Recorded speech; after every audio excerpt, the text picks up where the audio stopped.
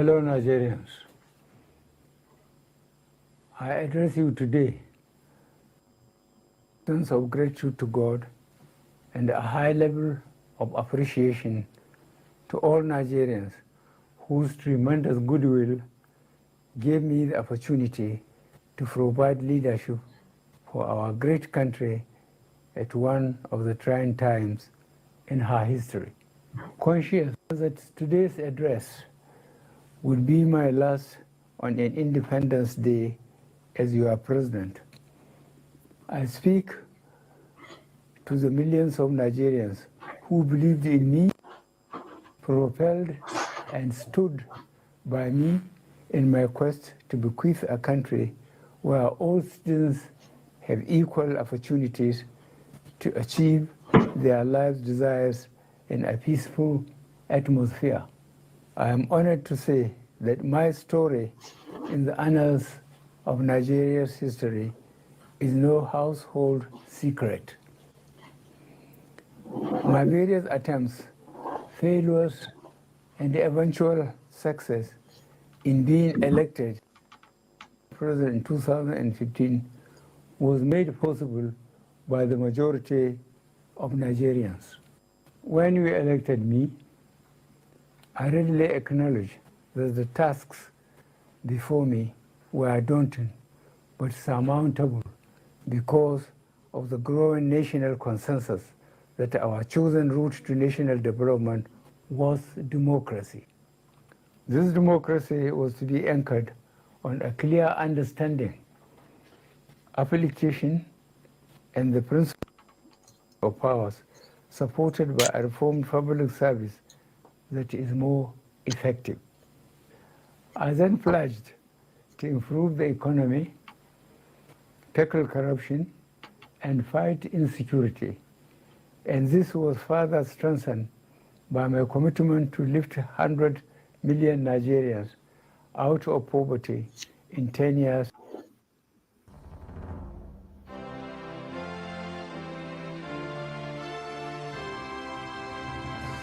Fellow Nigerians, congratulations on our 62nd birthday. Today marks 62 years since we gained sovereignty from the United Kingdom of Great Britain. For a nation such as ours, and for any person who has spent 62 years, there will be a lot of stories to tell. There will be low moments and high moments. There will be moments that make us to question whether all of this is even worth it at all. But there are also moments like this, when, despite how many years we've been in the wilderness, we are coming to a junction where we have an opportunity to travel a road less traveled, to make a pivot, to choose a new direction, to do for ourselves what we ought to have done for ourselves a long time ago. Presidential candidate Bola Tinubu. Asiwaju Bola Tinubu is in London. What's he doing in London? Exactly. What's he doing in London? He cannot rest in Lagos. They will not let him rest. So he came into Abuja most of the time. They will still not let him rest. This man has been working for an average of 20 hours in the 24 hours in each day. So reasonable people thought, okay, you need to leave this country because they will not let you rest.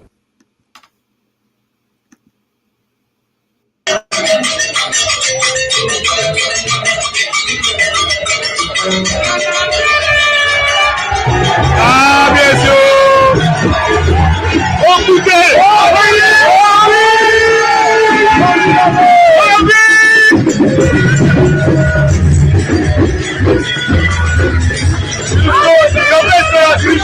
Let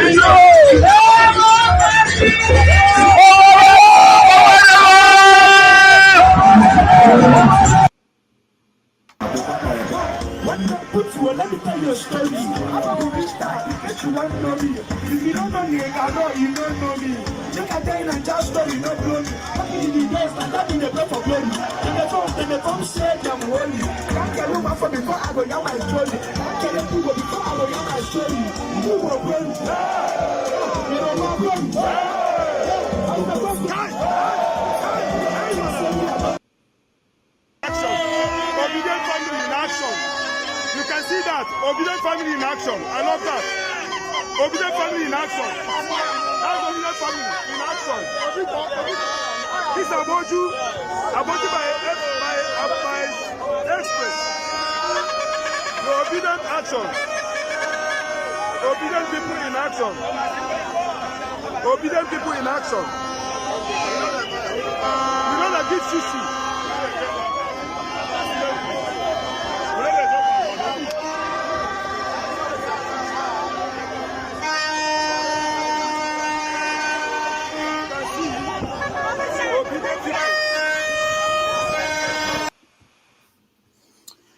All right, welcome to the show. It's Saturday, October 1, 2022. It's Nigeria's Independence Day. Happy Independence Day to all Nigerians. I know that there are several activities going on across the country and across the world. And we are going to start our show. I hope you will join us and be part of this conversation on this all-important day. Welcome.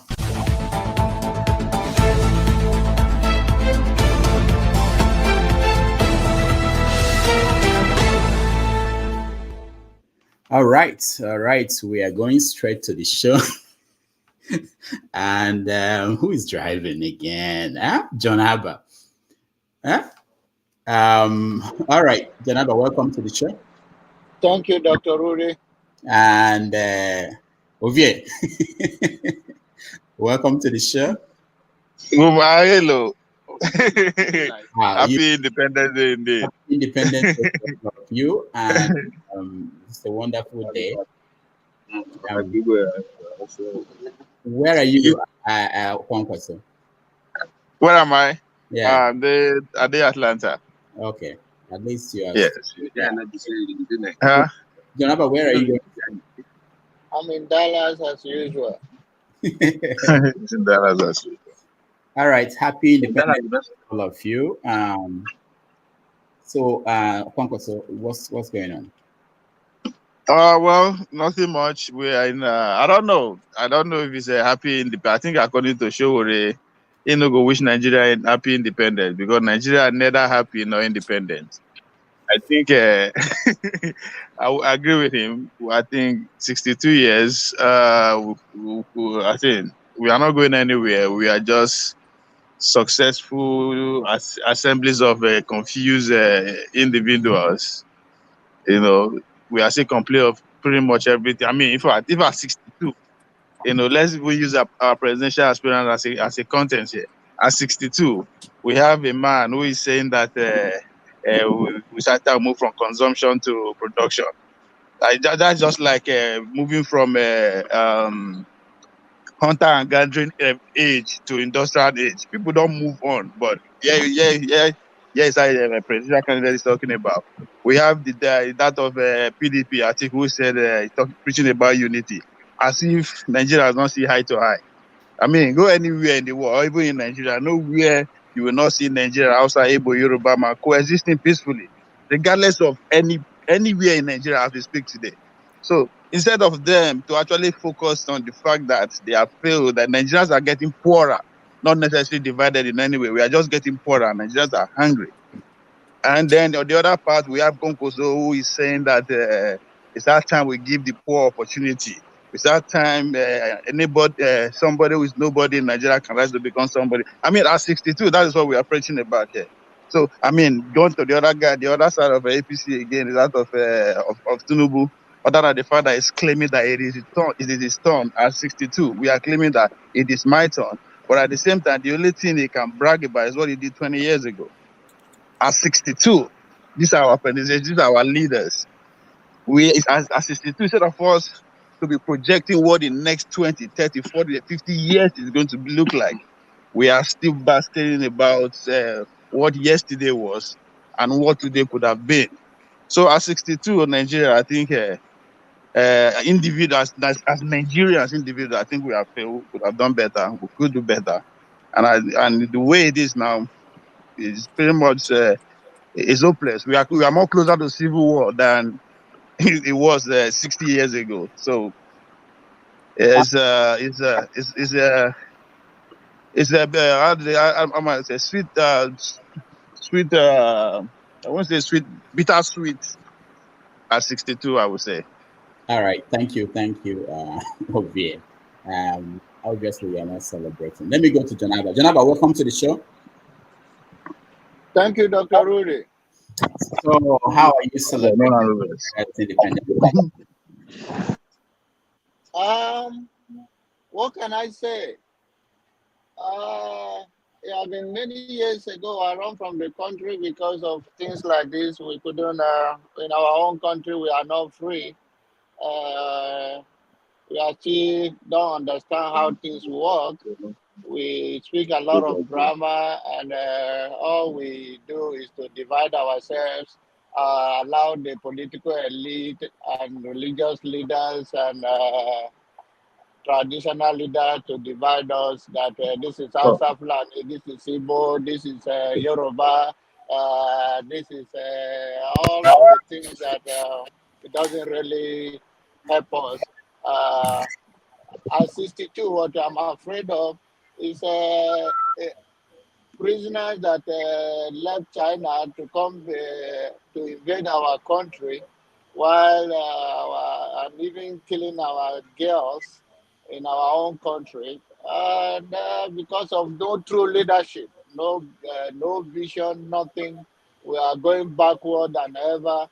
And the person that's supposed to preside over the country in coming months went for total transformation. They say he's tired. They are not giving him rest. He ran from Lagos to Abuja now to London.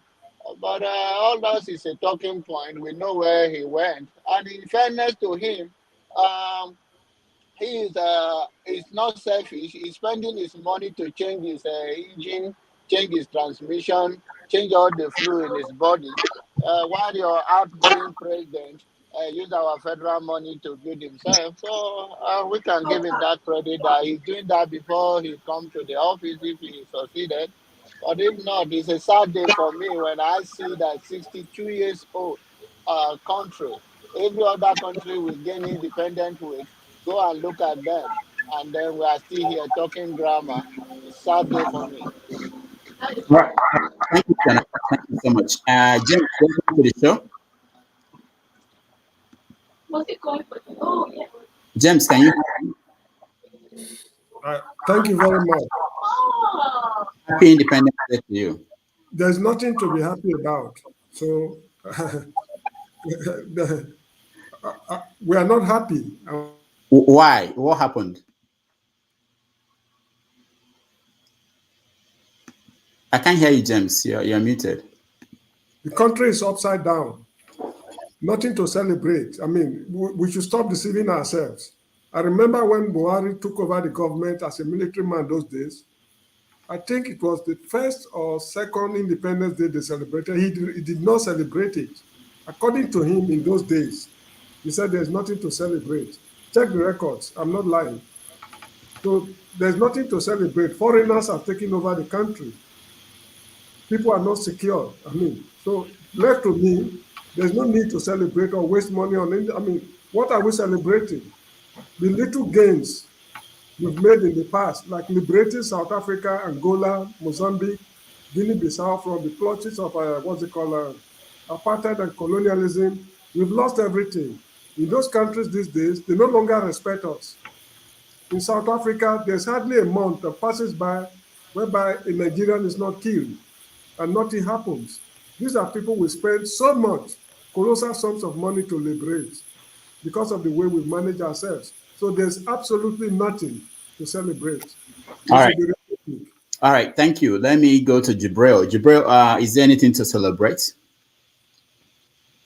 Like the rest of the people have said, not a lot to celebrate. And as a matter of fact, I'm actually worried about a couple of things, especially at this critical time we are in Nigeria, with the coming election and everything. My concern, of course, goes to the bandwagon mentality that we usually adopt in these times. It was the same when Jonathan was in power and Buhari was the only option that was seen. The next thing we're seeing now is Obi. Now, if we're being conscious, like conscious Nigerians, accept Obi without tribal sentiment or anything, then we would see that that particular system that we're trying to avoid, he was part of the system. He was head in the system. As far as I know, he was going to be vice president to the person that Nigerians think is one of the most corrupt people ever. So that perspective is, excuse me.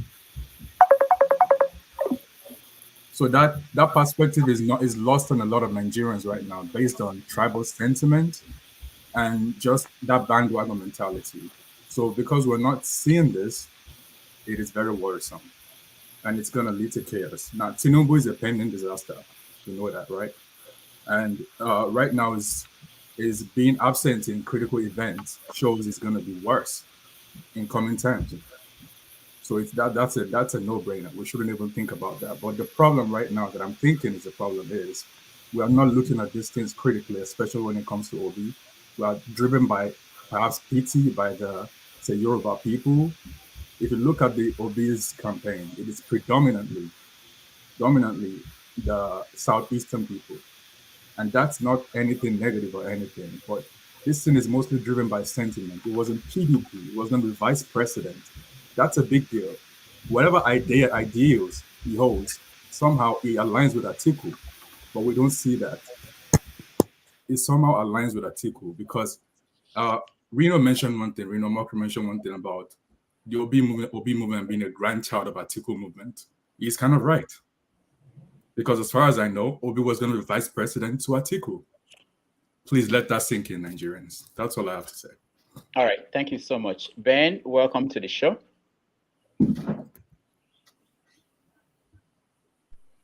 Yeah, good morning on this side. And I'm happy to join again today as we are discussing about Nigeria. I would say happy independence, Nigeria, per se, but not really happy, but happy that some changes are coming and that Nigeria will be better by next year. And the reason I'm saying that, I've had some of the things my brothers said regarding the current problems we've had in Nigeria, and also some of the things my brother Jubri said related to P2B and the other running candidates. But the issue is, among the people, I know that we cannot now go and get somebody that we think is perfect and say this individual should take the mantle. That time has passed. We have, as Nigerians, to sit down, look at those running, look at their manifest, what they intend to do to change the livelihoods of Nigerians, what they intend to do to turn Nigeria around.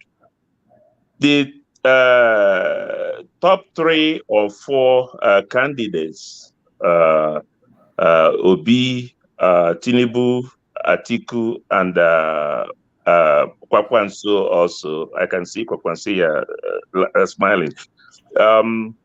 You look at them and you say, you know how old, you say amongst all these people, who has a better chance or a better dream or future to change Nigeria around? Let's forget about tribalism. Let's forget about religion.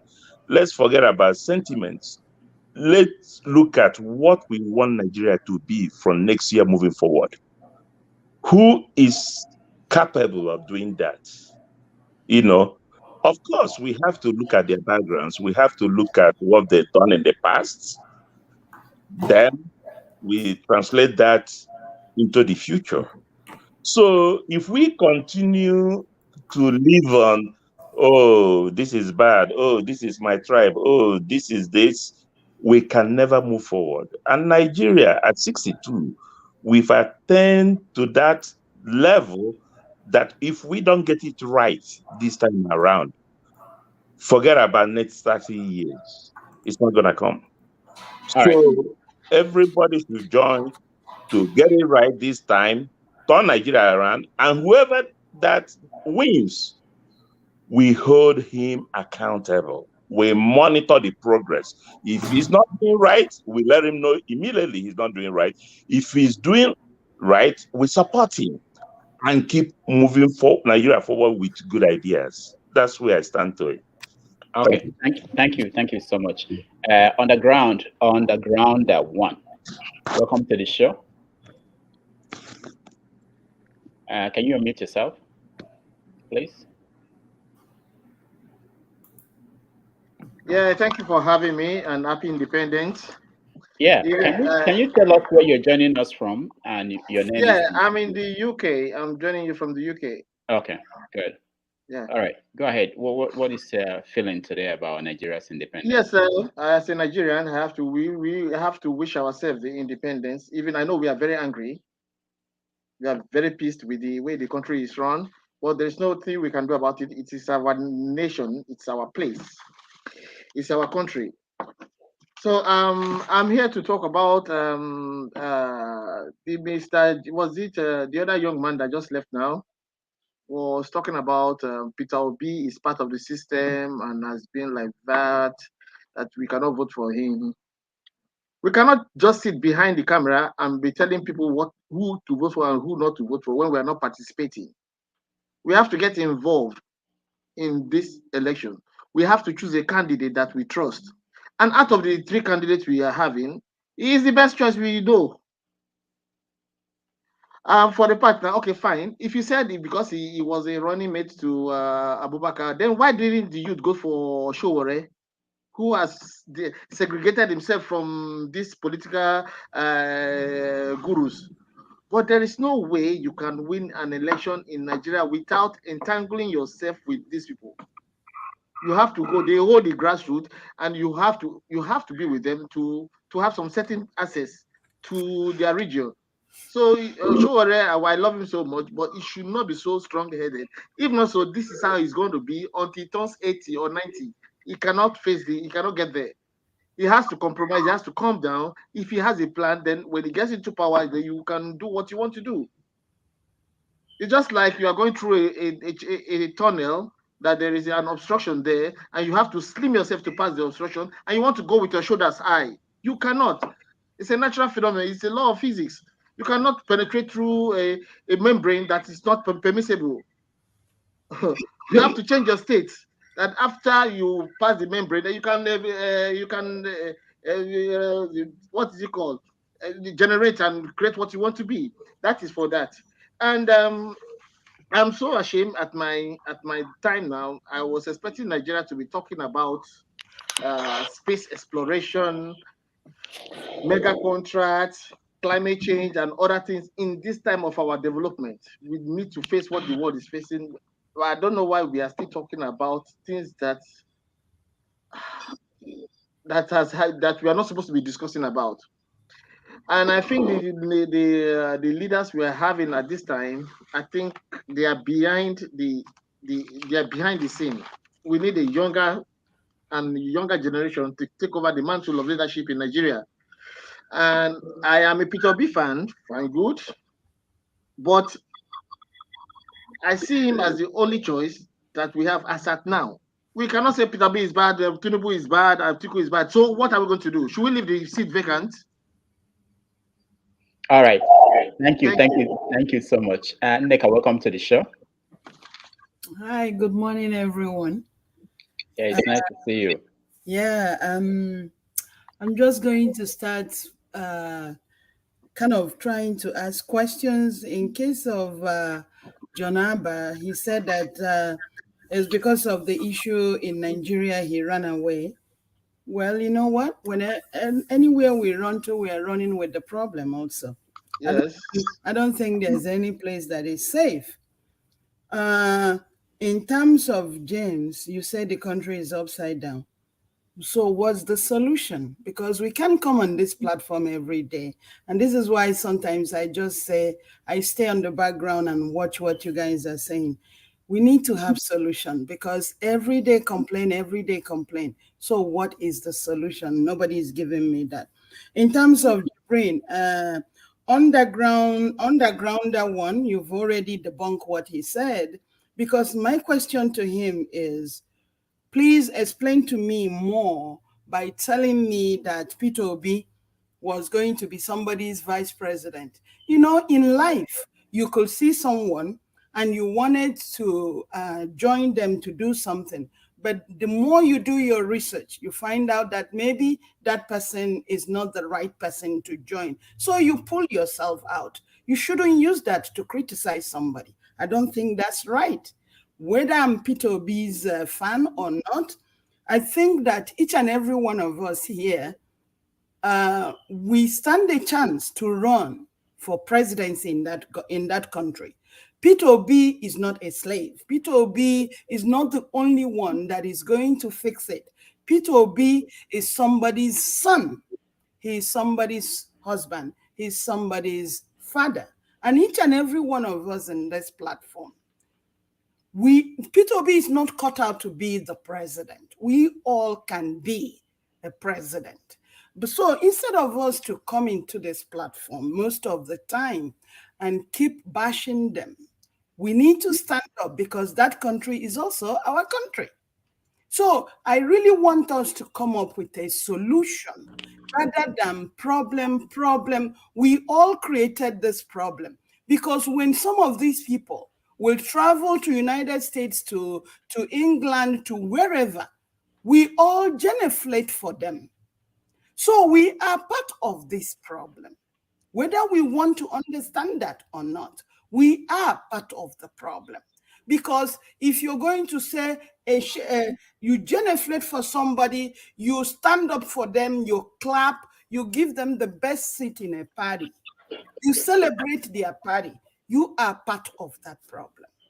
So all I'm begging is, let's put our heads together and find a solution to it. Every time that I look at the vice president for Tinubu, that man is so angry in everything that he's doing. Just look at his facial expression. He's always angry. So that tells me a whole lot about him. All right? So that's all I need to say. And Ben also mentioned what he said is absolutely correct. Let's find a solution instead of the blame all the time. Thank you. Thank you so much, Nneka. Maury, welcome to the show. Mr. Maury, welcome to the show. Good morning, Doctor, for having me once again. Nice to have you. So happy Independence Day. What did you say? Happy Independence Day. I didn't get that. I like that. So what is your feeling today? Oh, what did you say? Did you say happy independence? Yes, exactly. Okay. If I may borrow the words of Shure and Ovi, Nigerians are neither happy nor independent. So, by and large, we still have reason to say, yeah, happy independence. You may be right. You know, depends on the angle you look at it from. The dreams of our forefathers in 1960 have not been actualized, have not been achieved. But by my own calculation, by my own estimation, we might not be where we hope to be, but we are no longer where we used to be. I'm happy with the level of consciousness that is going on right now. Like I said the other week, we should not we should not go below where we are right now. If we can sustain this tempo, if we can sustain this level of consciousness, if we can sustain this level of political participation, I told you last week that the days of the cabals are numbered. At the beginning, you played some videos, and that will not permit me to to comment on all of them. But one particular one I will not, fail to talk about is the gentleman that was talking about Tinubu is tired. Yeah, they won't allow him to rest. He doesn't rest in Lagos. He goes to Abuja. If they don't allow him to rest, he has gone to London. I mean, some of these people think we are fools. They really don't think we don't reason. They think we can set all forms of garbage. They can throw anything at us and anything goes. This is the level. This is how they think about Nigerians before now. Well, as much as I would have loved to see a revolutionary-minded person that would take us from the, dark days, take us from the old past to the Nigeria of our dream. As much as I want to, want a total a movement from the old order to the new Nigeria of our dream, I'm still happy, I would have loved to see this movement, somebody like Showere being a symbol of this movement. But then I'm still happy that Nigerians are beginning to wake up to say enough of this nonsense. Now, Mechi told us the reason why they are stealing so much, the reason why they are doing what they do to us is because we are not stoning them.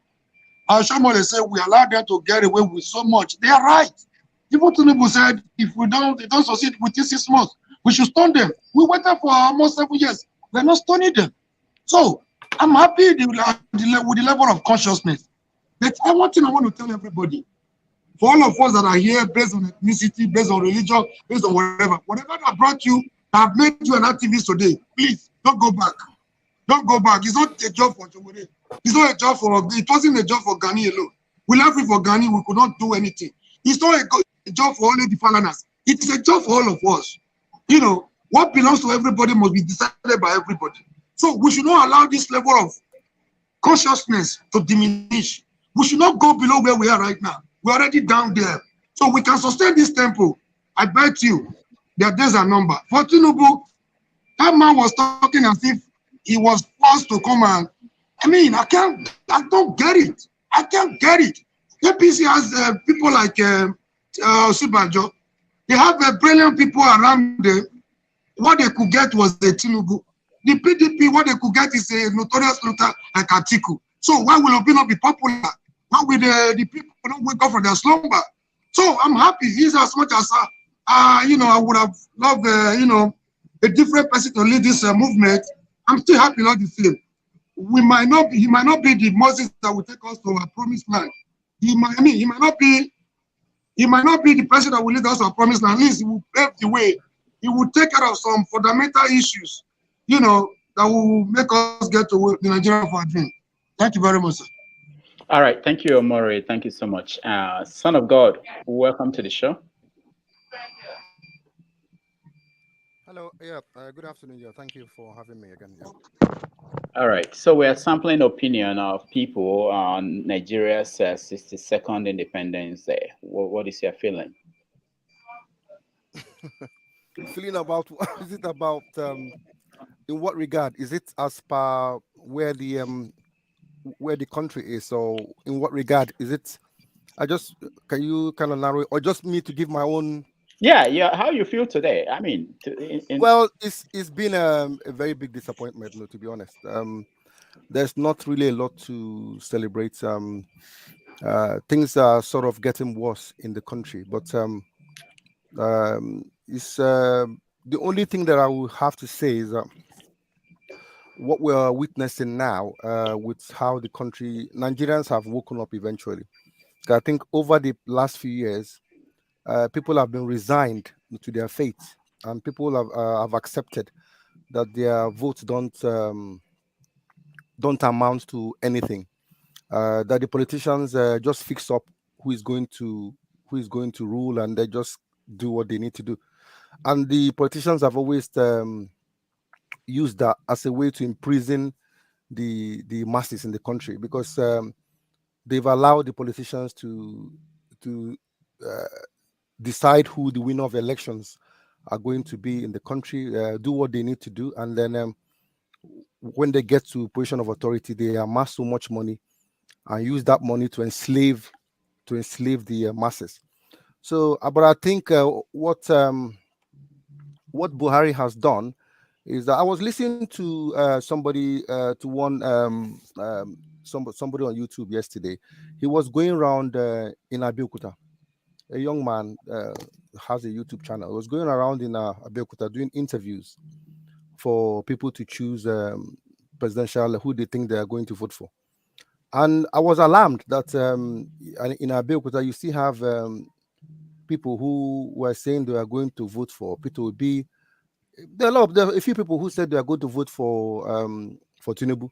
Obviously, a few of them were saying based on the fact that he's a Yoruba man, which is expected. A lot of people are still going to say based on the on tribal lines and stuff like that, they will vote for him. But when it was a bit interesting when the guy who was doing the interviews was asking them, why do you think Tinubu is going to be the one that is going to, don't you have any concerns? Well, a few of them were saying, well, he's a Yoruba man.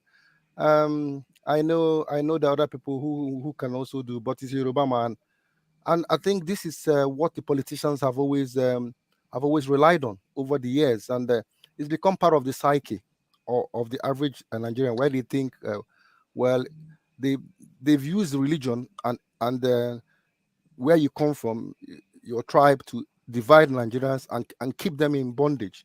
Nigerians have not realized that what they're suffering, they can actually get out of it by voting the right person in there. So, but I'm happy. One of the guys in the interview was saying that one thing he will give to Buhari is that he has helped Nigerians to wake up.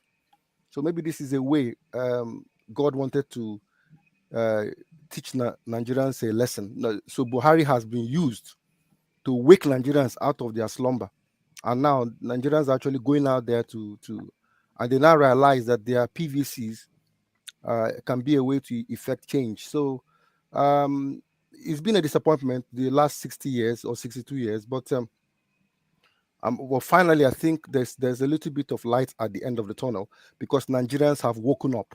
Nigerians are now realizing that there can actually be a way forward, which is the only thing that one can look forward to. Thank you. All right, thank you. Sam, let me reframe the question in a different way. The PDP, in the erection to Nigeria's independence day, said that help is on the way. Is there help on the way? Are you feeling the help? Well, what is the time here? Good afternoon to everybody, all of you, wherever you may be. PDP is saying help is on the way. Okay, you see, let me start from PDP point of view. These are the reality, these are the facts today regarding PDP. Some people they've shared money without us knowing, and they are returning the money because Wike blew the whistle. This is a party. Iyoshayu collected 1 billion. I don't know how they shared it, but some are returning 36 million, some are returning 28 million, and more are still going to come. I think if there's anything I need to say today is to, assuming who knows the Wike's phone number, I need it. Give the guy a ring, let him release another headline so that more will be revealed. It's just an irony of circumstances that PDP will be telling Nigeria help is on the way. With PDP suffering, it's as simple as that. But the issue that today is 1st October, Nigeria is celebrating their National Day. The picture I paint of Nigeria today is a country that has failed completely. It has failed its citizens, it has failed Nigerians, it has failed Africa as the beacon of hope, it has failed the Black people all over the world. It's a big shame. The picture I paint of Nigeria is a country where terrorism, 4 known terror groups, they've taken address, they've taken residence in Nigeria. I don't need to name them. We all know from Boko Haram, ISWAP, and all the rest. So this is the country we are. Nigeria is now an address for the concentration of the poverty capital of the world, where you have highest number of poor people living in below the poverty line. much more than India and China combined. Nigeria is a country in which you are not guaranteed your safety. You can die the next minute. I'm saying it. From Sokoto down to Lagos, from Warri up to Kano, then Meduguri down to Akwa Ibom or Cross River, and anything in between. You could be killed anytime. Nigeria is a country in which hunger, spiraling inflation, the world, the type they've never seen before, is now has taken precedent. Nigeria is a country in which, let me summarize it in the word of Black Lives Matter, in which the knees of the politicians are on the neck of their people. Ferociously, they are not willing to let go.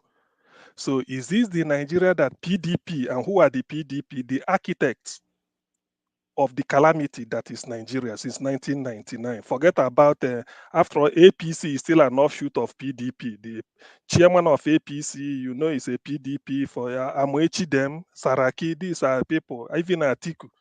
So wherever you look at it, Nigeria has failed. It's a shame. The fact that Nigeria is still existing is even a shocker to the world, the way it is. So what really is there for somebody to say, help is on, which help? Help from where? Help from Atiku. All right. Help, is it help from Atiku? That's what because I need to know the PDP. Is it Atiku will give us help? Atiku. Somebody whose credentials, whose claim to the presidency is because he had children all over Nigeria, both registered and unregistered. That's what they mean by unifier. I mean, let us really be serious. This is where the joke should have stopped long time. What really are we talking about? Help from PDP? Help? Excuse All right. me, please.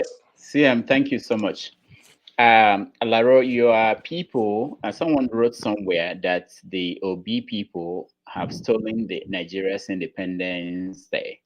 I guess they are referring to some of the activities going on today across Nigeria. Let me remind people who just joined us some of the videos that we've been getting.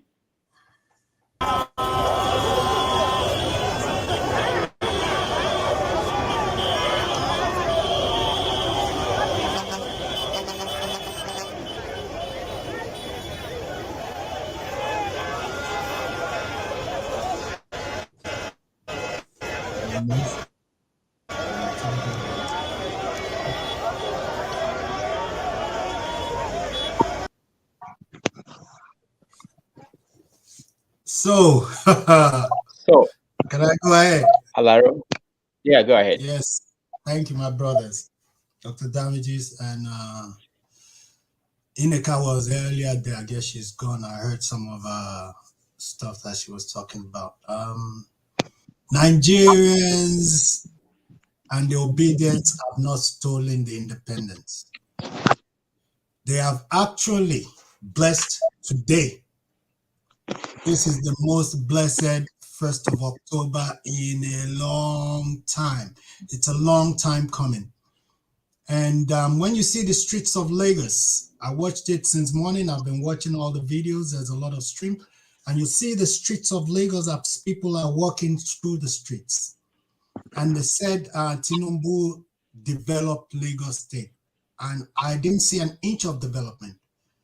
When you talk about buildings, all these amazing buildings and Banana Republic and all these places that were built, that even 95% of the people living in Lagos have no access to, just a handful, and you call that the development of Lagos State, then we have a massive problem.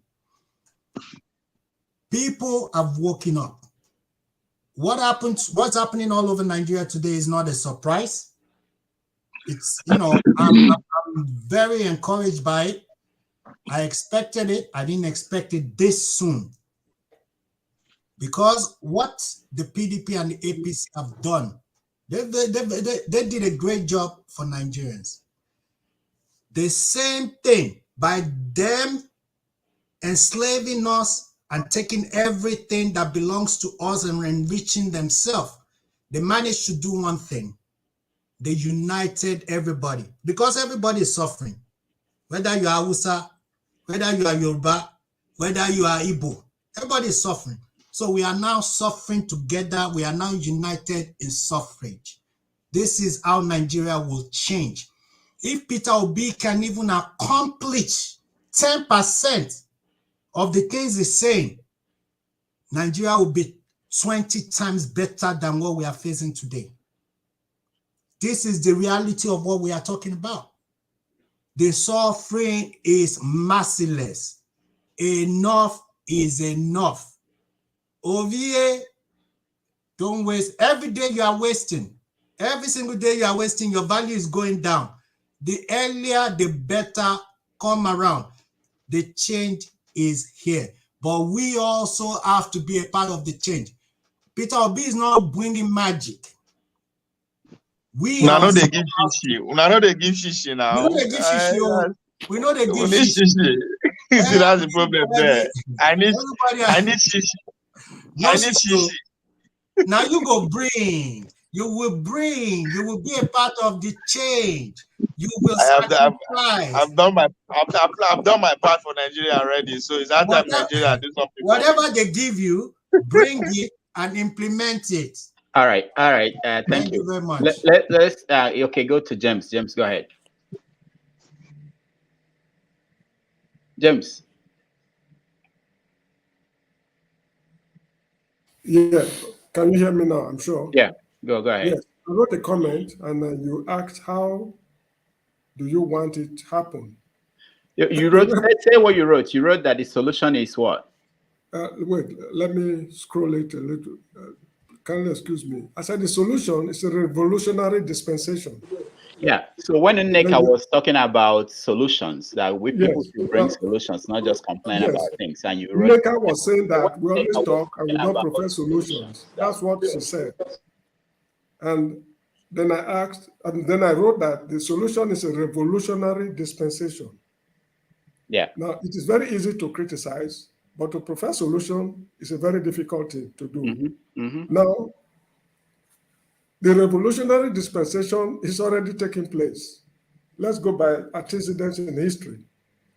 The French Revolution of 1789 that swept Louis XVI out of office was not planned. The people did not sit down, put their heads together and plan it before they carried out the revolution. It was spontaneous. Look at the Arab Spring that shook the whole of the Arab world. Just one man, I think in Tunisia, set himself on fire and died, and it was a catastrophic change in the whole of the Arab world. Look at the Republic of Ghana. When Afrifa, Akufo, Achampong, and all the other heads of states mismanaged the country, they flooded Nigeria. When Jerry Rawlings came, nobody planned it. It was spontaneous. And the man came and to a very large extent sanitized the system. The Nigerian youths, you saw what they accomplished at Lekki Peninsula. Now a judge is so frightened that he's telling what's called, it's not demonstration, those marching in Lagos now, that they should not converge at Lekki Peninsula. Something cost it.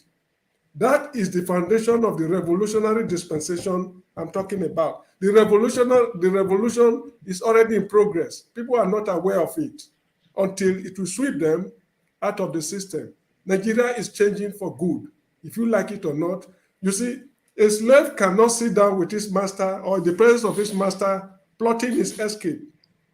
If you are saying that, how will the change happen? Now let us sit down to plot. Atiku is there listening to you. Abdul Salam is listening. Babangida is listening. How can you succeed? Okay, so James, so I take it that it's like a slave plotting his escape in the presence of his master. So the youths have taken over the country already. If you like it or not. Okay. The revolution is already in place. Okay, James, thank you. Excuse me, we might not see the promised land, but as a people, according to Martin Luther, as a people, we will surely enter the promised land. Take it or leave it. All right, thank you, James. Nigeria has changed since NSAS.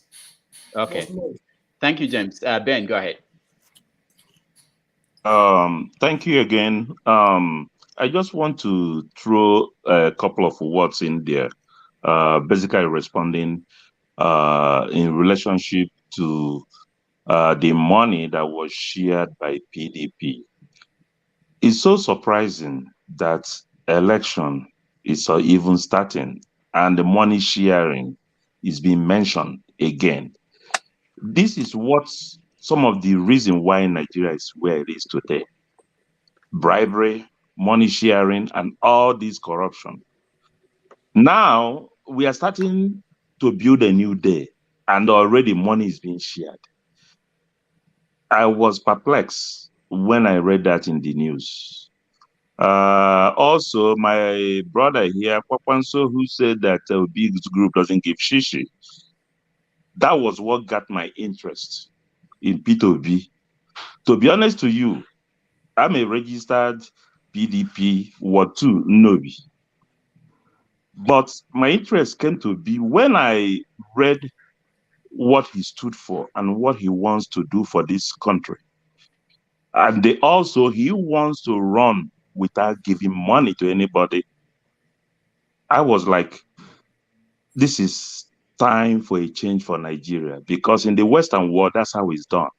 You vote your conscience without receiving money from anybody. If you think this is the right candidate and you read his manifesto and you are convinced on what he wants to do for the country, you vote for him. And if Nigeria can be able to succeed on that this time around, we are now stationed for a great Nigeria in the future. That's all I want to say. All right, thank you. Let's go. Let's hear from other people who joined us. I mean, I know I'll come to you, Kwankwa, so hold on. Man of peace, welcome. No, man of prestige, welcome to the show. Yeah, good afternoon, good morning, everybody. This is my first time I've been on this platform, but it's great to be here. I've listened to you a couple of times, not a lot, but it's great to be here. So I don't really know what the subject today is all about. Oh, first of all, you can start by telling us who you are, your real name.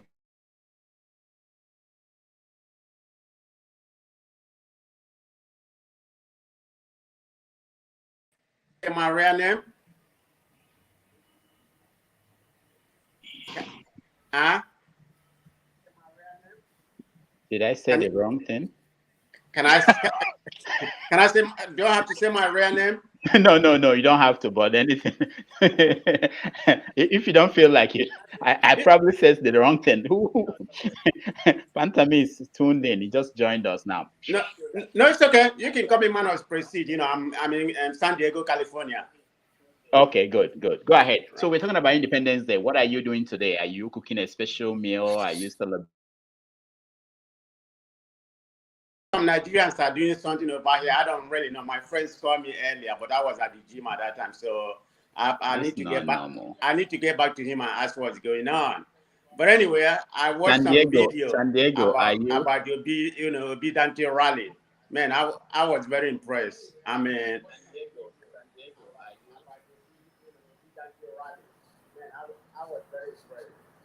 all right. If you're not speaking, can you please mute yourself? Can you hear me? Yeah, we can hear you. Let's begin. Oh, okay. I'm sorry. I thought you didn't hear me. But anyway, I was looking at the Obedante rally. I mean, it was very impressive. So, are you having a problem hearing me? All right. So this is what's going on. I don't know everybody's muted apart from you, man of prestige. So probably I'm guessing it's coming from your own end. Speak again. Let me hear. Okay. I'm sorry. I think I had two tablets going on, so that's what happened. Is it clearer right now? All right. Yeah.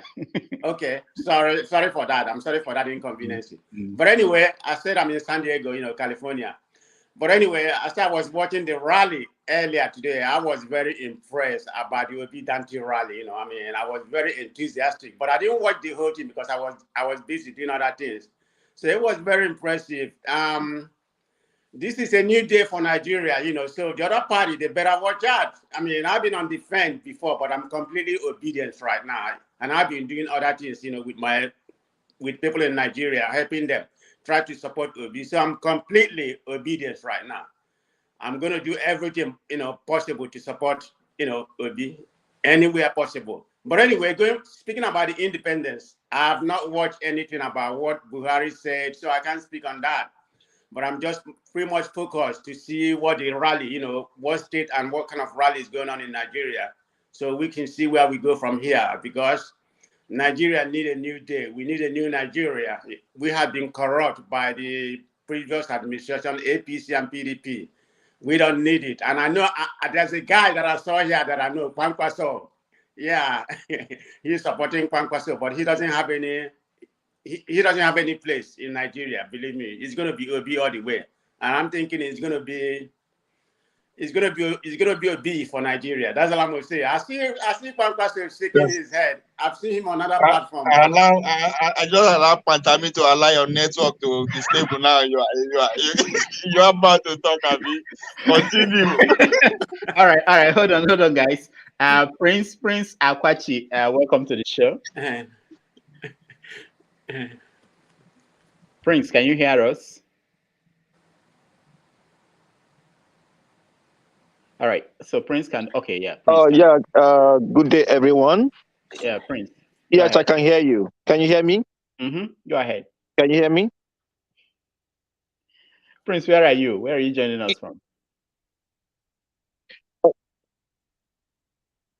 Okay, so pretty much I've been following your show, Dr. Damages. I am here in Concord, California. California. Okay. All these California people, they just woke up now. So how are you celebrating the Independence Day? Well, my celebration is all about, I've been watching the rallies going on in Nigeria. And I've been watching, I'm at work. And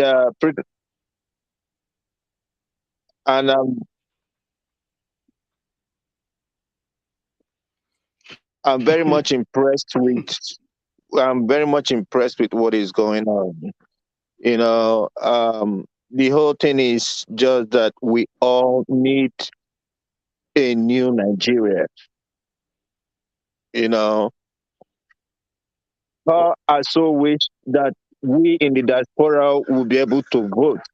That would have been another good way of improving on our electoral process.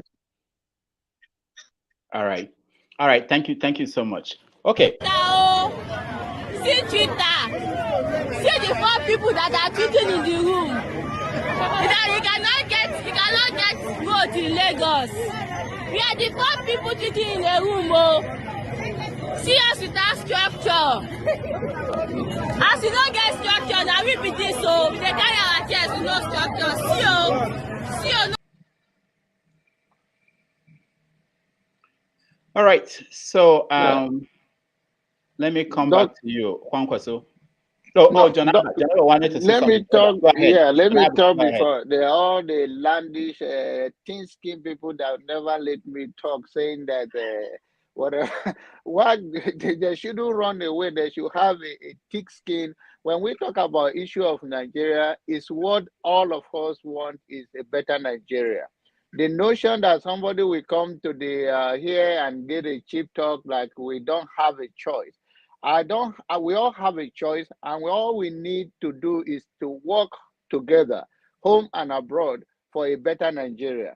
The notion that if I said anything that you don't like and then you are irritated by it is to say that is how where we are today. Is all that we don't respect our differences. We are not the same people. We all have our choices to make, and we are supposed to respect it regardless whether we like it or not. So I believe that when I say that I left Nigeria many years ago, just like every other person left, we are all looking for a greener pasture. If Nigerian is working for all of us, I think most of us will be back home in Nigeria today. So it's mind-boggling to me when people think that one person is a solution. What about the election will come and it will be gone in the next few months, and then we see the aftermath of the election and see how Nigerian youth once again galvanize themselves and whosoever become the president accountable, whether it will be Kwakwanso, Tinubu, Atiku, whosoever, whether it's Sowore, whosoever emerged to become a president of Nigeria, we were all going to work together if Nigeria is going to move forward to hold them accountable. You have 4 years to deliver. That 4 years, all you promise is not going to be as usual. So the 4 years will come, Nigeria will tell you that, okay, we give you the chance to preside over us, but you preside over us whether the person deliver or with impunity, and then the next election, they will not vote the person in. And now that is where Nigerian is, and that's what we're all supposed to wish Nigeria. Not that if I disagree, then I become your enemy. I think it's a thick skin issue. Man up, have a thick skin. Rudolph is life has already been threatened several times. He still go to Nigeria. So if you are threatening my life, I'll still go to Nigeria regardless. It's our country, right? So we should wish Nigerian the best. Not that if I say I do not even say what anybody say, I don't like it. I have the right to my own opinion, and I express myself the way I feel. And if you have a thick skin, you can't take it, then you shouldn't be on this platform. So that's my own take. Let's move Nigerian forward. And I congratulate the youth that are marching to see that they take their country back from those that have mortgaged their life over the years. All right. Thank you, Janaba. Janaba was reacting to a comment. Somebody said he or she left the platform when he had Janaba speaking. So we encourage everybody to join us and listen and air their view. This is your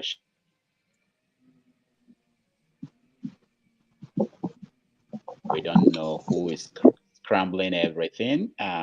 We must have annoyed somebody somewhere, and hopefully they will look for other programs. There are so many programs out there, to mess with, not this show. All right, Kwankwaso, let's move a little bit from what we are seeing. I mean, the people marching all over the country and all over the world. We are actually supposed to be live at New York event, but it was raining today, and it's been raining all day, and we decided that we are not going out there. But we'll get some pictures and videos as soon as they come in, and we will share with you what's going on out there. So, Ovie. If you permit me, before I say anything regarding that, let me respond to let me respectfully disagree with Mr. James that in politics nothing happens spontaneously.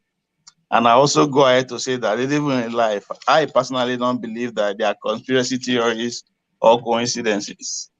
So to say that Arab Spring was spontaneous, due to one of the Arab man lighting himself up, is to say that the years of community service and work that the brothers of Islam put in is useless. So you need to go do more research on Brothers of Islam, how that organization started, and the correlation between that and Arab Spring. So it don't just happen overnight. Even the last one we experienced, which is Sri Lanka, you need to put into consideration the literacy of the Sri Lankans. It's about 92%. And how that was able to be possible, because there was actually a crack between the bourgeoisie of the Sri Lanka. So it trickled down from there. So nothing just happened like that. And as I said, not on this platform, I was making an argument to the fact that they should go and listen to Showore's last interview on channels, where it was pretty much laying claim to him starting NSAS. That anything otherwise, that means it's political. And some of us actually believe that there's more to NSAS than what plays out. But of course, people will say, we are big we are playing conspiracy theories and all that kind of stuff. That by the side. And my brother from Indo that saying that Obino they give shishi. Now, this is why. Let me give you another reason why I believe that Obi is not the Messiah. If you there, if you go further towards your right, there's a village called Nkolomofia village near Kaiti. during my playing days, I used to, use that place at home. And I have a favorite place there that I used to go and eat. Guess what? Now book you they say Suya all the way from Gombe that was there. That is the Nigeria I know. And as far as I'm concerned, Obi is not the messiah of that can actually preserve the Nigerians that we have right now. That's the reason that's why I'm not supporting it. Now let's go back to people's marching everywhere.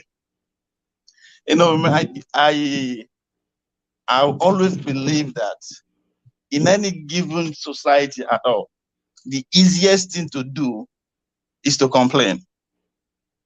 And the second easiest thing to do is to protest. One way, however you see it, through march, rally, or whatever. Those are the easiest thing to do. What about coming on platforms like this and talking? Is that difficult to do? Is it difficult to do? I mean, it depends. It depends on are we actually educating people or are we learning? And what my is that what next after this? If I cannot answer that question, it's not worthy. What do you want to see next? What do I want to see next? Mm-hmm.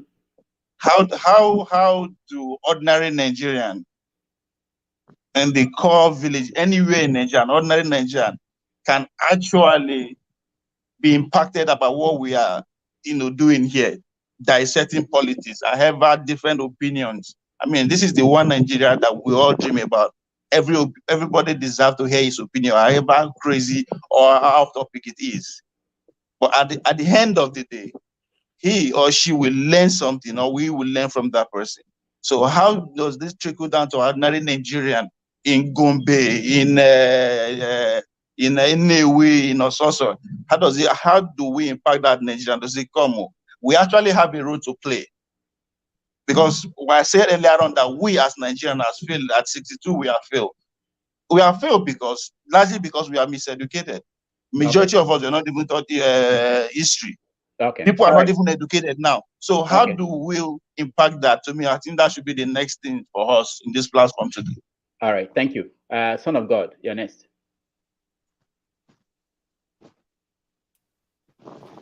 Thank you. I was just going to kind of butt in there when he was saying that that doing rallies is the easiest thing.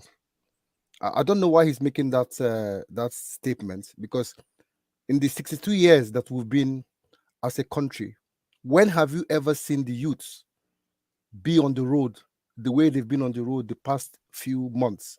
When has Please, it ever can I happened? finish that statement? Can I finish that statement? That was he actually cut me short of that.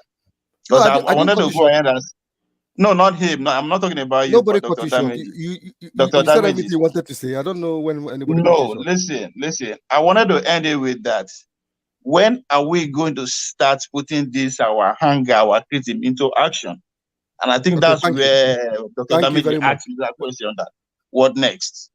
Thank you very much. So it's fine. This all leads nicely into what I'm saying. Now, the first step for what you're asking them to do is for them to come out on the road now, do the rallies, use their own resources, which many of those people on the streets there, not all of them have a job. Some of them are actually using their little resources that they have to be part of this movement for change. When has that ever happened in Nigeria? When have we ever seen this number of people on the road asking for change? We can say maybe answers when we are campaigning against brutality against the police and all that stuff. That was the first time we saw that. But I'm talking about the political process where people see that their PVCs is actually going to be the way they can effect expecting I don't know this. I don't know who is sending. Maybe Kwankwaso is sending people down here to disrupt our this thing.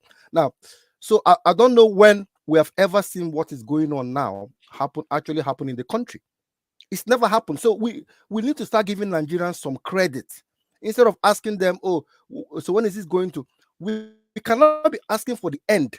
This is the start. The next step. All right.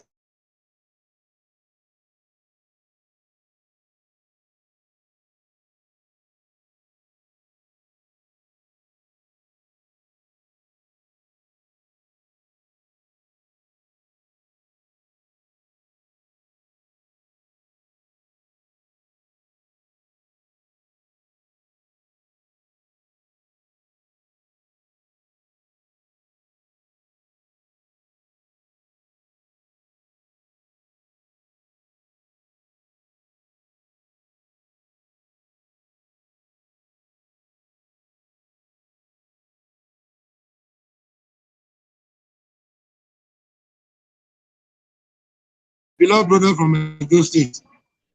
I came on this show last week. Maybe I was so much in a hurry.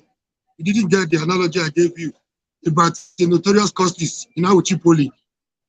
I don't know if you are a politician. I don't know where you belong, whether you're a politician, whether you belong to the citizenry or you belong to the those of the activism side. But I want to give you another parable today in our local dialect.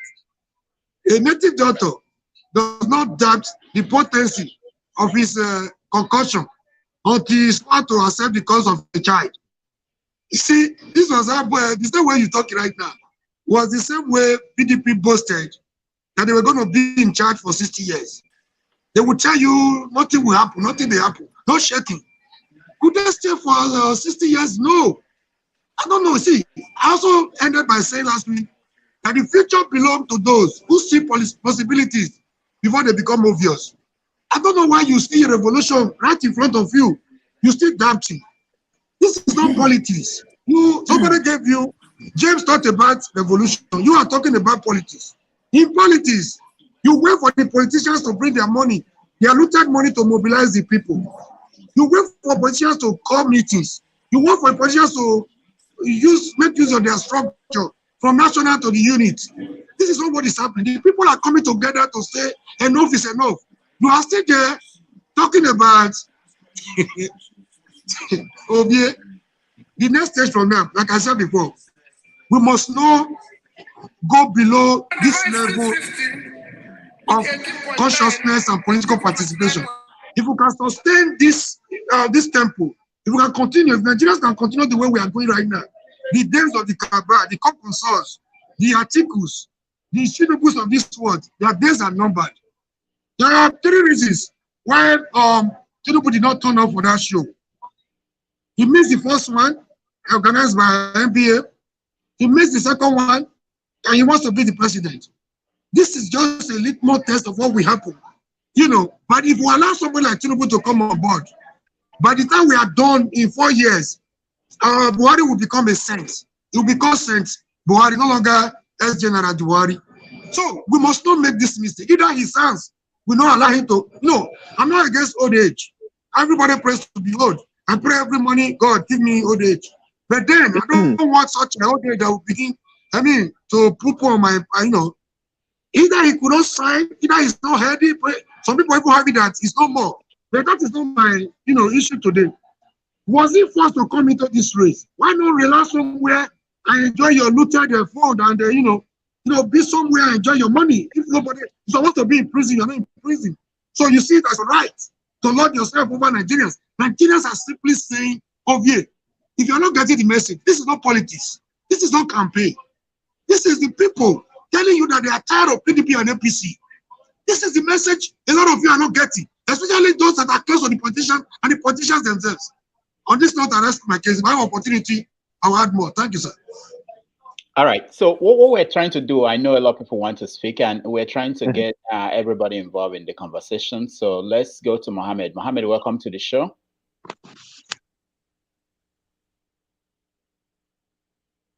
Unmute yourself, Mohammed. Oh, it's nice to be here again after a very long time. And, yeah. What happened to you? We thought you disappeared like Tinubu. I've been on the road, and it's Kokosia, so he's walking on the ground. Kokosia. Well, I'm an unrepented Showers fan. We are disobedient. We are not obedient. I think Dr. Damages knows that, and I don't think I'm going to change anytime soon. I think Obi might end up being one of the biggest scam apart from Buhari that we have seen. He's not the Messiah, according to Ovie. I'm on live TV. So he's not the Messiah, according to what Ovie have said. I think he's a bigger scam. I've watched several of his videos. I've seen him quoted a lot of unverified statistics. And this whole movement, I think, is just boiling in the south. I'm based right here in the north.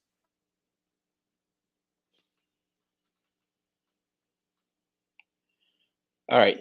I don't know what happened. We lost Mohammed. All right. Let me come to you, Sam. Mohammed, are you back? Can you hear Yes, us? I'm back. Okay. I think the network actually cut me off.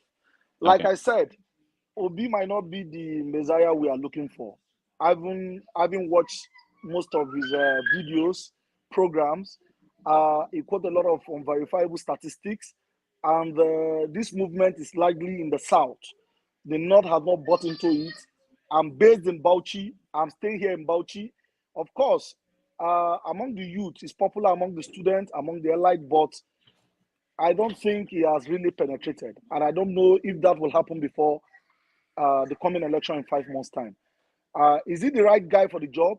I think Showora is better because he's part of the old system. You can't leave the enemy camps a few months ago and come and be claiming scent. If he's that clean, he shouldn't be part of the enemy camp in the last couple of months or couple of years. So for me, this movement should have been for Showora. I don't know how it was hijacked by the Obi people, the obedient. I'm very angry personally. They're even using our slogan now of take it back. So personally, this movement should be for Showore, not for Obi. Personally, this is my personal opinion. And I don't think Obi is the Messiah.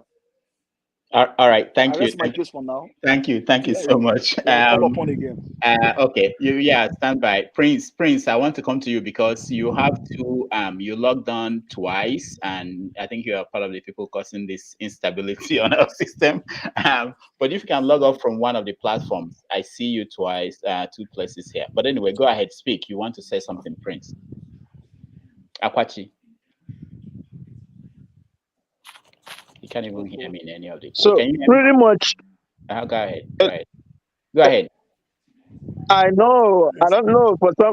For some reason, the what do you call it? The network keeps fluctuating.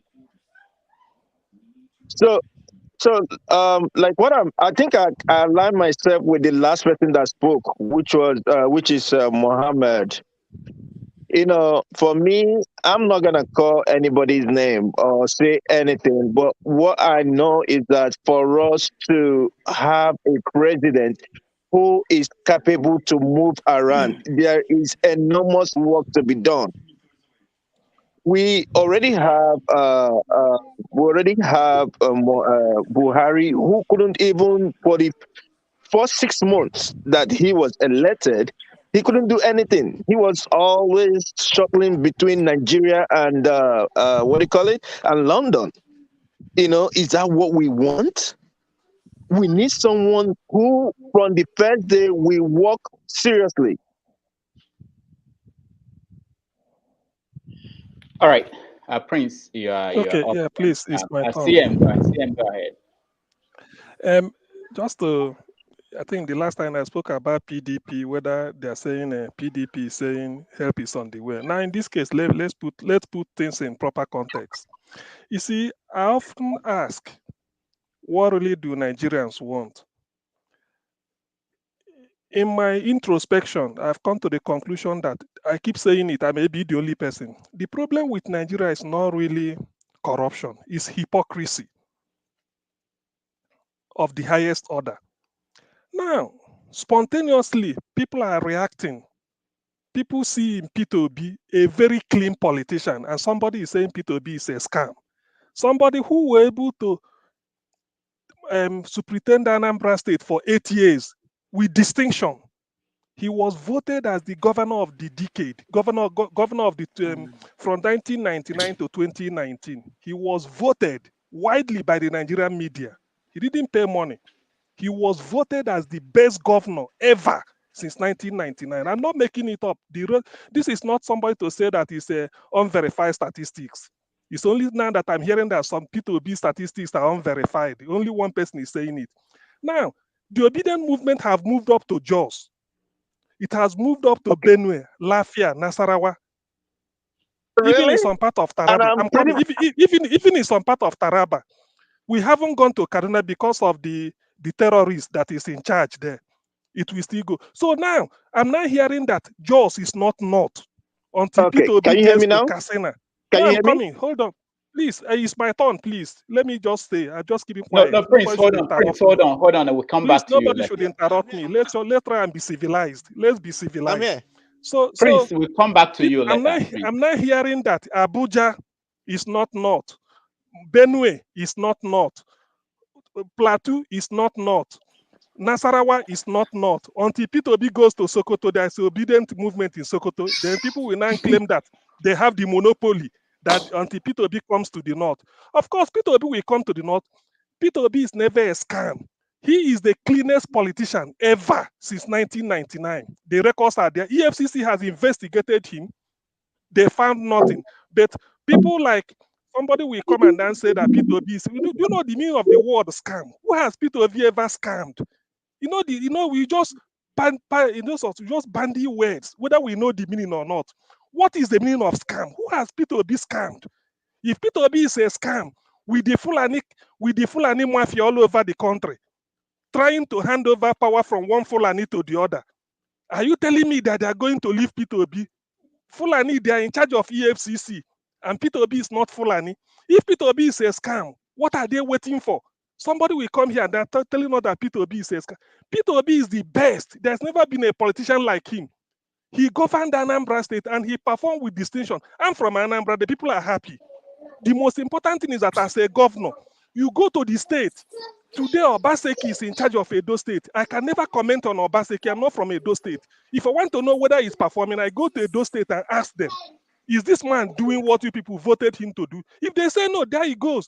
Go to Anambra and take an opinion pool. Then somebody will see somewhere and say, P2B. Do you know the meaning of the word scam? Do you know what scam means? Attaching to somebody's name, that somebody is a scam. By the way, the only Messiah is God. Nobody is a Messiah. P2B never say he's a Messiah. So for somebody to come and set a question and then start to answer it in an attempt to pin it on P2B, I mean, that is the greatest fraud of the century. Only God is a Messiah. Nobody, human being. P2B can never tell you. I can never, nobody, not even my dad is a Messiah.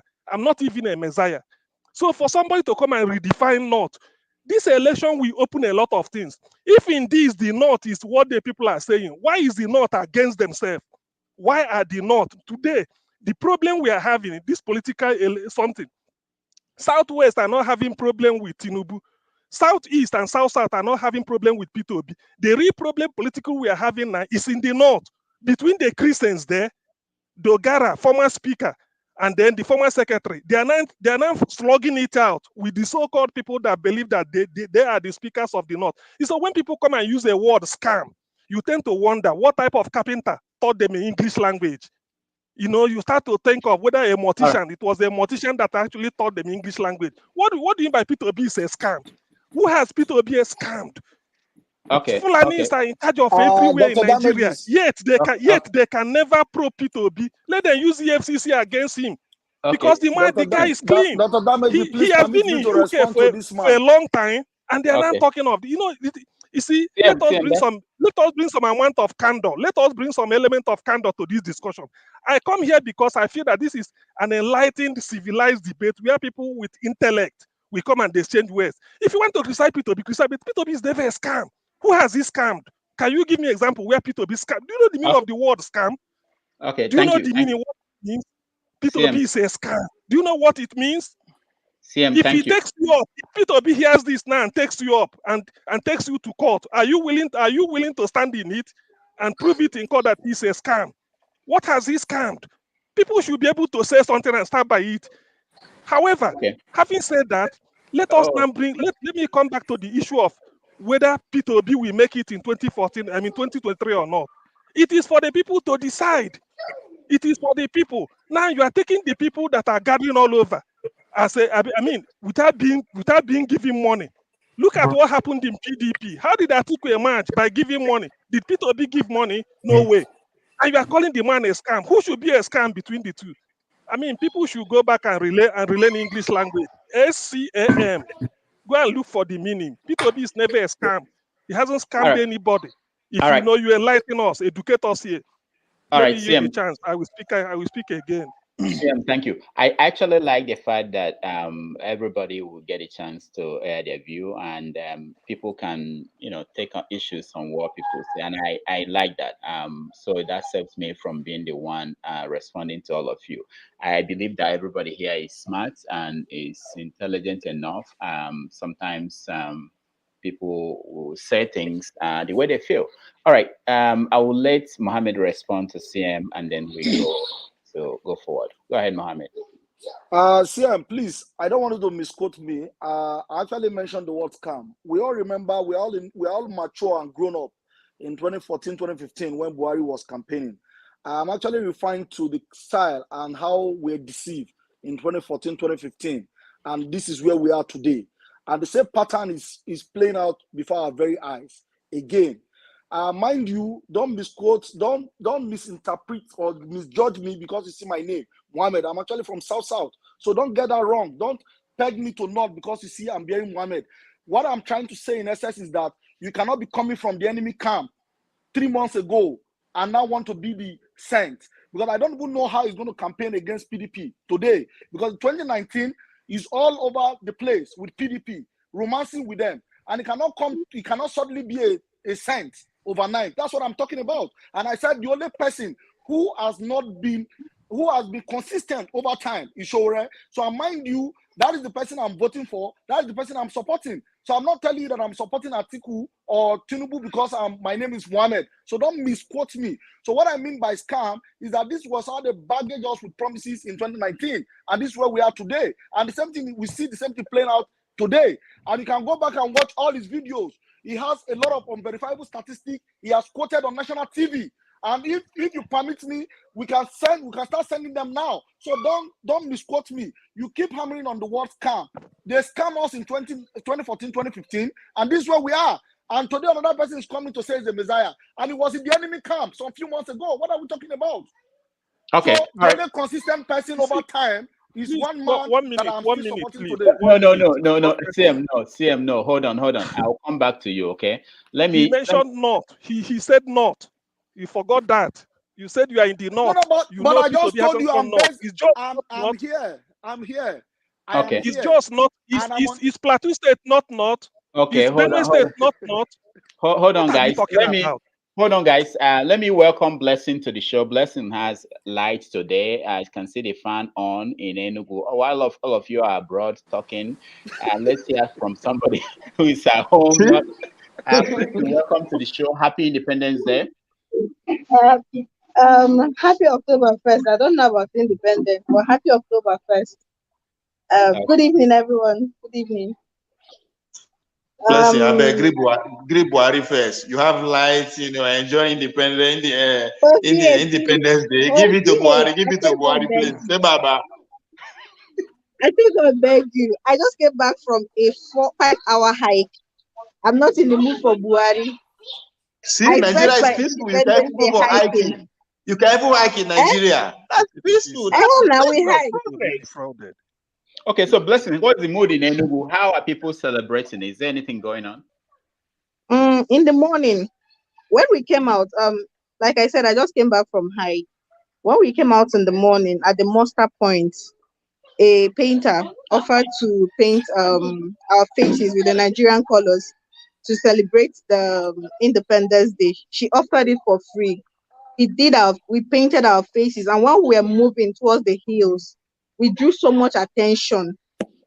And the area we went through, it was I don't want to use the word, but majority of those people there are sympathetic to the IPOB cause. We drew so much attention that they were throwing insults at us. One outrightly called us stupid people, that we are celebrating stupidity. That why did we have our faces painted? This was after we took the risk to come out, because rumors had it that today was a sit at home, and that is in addition to Monday and Tuesday that we'll be sitting at home. They also said today is a sit at home, but people braved it and came outside. The atmosphere is generally dull. There is no much. Everybody's just going about their normal activities, guarded but not excited. Everybody's just guarded. Yeah. All right. Thank you so much. As much as possible, we know that the situation in Nigeria and the data and everything, we go back to Blessing to hear more from people down there. Can I welcome to the show? Thank you, Dr. Damages. Good morning, everyone. Yeah, I know you've been watching, and what do you think about today? Yeah, I'm actually not home.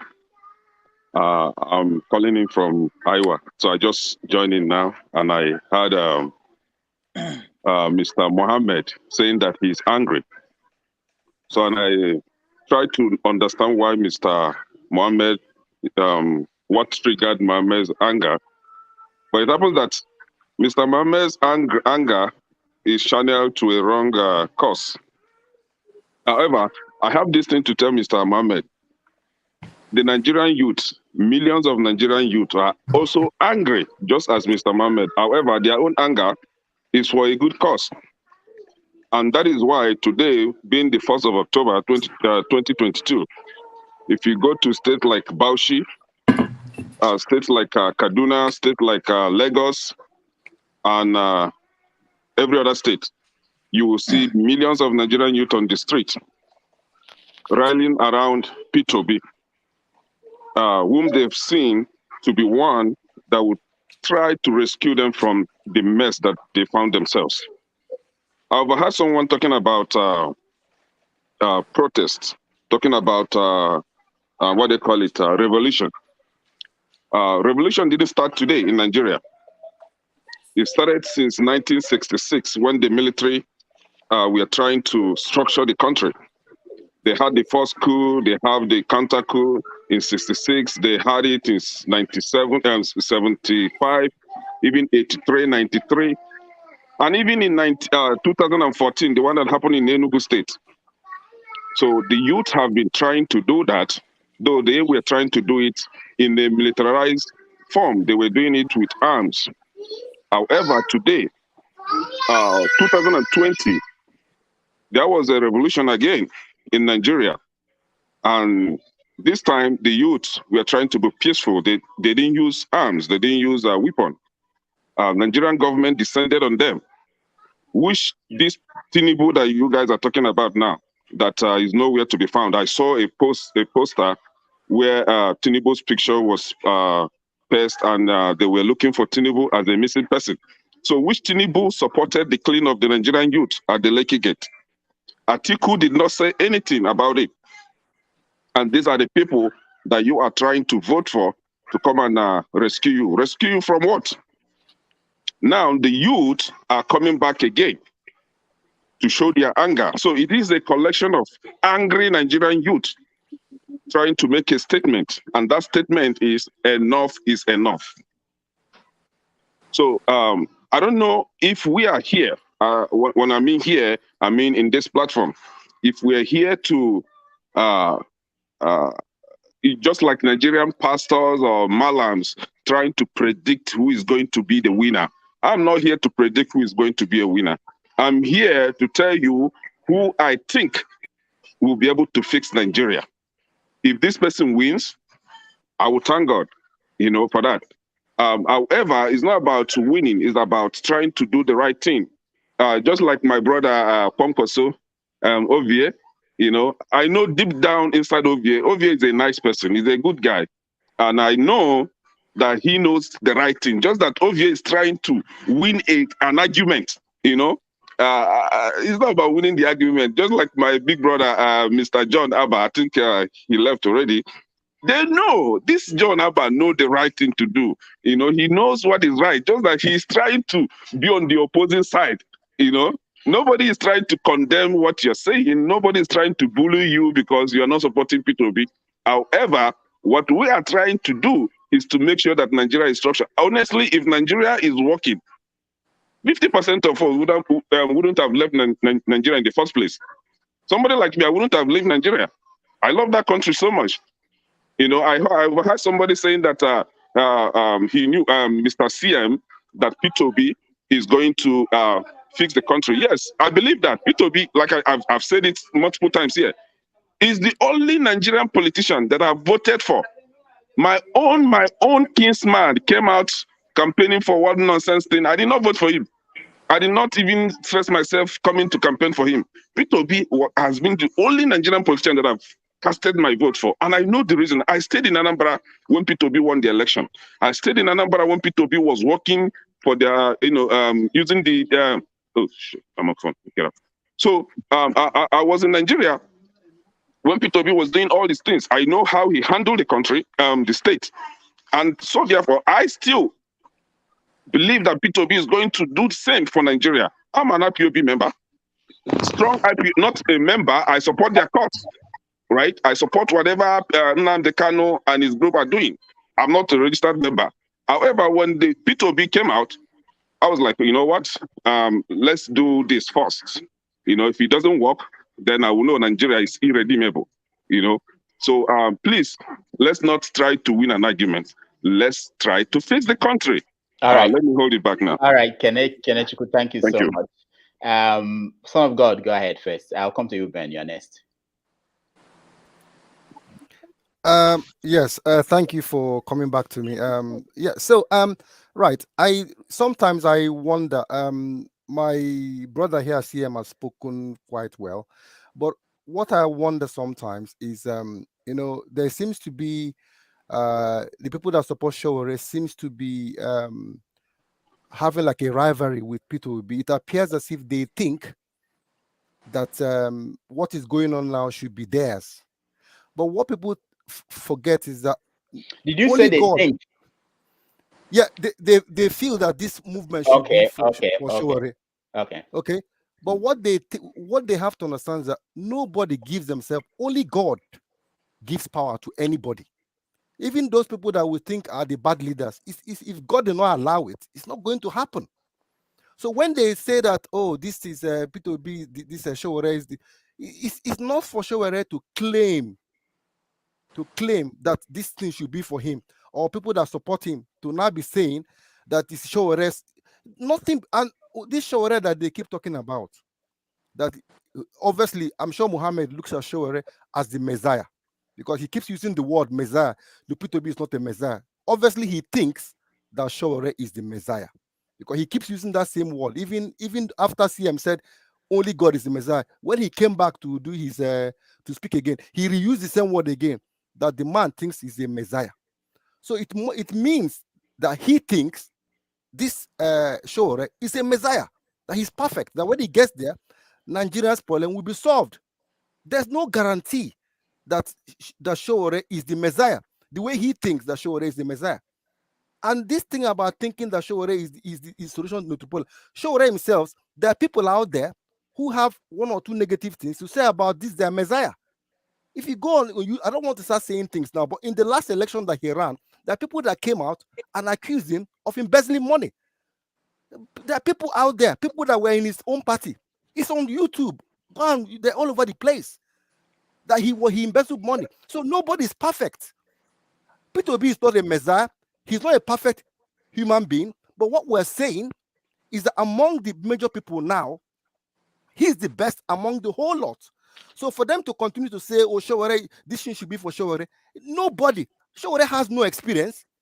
If I want to ask a question, if you had a company, a multi-billion-dollar company, will you employ Showore with no experience to run your company? And the only experience he will tell you, I'm going to run your company because I was a student union leader, I was an activist, and that's the reason why I have to run your multi-billion-dollar company. Is that what it's going to give to you? And based on that, you will give him your multi-billion-dollar company to run, just based on the fact that he was a student, he's an activist. Can you give your company, your own personal company, to him to run? You won't do that. Son of God, thank you. Do that. Thank you so much. I'll go to Ben. From Ben, I'll go to Murray. Ben, you're next. Okay. Thank you, Rudolph, Dr. Damages. First of all, I would like to thank my brother Kwakwanso for bringing to light the goodness of Nubi. From there, moving forward, I want to touch base on some of the parties that are going. I was watching an episode early on in the morning where Oshimole was being interviewed in Nigeria.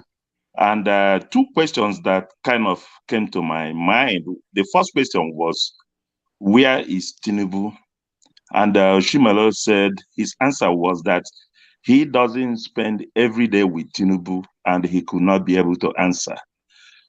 Then the second question was, what is Tinubu standing for to turn around Nigeria? What is he going to do for Nigeria? His answer was that he's going to build on top of accomplishments of Buhari.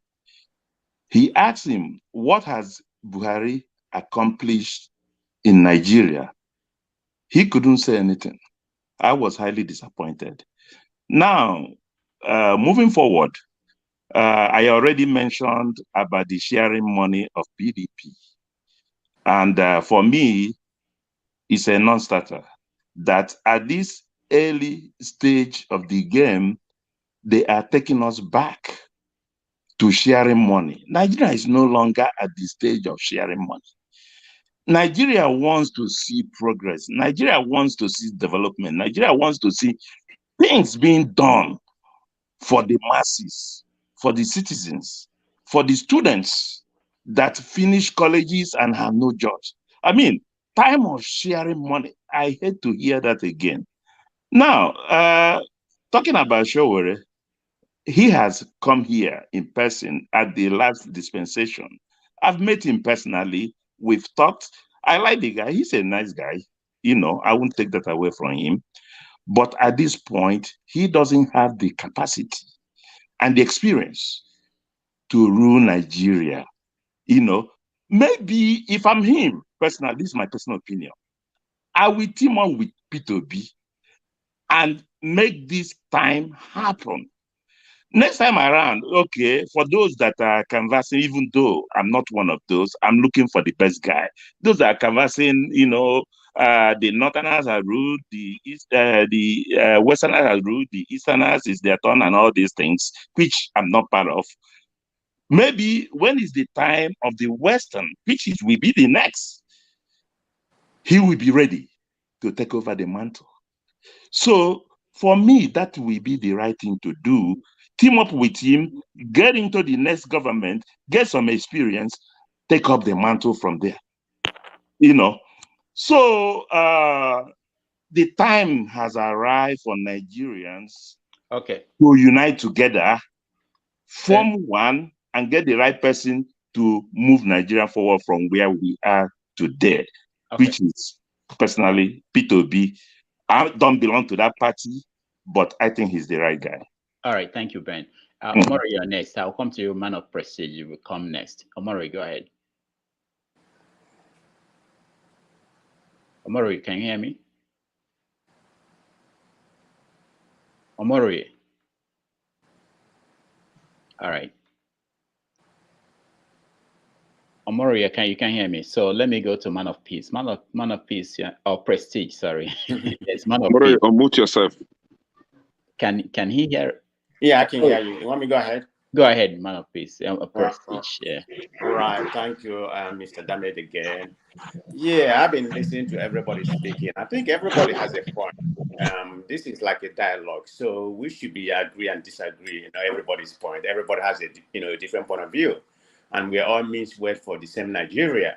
So regardless of who is supporting, it doesn't really matter. One person at the end of the day, one person is going to win the election, and we're all going to unite to be one Nigeria. But all we are praying is for the best candidate to emerge. Or my own opinion, just my personal opinion, I think Obi is the best candidate. I've not followed Nigerian politics until this year. I've been in America for a while, but I do go home every now and then, maybe once a year, but I've never followed Nigerian politics. I was just deaf, dumb. I didn't want to say anything about Nigeria because I just feel Nigeria and Nigeria has been a fair state, in my own opinion.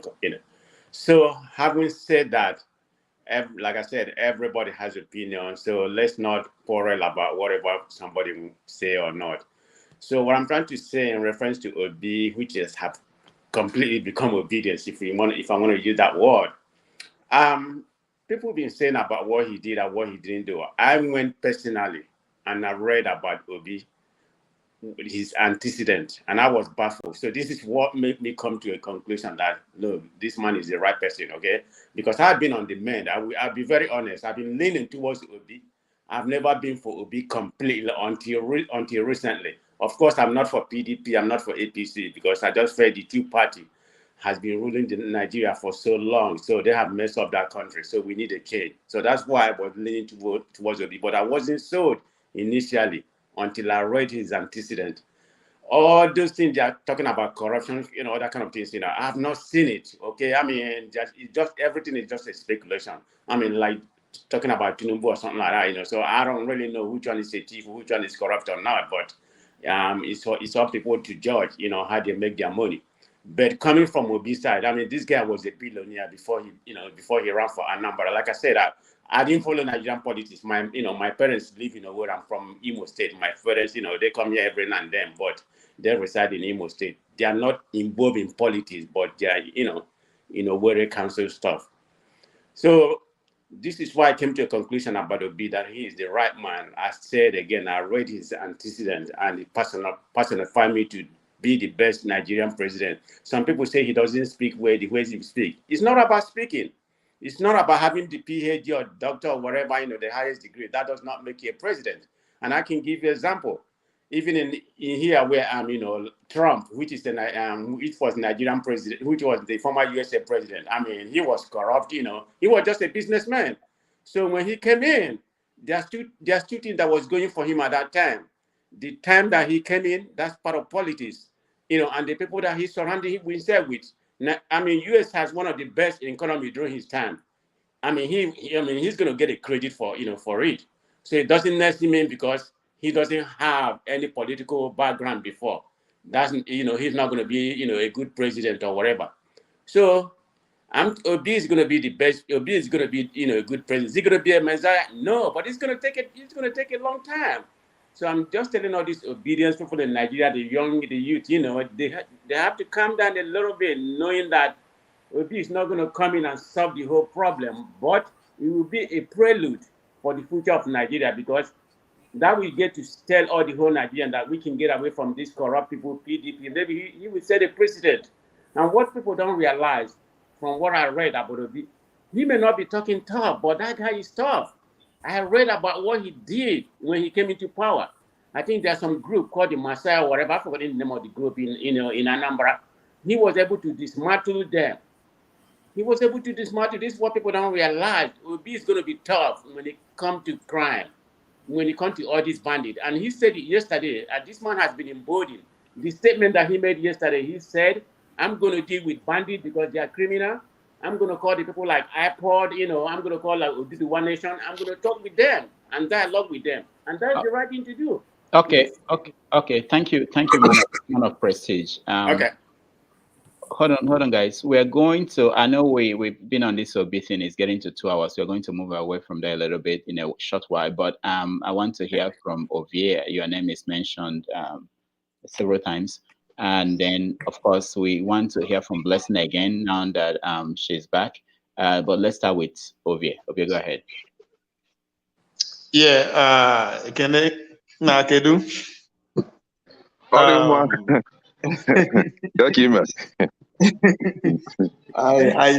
It's interesting that you see my position as an argument, and I think if there's anything I'm arguing about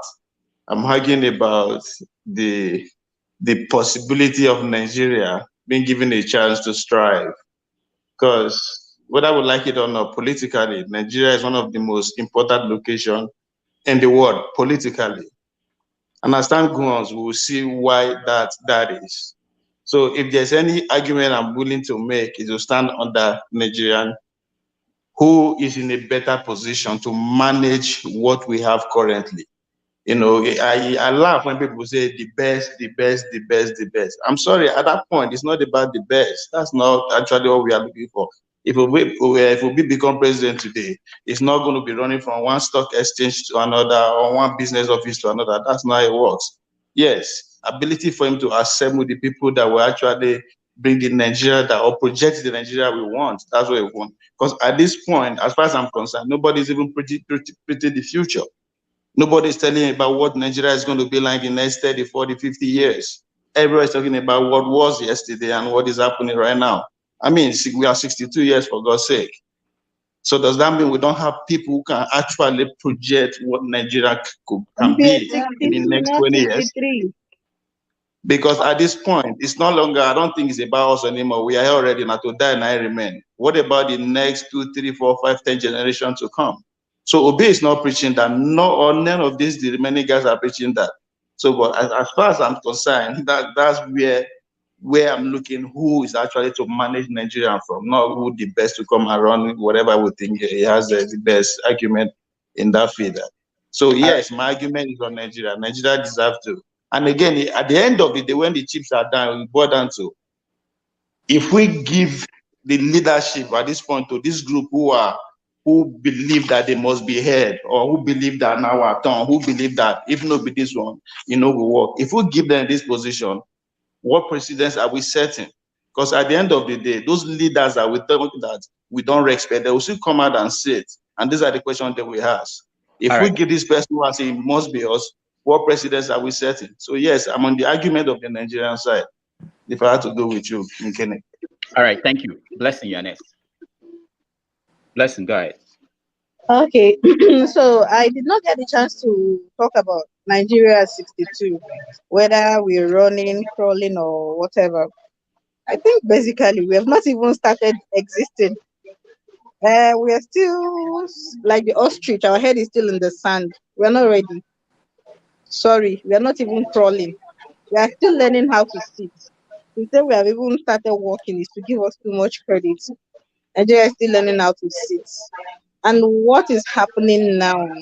I remember during the NSAS, a lot of people had a lot of opinion here and there about the NSAS protest. And I remember telling everybody, just step back a bit from whether or not their demands were made.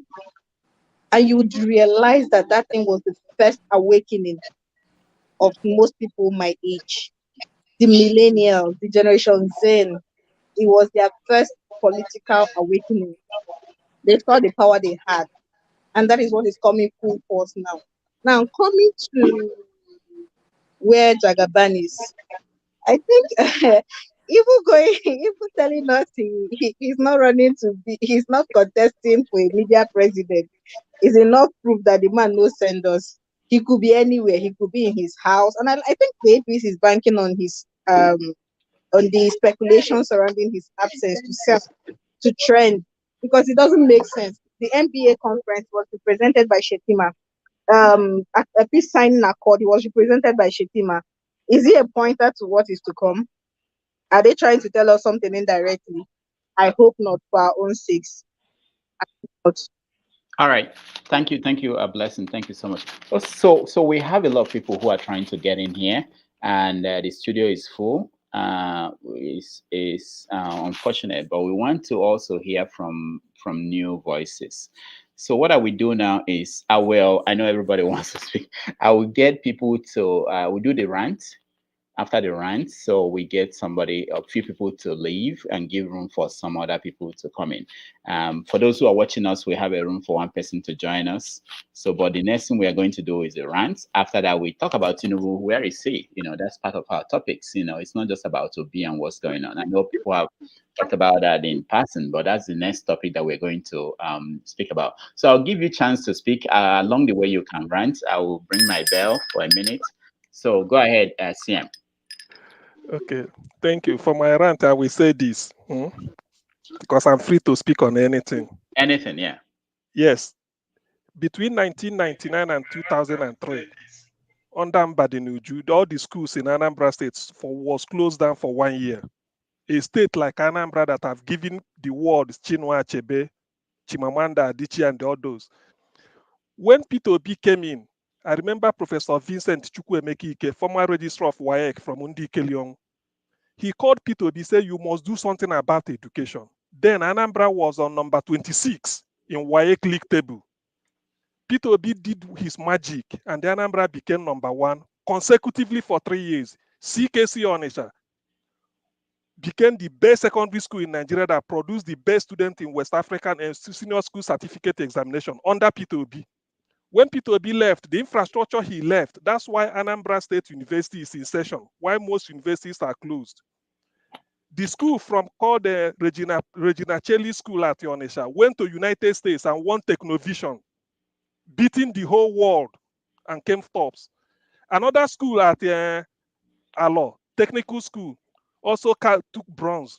So for a man to say this and somebody will be saying that person is a scam, sometimes you wonder whether people really went to school at all or they just brandishing certificate. For somebody to call such a person a scam, this was what Peter Obi said, and the Nigerian journalist placed it on the scale and said this is the best governor since 1999. And yes, somebody is saying a scam. What I will challenge Mohammed is to bring out a video where Peter Obi said I am a messiah. Just if you can show it, where Peter Obi said I am a messiah, then I can debate you on it. But to tell barefaced lies and concoct wild imaginations and pathetic fibs just because you want to belong, it's a very big shame. All right, thank you, CM. Scam. Rant is when you rant, anything about anything. Rant. So, Mohammed, you are next. 1 minute. CM, I don't know why you keep holding on to the word scam. I have literally came back to explain myself. And like you said, if you want to take me up, Dr. Damages can tell you how to reach me and I can take you up personally. So that is not a problem. I will repeat myself again. You see, those who cause this problem cannot solve the problem. If Peter Obi is that clean, for me, I don't see why he was dining with the enemies. He was with them a few months ago. He practically left them not too long. And I don't see the Messiah in him. That is the fact. And I have the right to my opinion, and you have right to your opinion. So those who cause the problem cannot literally solve the problem. Somebody mentioned that Showore does not have experience. I don't know what you mean by experience. For me, one of the biggest problem, somebody, not you, I said somebody mentioned that he doesn't have experience. So please don't misquote me. One of the biggest problem why Buhari failed, if you followed what happened in the last 7-8 years, was because those who brought him to power all have baggages. And when they brought him to power, there is no way he's going to fight corruption and fighting his friends, including Tinubu and Atiku. And that was why he failed woefully. And the same thing is playing out here now. We've seen Peter Obi paying homage to the Obasanjo, the IBB of this world. Those are the people that put us in this mess. So if Peter Obi practically, let's assume by anything, miraculously become president 2023, will he fight Atiku, who was his principal in 2019? You and I know, of course, this is a national platform. I mean, this is a platform we have to be careful what we say. We and I know you cannot fight corruption in this country without bringing, at least his boss wrote a book and called him the most corrupt. So, and that was his principal in 2019. And today that is the sense. So for me, you can come here and say whatever you like, but the fact still remains that that's not the Messiah we are looking for. Thank you, Mohammed. Kenechuku, you're next. 1 minute. Okay. So it's ranting, right? Yeah. So now, Peter Obi, let's talk about what Peter Obi did in Anambra State. And I will only talk about one singular thing, and which is what I have interest in. Peter Obi built the ultra-modern teaching hospital in Anambra State. There is no any teaching hospital in Nigeria that will compete with what Peter Obi built in Nigeria. Now, let's talk about in Anambra State. Let's talk about Showore. Last time I asked, what is Showore's antecedent? Showore has no experience. Being the SUG president is not a qualification to being a president. In Unizik, early 2000, go and ask in Unizik, I was the director of socials. In politics, I was carrying it on my head. If you want to win an election in Unizik, come and consult Kene. You must win that election, right? But I know that experience I had in Unizik will not qualify me for being the president of Nigeria. Showore has no experience. Showore ran Sahara Reporters. Showore could not manage his Sahara Reporters. Now Showore is managing it in his basement. We know he's in US. Sahara Reporters is in US. I'm in US. Sahara Reporters is closed down. Sahara Reporters is running online. He could not pay his staff. Showore is very wicked. I have a friend who was his staff. He's paying them 800 naira per month, $800 per month. What kind of wickedness is that? Showore is not a nice person, whether you like it or not. I have his story. See, I will start to expose Showore here so that the Nigerians will hear. A wicked person that pays his staff because he's taking advantage of immigrants that came to United States and they don't have their complete paper and he's paying them $800 per month as salary. A wicked soul that could not manage Sahara Reporters. He's managing it in his basement. He cannot. Let him open the outlet again. New York government is going to jail him. You know that. It's disclosed that. He came to Nigeria and be deceiving people. We know his story. In fact, I will begin to expose him very soon. I have his record. Let him go and sit down. He's busy disgracing P2B all the time. P2B is in his lips. I will take it upon myself to begin to expose him too. Thank you, Kenneth.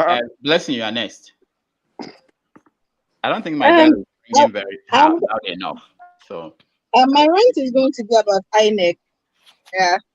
Their body language is not showing they are going to be a very fair umpire in this election. What are they doing about the allegations of credit? There's this banker that made a tweet. He said in a branch where he works in a remote village, people were queuing up to open bank account. What was going on? Politicians were crediting them 10,000 naira each. That is vote buying. INEC does not seem to care that the elections are not even here yet, but inducements are already going on. All of a sudden, in the build up to the election, Shetima and his principal suddenly remembered that Nigerians are commuting every day and brought out a card for them to be transporting themselves. If that isn't vote buying, I don't know what it is. I am using this opportunity to plead with INEC. They should let God use them. They should not let the devil use them. They should let God use them, because it is not going to be funny if after everything, after all the work that has been done, they'll come and tout it. It is not going to be funny. My rant is about INEC. They should sit up and do their work. Thank you. Thank you so much, Blessing. Paul, welcome to the show. Thank you and good morning.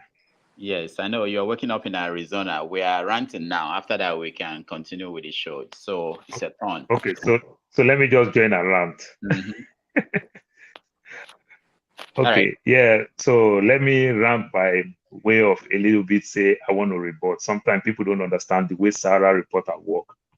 The media does not make money. I come from a family who they do a lot of things in the media. The media does not make money except you do adverts, paid advertisement and the likes, which some of us that watch Sarah reporter very well, we don't get to see that.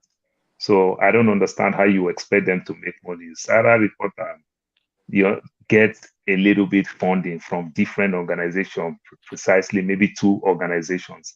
That's how they get funding. And if you think Showore, when Showore was exposing people, if you think Showore did fraud with it, Showore would have been doing well. You just see declare his assets. And when you see his assets, we are talking about ordinary iPhone, bicycle, and the like. This guy don't have anything. So sometimes we should be very, very careful the way we say things, because people just want us to criticize.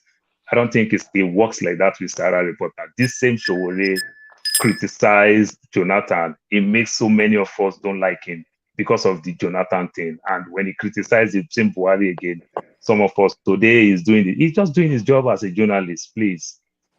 Thank you. Thank you, Paul. Son of God, you're next. Yeah, thank you very much. I'm just going to quickly talk about, I know this Showore thing sort of, it winds me up. You know, it really, really winds me up, because I do not understand. Nigerians think that sometimes you wonder, what do Nigerians actually want? How can people be advocating for a guy who has no experience to run the country just based on the fact that he's an activist? If that's the only qualification you need to run a company, because somebody coming to run Nigeria, it's like you're hiring him to run a business that is failing. The business is failing. This is what Nigeria is, a failed state. How can you give it to an activist to run based on just the fact that he's an activist? People come here and say this, and it actually makes sense to people. How can this actually make sense to people? And they say Nigeria has, that's why these politicians continue to use people, because people are not thinking properly. How can you be putting the Showore in this argument? Showore is such, and when people talk about he's going to come there and change things, I'll give you examples. Festus Koyamo.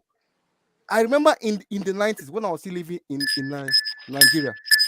Well, I have to stop now. You rang your bell. Okay. Yeah, thank you. Ranting is not when they give examples. All right, that's fine. That's fine. That's fine. All right. Ovie, you're next. I mean, hey, rant. Koko is your next president. You guys should better brace up. You guys, the earlier you guys, they tell you now, that message that they give you now, I don't want to hear. When I know 1 year, that's the next. See, if you look at the media, everybody just the bombarded Obi Tinubu. They avoid that man. There's a reason for that. But when I listen to this last guy when they speak, I can't give Oh, a yeah, there's Nigeria. no reason. There's no reason.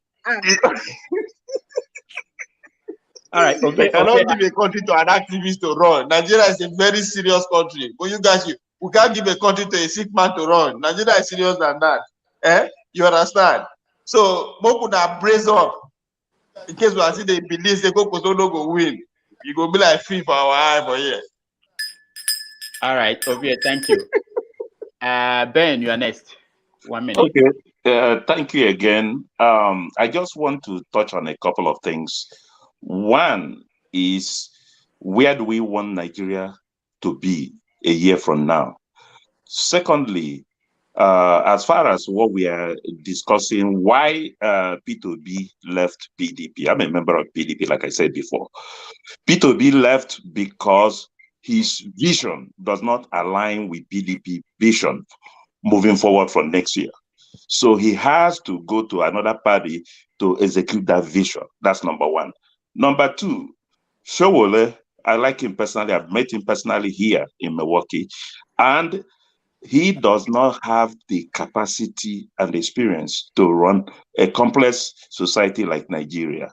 He needs to align with Obi and also be part of the government so that he can get some of the leadership skills and also the management skills that he's going to need, so that when he takes over, he will be fully equipped to run Nigeria. That is my take on it. Both of them are good guys. All right, thank you, Ben. Man of Prestige, you are next. Oh yeah, thank you. Can you hear me? Yeah, we can hear you. Yeah, I'm going to concur with what CM said and the Kenechukwu said about Obi antecedent, because I read it and I concur with them 100% correct. I mean, some people may be coming here, confuse other people. Before, I used to be in that, I used to be in that bandwagon. I wasn't really sure, but when I read his antecedent, it's more than what they have portrayed here. So everything they said is 100% correct. So having said that, I'm going to divide to Showore. Everybody's talking about Showore. Yeah, so I beg to differ with a lot of people here talking about experience. It doesn't have to be in the politics of around Congress era for him to be a president. No, I beg to disagree. I mean, he runs the Sahara report. That's enough, for him to become a president. I mean, he's not my presidential candidate, whatever. I mean, I like him. I like some of his platform. I'm not going to agree. But he does not have the space to be a president right now because things are not, moving towards him. Maybe there's some envy. We are all human beings, so you can attest to that. I don't think whether he doesn't like Obi. I don't think so. In my own opinion, I'm thinking it's a matter of envy, because if you look at the movement going on right now, that's supposed to have been his movement. So he's looking at it from that perspective that Obi has stolen my people. So that's the way I look at it. So you should give that man a break.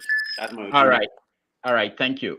Anthony, I could see you, but I just want to reserve you come in when we start next time. So let me now plead with people to volunteer to leave for 1 hour at least. You can leave and then in an hour's time you can come back. Let's get new people to come in and hear their views. Okay, I come back. I'll leave. Okay. All right. Thank you, guys. I appreciate your time, and let's invite new people to join us. Of course. All right. It's nice thank you, all. Ben. Thank you, Ben. Right. See you. So for those who have been here, we encourage people to give room for other people, and we just posted the link for those who want to join us. They can join us. We need more people to volunteer to. So let me start with the new people that joined us. We will change the topic a little bit. We will talk about Bola Tinubu. Where in the world is Bola Tinubu, and what does that say about his upcoming presidency if he wins the election? So to lead us into that, let's listen to this. Bola Tinubu. I will come back in 1 hour. I'll come back in 1 hour. Struggling to become president of Nigeria. That's nothing. Okay. But we do not, because of him, collapse our struggle for the Yoruba nation.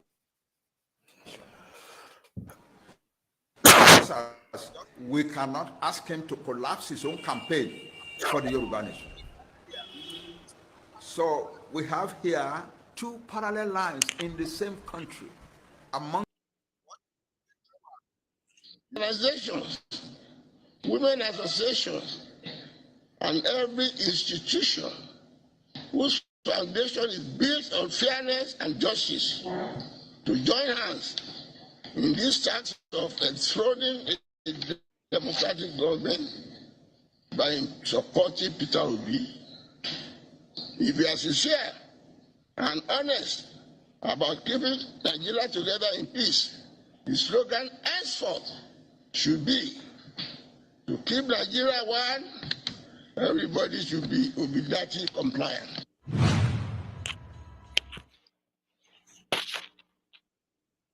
Candidate Bola Ahmed Tinubu. Asiwaju Bola Ahmed Tinubu is in London. What's he doing in London? Exactly. What's he doing in London? He cannot rest in Lagos. They will not let him rest. So he came into Abuja most of the time. They will still not let him rest. This man has been working for an average of 20 hours in the 24 hours in each day. So reasonable people thought, okay, you need to leave this country because they will not let you rest. All right. It's all your fault, all of you who refused to let him rest when he was in Lagos or in Abuja, and now he's out of the country. Welcome back to the show. Anthony, welcome to the show. Gary, welcome to the show. Jibril, welcome back. And Omoye's Corner, welcome to the show. All right, James, welcome back. All right, so let's start with people we've not heard from in a while, or people just joined us. Let me start with you, Anthony. Do you know where Bola Tinubu is? Anthony cannot hear me. Anthony, do we know where you are? Do you know where you are? Can you hear me? All right, we can't hear Anthony, so we'll go to somebody else. Gary, welcome to the show. Thank you, Mr. Dan. So, do you know where Tinubu is? Do you care? Does it matter? I don't know where he is, but I think I do care, simply because it is, if Tinubu tomorrow win the election in 2023, it will be the same reputation of Buhari reputation, right? So it might make London his second office, his second Aso Rock, and Nigeria will be the first one. So we have a president who will spend more time outside and more or less time in Nigeria. So with him going to rest somewhere else, so we spend more. So his cabals, his people around him will be the people who will be ruling the country indirectly through him. Just what we are seeing today, what is happening today in Nigeria with Buhari. Okay, thank you, Gary. So that's my concern. Okay, thank you. Jibril, do you know where Tinubu is? Do you care? No, I do not know where Tinubu is. Do I care? Sure, I care, because it's only fair. It's only fair because the election is coming and we expect fair participation of all of the candidates. Now, his vice president representing him at a crucial meeting where all presidential candidates are there does not show that, does not show he's serious. And permit me to say, there is this thing about being the president when you go in somewhat looking sick and you come out fit. Look at Buhari right now. Maybe that's what Tinubu is going for. Buhari is looking fit right now. When he went in, he wasn't looking very fit. So maybe this is what Tinubu is looking for. And of course, London is always the base of medical treatment. So there is something about that these European places that they go to. So yeah. So are you saying that Tinubu can now afford treatment in London? He's been going there, he can afford it, so he doesn't need the presidency to get the best treatment. Yeah, but that's it. Maybe it's the rest of mine of being president that you don't have to do anything and just, do a lot. I mean, it worked for Buhari. Look at Buhari today. He's walking around like he's a 16-year-old. So, maybe that's what he's looking for. All right, thank you. Omoye Connor, welcome to the show. Good morning, everyone. Good day, everyone.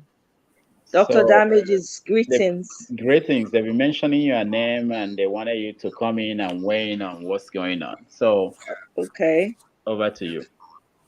All right. So am I weighing in on Tinubu's start with Tinubu? Yeah, start with Tinubu. But if you're interested in what people do, they start talking about this and they will go to the other things. Wherever you want to go ahead. Okay. Do I know where Agbado is? Well, yeah, I think I know where he is. He's expecting some bullion vans, and word just recently received is that the bullion vans will be arriving anytime soon, because he's going to need all the funds to give to everyone so he can have mega rallies just like Peter Obi is having. So yeah, I kind of know where he is. And in the in-between, he's receiving some, boost so that he'll be able to come back and make believe to the people that he really can do the job, which we all know. We all know the answer to that question. So yeah, that's my thoughts on that. Okay. Thank you. Thank you so much. George, welcome to the show. Thank you. Good evening, everyone from UK, and happy independence. Okay, where are you in UK? Thank you so much for remembering that. I'm in Surrey. Surrey. Yeah, that's close to London. Yeah. Are you interested in knowing where Tinubu is? Can you find out for us? We had that in London. It's unfortunate. Yeah, Nigeria. I don't know. You want to rule. You want to serve. You don't tell people where you are. You don't even know if they so that they can even, whatever it is, they can feel. I mean, I don't understand this relationship they want to have with people they want to rule. I don't. You don't want to tell us where you are, but you want to rule. You don't even know whether we want to wish you well. I don't understand.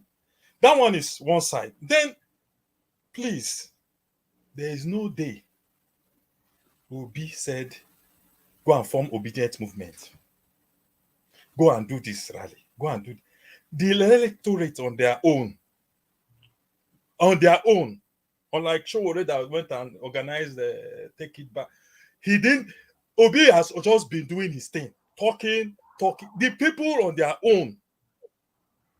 The electorate on their own have seen somebody. They created this movement. And you are insulting them. I don't understand them. I don't know what we want in this Nigeria. I don't understand. We are insulting Obi. He did not create the movement. The people are happy. We are supposed to be happy that people have found a voice. They found somebody. People on the other side will be attacking them. Oh, they are this. Obi is this. Obi is that. Obi never told anybody to create obedient movement. He's just being his genuine self.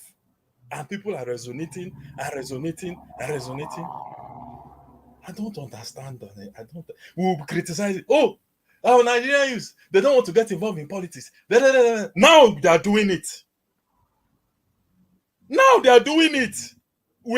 People on the other side are criticizing. We are mad. Madness is what our problem in Nigeria. Madness. We are mad. Wow. It's madness.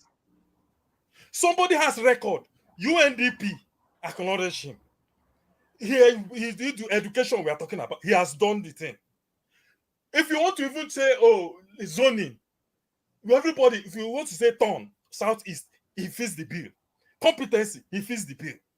Private sector experience, he fits the bill. What do you call it? I don't even understand.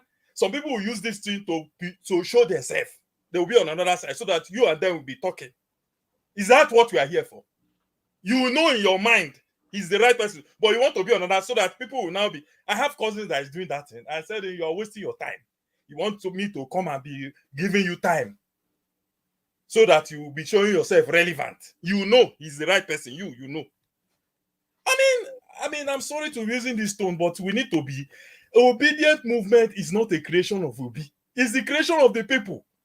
All this mass of people and you have some people on one side abusing them, instead of you to woo them to yourself. They are the voters. They've not even voted. You are abusing them. You are supposed to be wooing them to your side, though. You are abusing them. You are calling them names. Attacking Peter. Now, Peter B is public enemy of number one. The old establishment, their consensus is a nuisance. Their agreement is we need to get him out of the way. And then, I don't know. I don't understand. This is someone that ran bank. He has experience. I don't know whether I'm the only one that is it's annoying me. I don't know. All I don't right. know what I want. I don't know. Nigerians have a problem. There's something wrong. This guy, Bloomberg, they say he will win. Everybody say he will win. Okay, George, thank you so much. I know I wasn't fair to Omoye. I limited her to Bola Tinubu. Something is wrong, though. Let me use 30 seconds to say something. Yeah. No, I know. We'll come to you guys. Some people are using this thing to be on another side so that we'll be retaking people that will be talking to them to show themselves. Me, I'm not entering that trap. I'm not going. If you like, say you don't follow obedient, I'm not going to be joining you. Me, Osinbajo was my number one choice. George, I know. George, thank you so much. Can you tell us where you're joining us from? Because I don't have any idea. I told you, sorry, now SURREY. Oh yeah. Thank you. I forgot already. No. I used to live there. I used to live close to that place, so I know. Well, Yeah. Maybe. Yeah, so I know. Omoye, let me go back to Omoye. Let her talk about Obi because it's not fair to her because George went beyond. Sorry. Yeah, It was something it was. I know. Most people were. I like the platform because you allow us to. Go ahead, Omoye. Go ahead. Okay, so what do you want me to touch on, Peter Obi? Anything. We actually started the show with him, and we want to know what. Okay. So it is evident that Peter the Rock Obi is going to win. I'm not even apologetic about it. He's going to win with a huge, according to Donald Trump, margin. That's how he's going to win. We clearly see that it's a new day in Nigeria. It's not the same. The citizens are awake. So it looks like everybody has been sleeping and everybody has now woken up and realized that the power belongs to them. So they're willing to put their bodies on the line, which is what we've been saying all over. I don't know. I can't even speak on the other candidates because there's nothing to talk about. I'm not going to waste my breath on it because there's nothing, absolutely nothing to talk about. What? Talk about who? Mikano, that we know wants to come in to sell the remaining things, the remaining manufacturing companies or industries or anything good that we have left in the country so that he can sell it to his friends because he's already told us that's what he's going to do. He's going to come in and sell and favor his friends. He wants to be able to favor his friends. So that's what he's coming to do. So why would I waste my time listening to someone like that? Right now, as we speak, they've been sharing money. 28 people are finding surprise 28 million in their bank accounts in a country where people don't have food to eat. People are dying every day. People are sharing 28 million. About 5 people, 5 different accounts got surprise 28 million and 36 point something million in their accounts. Is that the kind of person I should? Their party itself, their party logo is an object. There's no human being in it. The umbrella that they use to cover everything good in our country. Why will I even pay attention to such a man that cannot come out and talk to the people? He can't. The only interview we heard him talk was orchestrated. Not much said. In fact, they cut and join interview. Why would I want to waste my time with such a person? Or is it Agbado? Agbado season is even now. I forgot. It's rainy season in Nigeria. So he probably is in the farm somewhere, or maybe he's harvesting Agbado. We don't know. because true na agbado season, we need cornmeal, we need this thing, roasted corn. You understand what I'm saying? So why would somebody that has a bullion, nobody has asked, come, oh boy, I have bullion van to enter your house. I don't understand. You get back No, they actually they did. He said it's not your problem, it's his money. Why are you worried? Oh, really? Yeah, it's not our problem. We see something broad daylight. We should not ask. As a citizen, you want to come and rule over me, so I cannot ask you. That's what it means, Dr. Damages. That means that if he by mistake use back door, as somebody said yesterday somewhere on a live I was on, if he use back door enter, we can't ask him question. No. That's what it means. We are saying, see, Buhari's regime will be like enjoyment.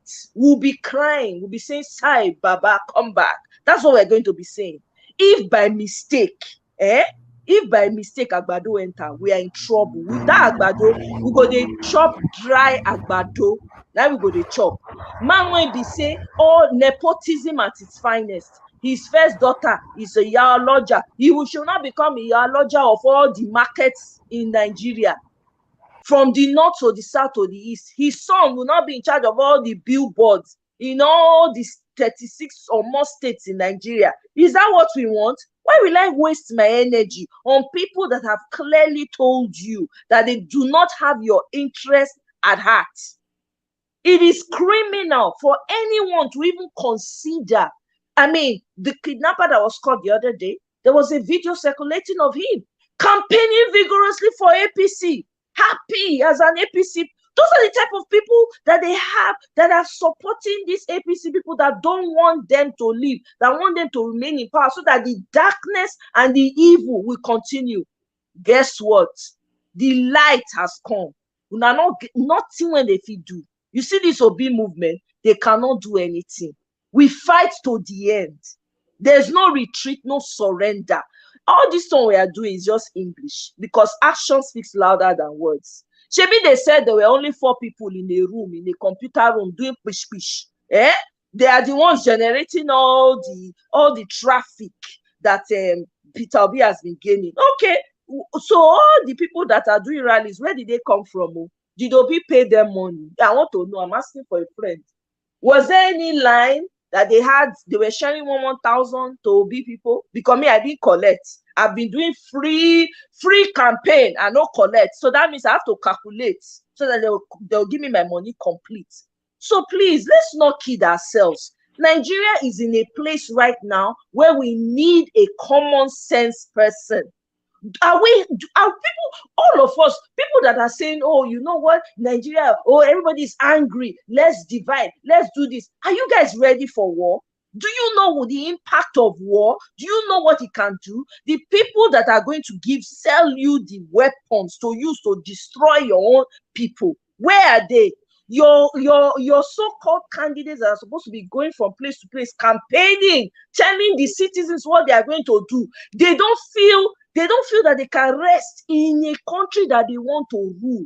They would rather go outside to another man's country where they have suffered and built their own to go and rest. No hospital, nothing. So you not go IITA, at least IITA is still fine for Ibadan. You not see that place, go rest. You not go Gateway Hotel for Ogun State, go rest. No, he had to fly to London. And Nigerians, anyway, me, I don't need to talk too much. The rallies have said it all. INEC, make I use the opportunity to shout. INEC, more na no dey unfortunate. All of us, we are not smiling. Una dey hear me? INEC officials, make una not dey unfortunate. Una see the rallies now. Not be say they tell una. Not be say person come na information una gather. Una get eye, una dey see. Una not try any rough play. Nobody dey smile. Now Peter Obi or no Peter Obi, make we just, if Peter Obi no enter, make we shut down the whole country. Now there my own talk, Nigeria my own rich. So anybody when they talk anything about any other, I don't know whether any other candidate they exist. Are there any other candidates existing? I don't think so. It's only Peter Obi me I see. I don't see anybody. Emma Binu, no offense intended. I yield. Thank you so much. One day we could do this thing for Rudolph, pidgin English. I've been Wait. marginalized. I've been I marginalized. know. I'm the only Kwankwaso man with dreadlocks. I know they talk 1 second of her. She spoke for like 2 hours. Yeah, No, the thing is, because what our sister said there, she said my mind, right? And I believe she said the minds of more than 90% Nigerians, just that some are still lying to themselves, right? Somebody talk about, Mr. George talk about that Nigerians are mad people, right? A couple of weeks ago, I was in a forum and I was telling them that more than 70% of Nigerians are crazy. When I mean crazy, I mean colomental, like they have mental problem, but they don't know, right? And we are arguing, and 2 days after, there was a publicity from, I think, there's an organization in Nigeria that has to do with mental health. Psychiatric something. Thank you. Yeah. So they stated that more than 60% of Nigerians are having mental problem, right? So, and I took it back to the group. I say, see, this is what I was telling you guys a couple of days ago, right? You see? And the unfortunate part of it is that there is no mental health facilities in Nigeria. They don't have it, right? Even if they do, it's being managed by like private individuals who must have some one way or the other left the shores of US or Europe to go to Nigeria and try to build a small facility, right? And the government don't actually care about funding them, right? So now talking about crazy people, a lot of them are everywhere, including your candidate, right? If your candidate, for example, somebody like Tinubu, if he's not a crazy person, why is Tinubu running away from telling Nigerians, the people that he think that he will be able to manage? Why is he running away from telling them the simple truth? Why is telling the truth a problem in Nigeria? Why is it a problem? You are more than 80 years old. Accept that fact. And you are lying to us that you are 70. Okay, fine and good. What is your real name? Is your name Bola Tinubu? No. Why? What are you hiding? You said you went to school in Nigeria. Nah, where did you do your NYSC? I did my youth service in Shiroro, local government of Niger State. You can go and verify, right? That's where I did my own. Tell us all these things. You don't want to tell us. And a right thinking Nigeria, though they think that they think right, will be supporting Tinubu. A graduate who actually went to school, went for youth service, will be supporting a criminal. Sorry that I'm using this word, right? Now, talking about Atiku, like my sister stated here, Atiku already told you that he's going to sell Nigeria. You're talking about power, electricity supply, power sector, right? Tinubu is going to, Atiku is going to make sure that power sector is shut down completely in Nigeria. He has a market, which is Mekano, right? He's going to sell his Mekano. He's going to monopolize the system and make sure that he amass wealth for himself and his children. Now, we're talking about the other person, Kwankwaso in Kano State. Like my brother said, that Kwankwaso is going to win. I'm not doubting that he's going to win his local government in Kwankwaso in Kano State. Everybody knows that, right? Because we're talking about what you did for Nigeria. Who knows Kwankwaso? No, for example, no, what has Kwankwaso done for Nigeria? What has he done? As a senator, what did he do? Nothing. I have to stop you. I know you're on point. Yeah, but everybody's on point when they speak and they don't want, there's no room to stop them. Paul, I'm not fair to Paul. Paul, let me come to you. I know you've not had a chance to speak much. Go ahead. Doctor, talking about Tinubu, it is clear that the way Tinubu is treading, every Nigerians know, just like what Patitomi said, it is clear. Tinubu can't manage this thing. And but the bad thing is that Tinubu will not give up. He will not give up. So which means we'll keep talking. We'll keep talking and talking and talking. Because Tinubu have a very good structure. The structure of silencing the people that will bring him down. Tinubu have that structure to keep them, you understand, ablaze. He has the bullion van. The bullion van is ready. The bullion van is no longer Naira. These days, the bullion van is in dollars and pound sterling. So he knows how to play those cards very well. But even though when he can play those cards very well, I don't think he has a structure for his own health. That's the bad part. He cannot structure his own health. That is where Peter will be coming. Obi have good structure for his health. That's why we can see Obi can talk for hours. Obi can travel. Obi can attend to all the media. Obi can do everything. But Tinubu don't have that. We saw Atiku the other day. Atiku cannot even put on his own seat belt. His hand is shaking. I don't know why they are waiting to bring the part 2 of the song, Baba, where hand they shake and leg they shake. Because Atiku hand too is also shaking. He can't use the seatbelt. So I don't understand the way the country is going. As at this time, talking about the Showore thing, Showore is my guy. I keep saying it anytime, any day. And I understand it's called politics. Showore, to some extent, will attack more because most of Showore's supporters, these are the people that went to the obedience. So naturally, for somebody who understands politics in his own way, is trying everything. If any little mistake come from the OB aspect, probably they'll come back to him. So it's just politics. It's just politics. I like Showore, but for now, the moving train is OB. We don't have no option. Let's give it to OB, and not that OB as a person is a bad guy. He's not a bad guy as a politician. He's not a bad guy as a businessman. He's not a bad guy for somebody. If they want to talk about experience, I think he have experience, though you don't really need much experience to be president, because you just need the capacity of a good leader, how to bring the best brains to put them in the right place for them to do things the right way. All right. So thank you, Paul. Okay. Thank you so much. James, you're next. Okay, I'll come to you next. Yeah. Thank you. There is, or there was an American writer, an author, they call James Michina. I think he lived in the state of Maryland, either Baltimore or Annapolis, I can't remember the town. He said that the mistake of a generation can wipe a people out of existence. If a generation makes a mistake, that mistake is capable of wiping a people out of existence. He made this while he was addressing the Arab-Israeli crisis in his book titled Discourse. Now, when the white men came to Africa, we made a mistake. In fact, before they came, and what's the mistake? The mistake is we were not prepared for them. They came with guns. We resisted them, but we could not because we had no guns. That was a mistake we made, and that is the price we are still paying till today. And if care is not taken, we'll be wiped out of existence because of that mistake. Now,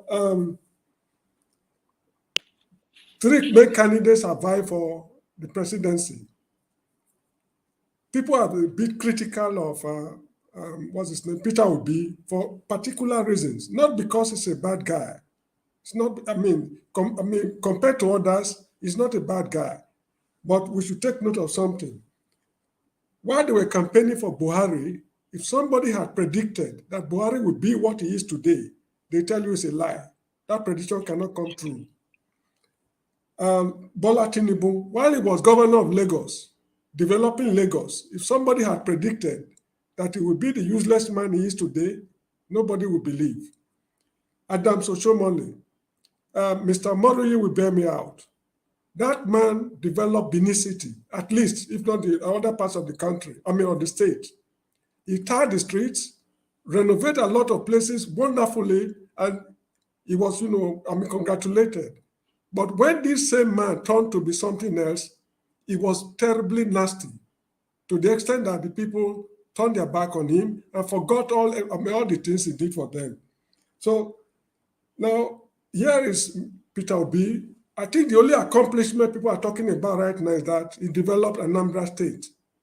Assuming it turned out to be one of these 3 people I've just mentioned, what should we do? This is why people are terribly afraid. If you listen to him carefully, all the statistics he's quoting, they are very difficult to verify. Venezuela, Indonesia, Bosnia-Herzegovina, they are very difficult to verify. People are terribly afraid of what to do about this matter.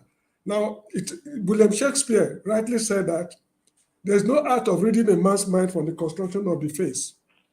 Just because he's telling me sweet things, it's not enough for me to cast my vote for him. We still need to quiz these people. Electionary period is already in progress. None of the parties have come up with clear-cut manifestos like that of UPN and Awolowo, free education, what you call integrated rural development, and what have you, 4 cardinal programs. Excuse me, none has come out with clear-cut manifestos. We need to sit them down. If you are saying you want to solve security problem, give us the blueprint.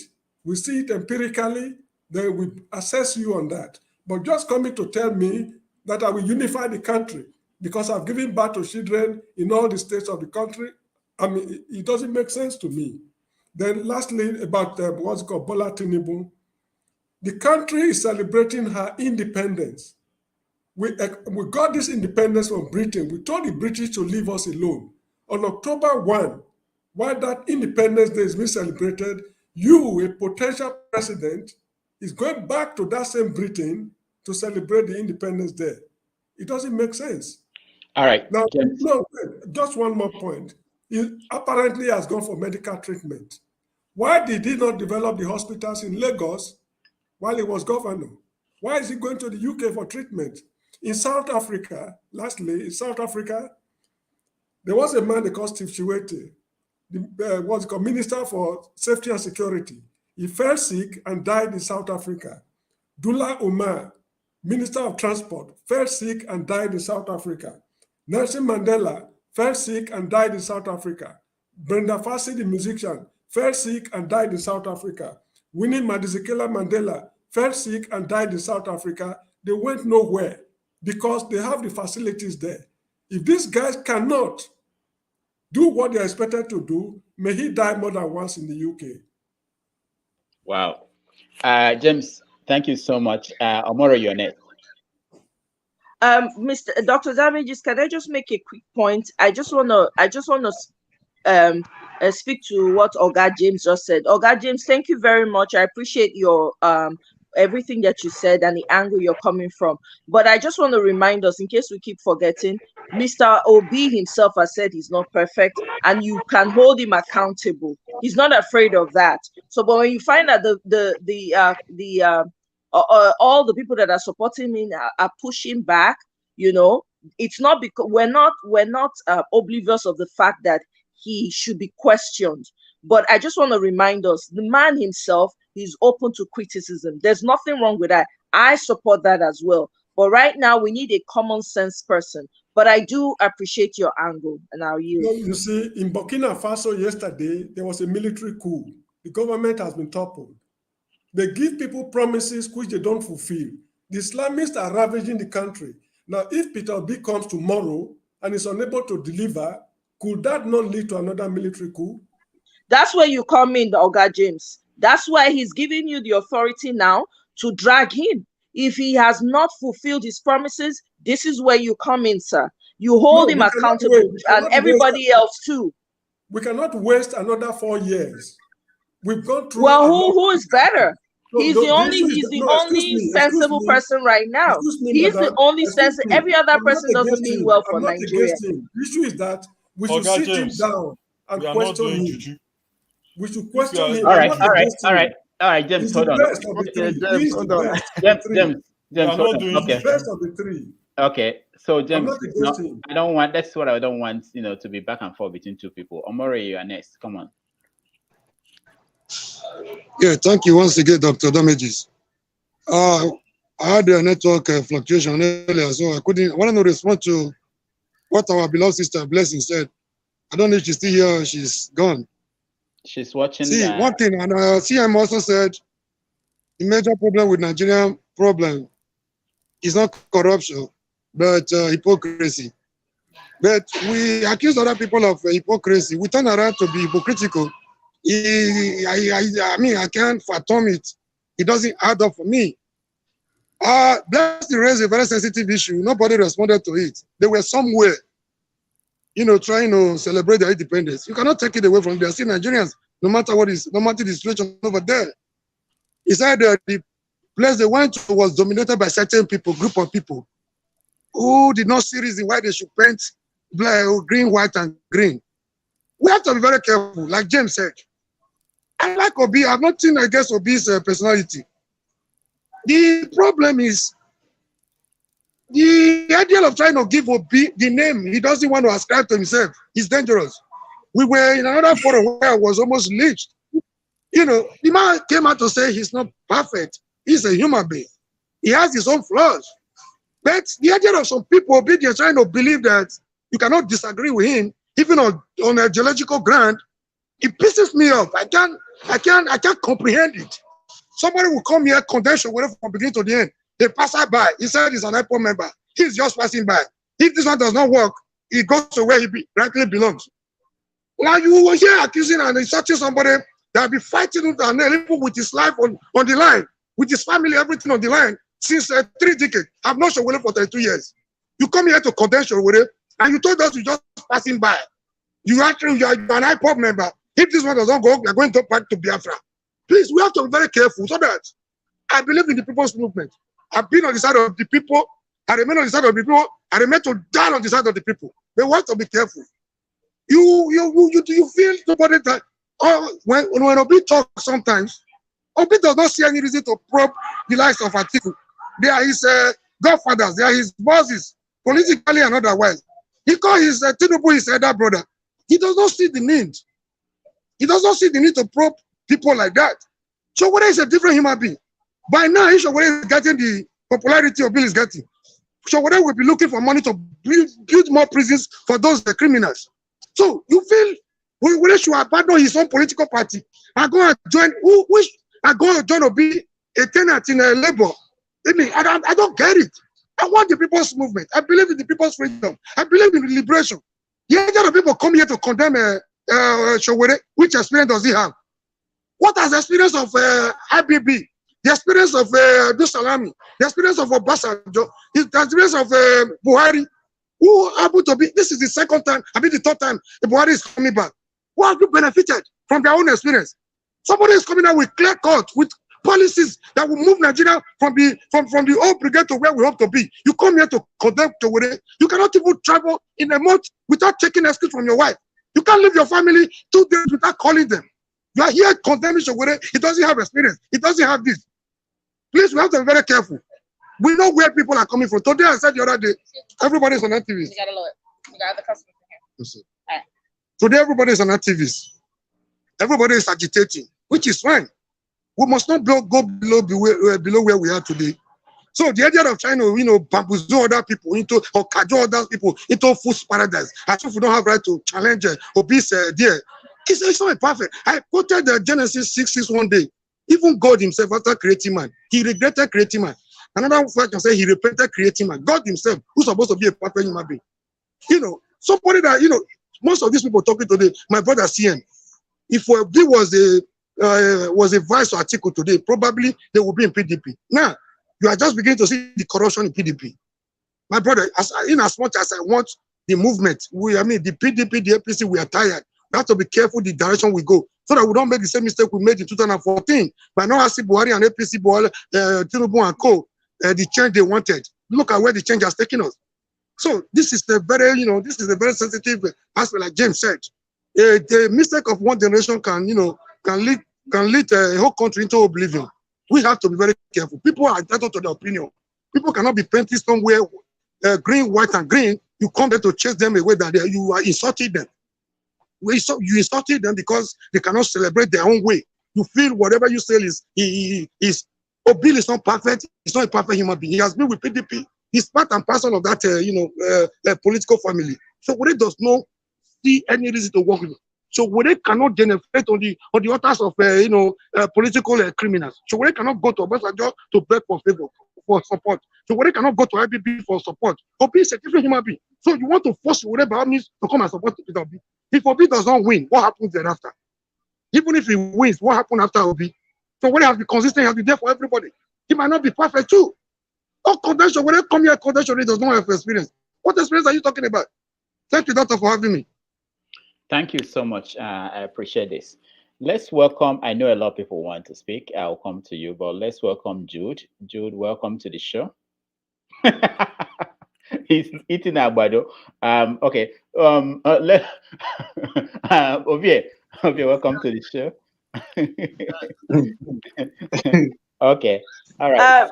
Dr. Damages, I'm going to hop off. I just want to quickly say something. Now, I just want, before I get off, so here's what I'm going to say, and I'll yield and I will say bye to everyone.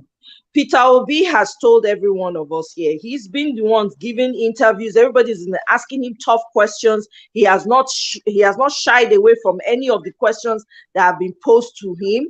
He's been doing everything that we need. All the other candidates has not come out to tell anyone what they want to do. He's been getting all the tough questions, all the pushbacks. He's told you, hold me accountable. I don't know which candidate in Nigeria has ever done that for any one of you. So I support Mr. Mori with all due respect, sir. Good afternoon. Greetings, sir. Or Harawane. So Showore, I personally support Showore.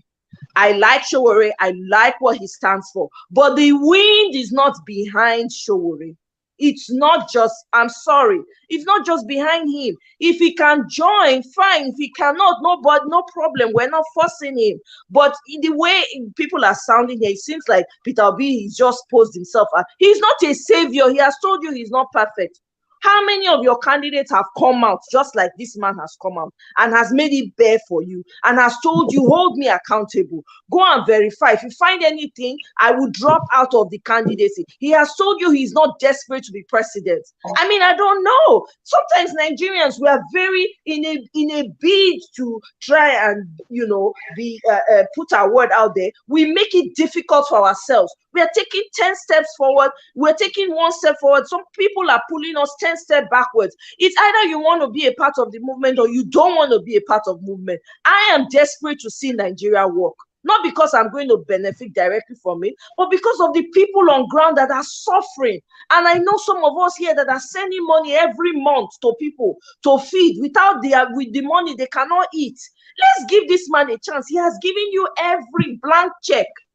Check me if you see I'm going wrong. Do this if you see I'm going wrong. I am here, have made myself available. Whatever you want to do, they will ask him all the questions, you go answer. I don't know it I want to. Anyway, Obi na go win, whether I like or not. All the questions when I get, more na go get an interview with Hassan. Thank you very much, Dr. Omoye, wait, hold on before you go. Just so you know, it's on record here that Obi has not appeared on our show, so we've been inviting him. So if you can get him here and he takes questions from our people here, then we.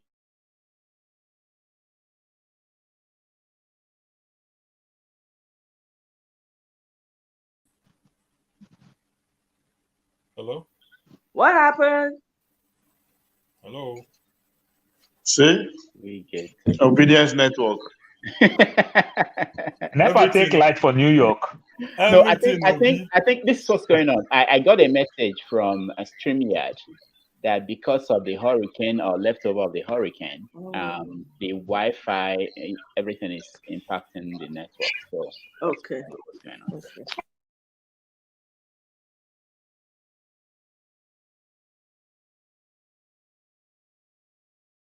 Anybody?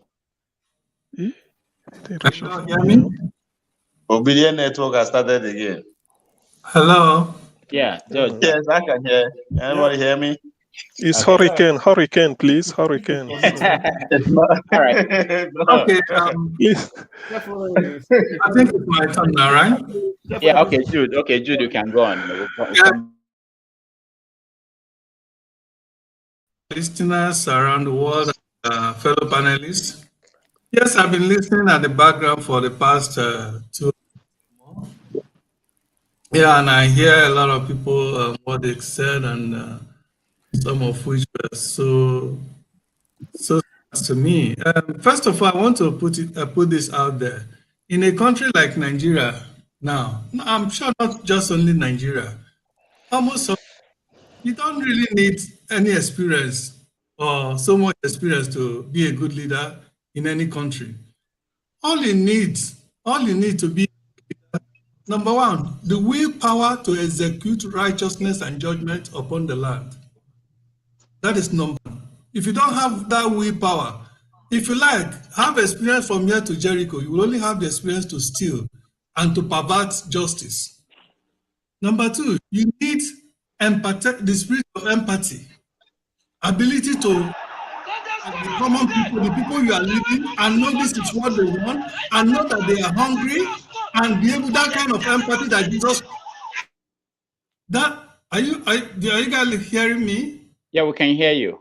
Yeah, that kind of empathy that Jesus had, Christ had when he was with the disciples, when he was preaching, and he looked at the people and they were hungry, and he said, "These people have been with me for many days and they have not eaten," and he went and fed them. That kind of empathy, ability to sacrifice yourself for the people, not being worshipped. Okay, so when they say somebody like Shiwore doesn't have experience and that he cannot lead Nigeria, to me, that is it's so sad that many of us will continue to propagate this kind of narrative. By the way, Buhari that has experience, where has he gotten us to? Well, Buhari has experience in the context of Nigeria experience. Obasanjo that has experience, where is Nigeria today? Jonathan that has experience, where is Nigeria today? These are past leaders that have brought us into the mess that we are in today. Babangida that has experience, where has Nigeria gone today? These are so-called people that has experience in the Nigerian experience context. Has these people not been the people that have killed Nigeria and brought Nigeria to its knees today that all of us are here crying? I supported Shiwore when he came out the first time. But this time, even Peter Obi, it took me a while. For me to at least begin to gravitate to him because of how he has presented himself, how he has been able to, to present his case before the Nigerian people. Otherwise, I am an ardent believer that Nigeria can never work. And trust me, take it to the bank, Nigeria will never work. Because a country that injustice pervades, wickedness pervades in high places. We all come here now and talk. Many of us should look deep down into our heart, the reason why we are talking. Many of us that are here now talking, many of us don't even believe in this same one Nigeria. We're only talking because of one thing or the other, of one self-mundane interest or the other, not for the interest of everybody. Some of us, I'm not saying all. So Nigeria can never work. But let's see whether Obi at least can put it in a trajectory where we can be able to now have a opportunity for every Nigerian to be brought together and for us to decide whether or not we want to live, we want to continue to exist in this geographical enclave called Nigeria. That is why somebody like me, I'm kind of, gravitating to him. Maybe, peradventure, he can come together. By the time he takes over, if they will allow him, then he say, okay, Nigeria, let us think. Come, let us reason together. Because two cannot work together except they agree. And in a complex society called Nigeria, there has never been any agreement, and there will never be any agreement because each section of Nigeria have their own selfish, mundane interests. And that is why it can never work. So there's a need for everybody to come and sit down and say, let us decide. If we cannot work, if we cannot agree together, then let us go our separate ways. We can go our separate ways without shooting a gun, without killing. And I also want everybody to know that the cost of keeping Nigeria together as one today is many lives that are being killed every day. And although continue to want Nigeria to be together at the back of these people that are being shared, this innocent Nigerians that are being killed every day, my prayer is that your family member one day will be killed, and maybe that will reawaken you for the fact that Nigeria is being kept together on the back of many blood that are being spilled today. Okay, Jude, thank you so much. We appreciate your contribution. I would think that it's not good to say, something like you wish somebody's family would be killed. No. The truth of the matter is that when something has happened to people don't take care. But you don't have to say it that way. But it's okay. It's okay. If that's what you feel like, that's okay. That's your say. You have your say. But I wouldn't say things like that. But anyway. We have internet problems. I don't know where it's coming from, but somehow it moved people out and moved people in. And I see a lot of new people who are joining us. I don't know how they came in. I didn't let them in. Welcome, Basi. Basi, welcome to the show. I came in through the back door. Back door, yeah. Somebody opened the back door, and people just they smoking. I don't know. That's corruption. Isaac, welcome to the show. That's corruption. Paul, welcome to the show. Now, no, not you, Paul, not the original Paul. There's another Paul here that came in. I don't know how he came in, but we like it, and we're dreaming that one day we'll be able to get in more people on the show at the same time. All right, so this is what we're going to do. And those people who are still in, but I can't put them up, like James and Omoye, I see them, I can't put them up. I don't understand. I don't have control of this thing anymore. But let me hear from people who just joined us. Let's be fair to them. And Wayne, welcome to the show. Thank you. I've been listening in the background, and I tried joining. I just was persistent, and suddenly I was in. Yeah. So for the brother who said I'm corrupt, I'm not. I was just persistent. I've been spending my day doing two things: listening to this forum and monitoring the OB marches throughout some capitals in Nigeria, especially my home state, Uyo. They came out strong. They came out really strong. I saw some of my professors in University of Uyo, so my colleagues pulling through. I really liked what is it Omoye, the lady who spoke last before she, before now said, it's just what it is. Showore is a nice guy. I think the most poignant thing somebody said about him was one of us here said, "I wish Peter wins and puts Showore at EFCC." That would be like perfect picture of Nigeria for me. But right now, it is what it is. The wind is behind Peter Obi. This is the last time I felt like this was 1993 with MKO Abiola. The last time there was this kind of push for just one man to win, and Peter has it now. I know people, say that he's part of the system. Is he part of the system? I don't think so. I think he played a game of a survivor. He started with Abga, and he wanted a party that had more national prominence. He joined PDP, and this time around, he saw the writing on the wall that PDP was not going to be a good match, that it was not going to go anywhere. And look at what has happened. The person he deputized for last time, who is the presidential candidate for PDP, he cannot even see his brake lights now. I mean, he's in the background. I mean, despite the trouble PDP is having. So the wind is really behind Obi.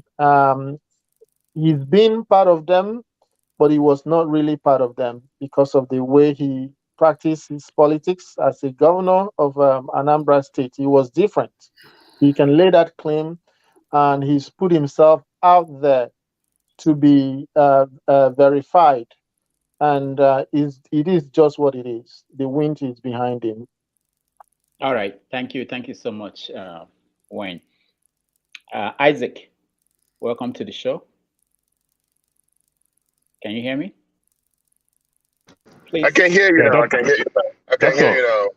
Doctor, please, 1 second. Let me just say something to Wayne. Obi started with PDP. 1 second. Obi started with PDP 2002, then left to ABGA and went back to PDP, then left PDP again. He started with PDP 2002 before he left for ABGA. Okay. Thank you for the correction. Thank you, sir. All right. You're welcome. Isaac, go ahead. I've been listening to your conversations on the background. I wish that there's a one man that is arguing about that what is Obi is gonna do when he enters as a president. That man needs to go and just sit down and maybe do something else. See what is happening in Nigeria today. I was even thinking of going to Nigeria. I was scared. I was like, am I going to have police or whatever be by my side? In terms of security. This man come from nowhere. Peter Obi come from nowhere. There's no godfather. he's a man on his own. You know what I mean? That nobody will come tomorrow and say, "Oh, I want you to put this one as a minister. I want you to put this one as a." He knows what is right. So no matter whatever anybody is saying, I'm not from wherever Igbo side. I'm from Yoruba land. You know what I mean? But what I want is to see my kids want to go to Nigeria. You were saying, Daddy, are you sure I'm not gonna be killed if I go to Nigeria? I was just ashamed of myself. You know, all I want is Peter Obi, and all we can do is not maybe we put our money, we give him money or whatever. Putting Peter Obi on your social media is something. It's something. It's something. It doesn't give me. I don't collect dime from him, but I know the group I bought a T-shirt of Peter Obi for in Nigeria just to campaign for him. You know what I mean? So I really appreciate. I wish that man is still there. I could have let him know that he have to sit down and think about his family and think about what is happening in Nigeria today. Thank you, sir. All right. Thank you so much. We appreciate that contribution. Yes, sir. All right. We see Femi. Femi, welcome to the show. Good morning, Dr. Damages and everyone. Yeah. So, Femi, I know you've been watching and you've been listening. What do you have to say? Yeah, I align myself with what Mr. Isaac just said, as well as Omoye earlier on, which is to the point that I just feel maybe the chicken hopefully is finally coming home to roost. Because for me, I think if we don't get it right this time, then we're possibly doomed. And that's not to suggest that Obi is necessarily a Jesus Christ or anything. Because for me, again, I would still have back to the fact that I still believe that ultimately, if we do not restructure the country as it is, it's still going to be a problem down the line. And just again, as I typically would like to align with Mr. Jude, I've always had this thing in mind right from when I was very young. And I think it's old forthwith to this day, especially with respect to Nigeria. In a situation where there's no fairness, equity, and justice, then what's the point of us looking to a certain one Nigeria that doesn't necessarily exist in any realm or any reality? There's no reality that it comes with. But I mean, I think finally, I just also wanted to, because I like the fact that you added the missing Emilokon. We don't obviously we know what's the theatrics are all about right now. And my question is to a lot of the people that insist on us having a Buhari Part 2, as far as I'm concerned, is are we ready to go through the same cycle of what we've already gone through? Are we not tired? I'll just leave it at that for now. All right. Thank you so much. I see Paul Iwunze. Welcome to the show. You have to unmute yourself, Paul. Paul, can you unmute yourself? Okay, good. Yeah. Thank you, sir, and good evening, everybody. So, Paul, can you tell us where you're joining us from and your contribution? From the US. From the US. Okay. All right. So, what's your contribution? Yeah, my contribution is a general one, and I have to start by saying that what I have said in some other platform. If a lady is born in a poor family, it's not her fault. But if that same lady marries a poor husband, it's her fault. All of us Nigerians, we were born in a bad government, bad leaders. It's not our fault. But we have been sustaining that bad government over the years. And we have been bringing in more bad government over the years. Then it's our fault now. I said this because from what I have heard here so far and what I have heard from other, from other platforms and back home in Nigeria, it shows that most of us still want to return or bring in bad government. Because some people are attacking Obi, saying that we're not asking Obi any questions. What do you want from Obi again? Without saying that Obi is the most competent and most qualified now. My support for Obi is based on conviction. Obi is tested, trusted, tried, tested, and trusted. When he was the governor of Anambra State, he performed excellently well in the three key areas that hold every nation: economy, security, and education, which happens to be most of the problems we are facing in Nigeria now. And like my brother said, a president or a leader needs that quality of empathy. Because in my opinion, you don't need certificate to be a good person. You don't need certificate to know that you have to provide good road or good amenities for your people. In my opinion, Obi has all these qualities. He has the quality of empathy. And my brother that was saying that Obi is visiting old guards. Listen, politics is a game of numbers. You need the people to win. You can agree with me that if Obi shuts those people out, those people you think that he is visiting, if he shuts them out, it will be difficult for him to win. And if you can't win, you can't make an impact. Obi has to win the election first before he can do anything. So in my opinion, I believe that Obi visiting those people, they cannot control him if he gets in the office. And again, Obi is not going to do the work alone. We are going to support him, because if we want Nigeria to change, it doesn't matter the grammars or the English we are speaking. If you want Nigeria to change, or we have to make contribution, we have to contribute in the growth of Nigeria. We have to make an impact. Nigeria is not growing. It's not because the politicians are running it down, but it's because we failed to make an impact. Listen, Nigeria, we are smart people, educated. We have all it takes, but we failed on one thing. We failed to make an impact, or we feel that maybe we don't have any contribution to make in the country for the nation to grow. That is the problem. And still, sorry, sir. One more point. Still, most of us are still attacking the way the people are going. Most of us still want to support the bad government. We still want to sustain it. If we continue to sustain the bad government that we have now, we will come here. We will come back here tomorrow. Always complaining. But Obi is the right way, in my opinion. Obi is the right way for us to go. And if we go in the lane of Obi, Nigeria will change. That's my contribution. Thank you, sir.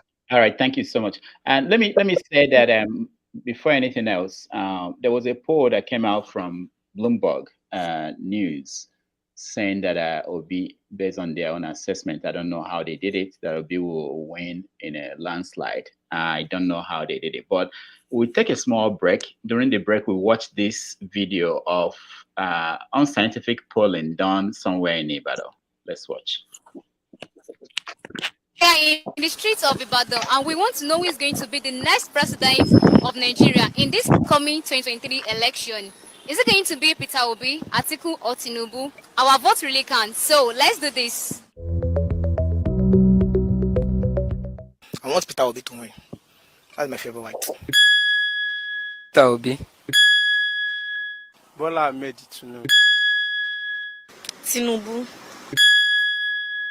I would like to vote for Peter Obi. Atiku do wa okay. Tinubu. Peter Obi. I prefer Tinubu. Peter Obi le na ma dibo fun. Tinubu.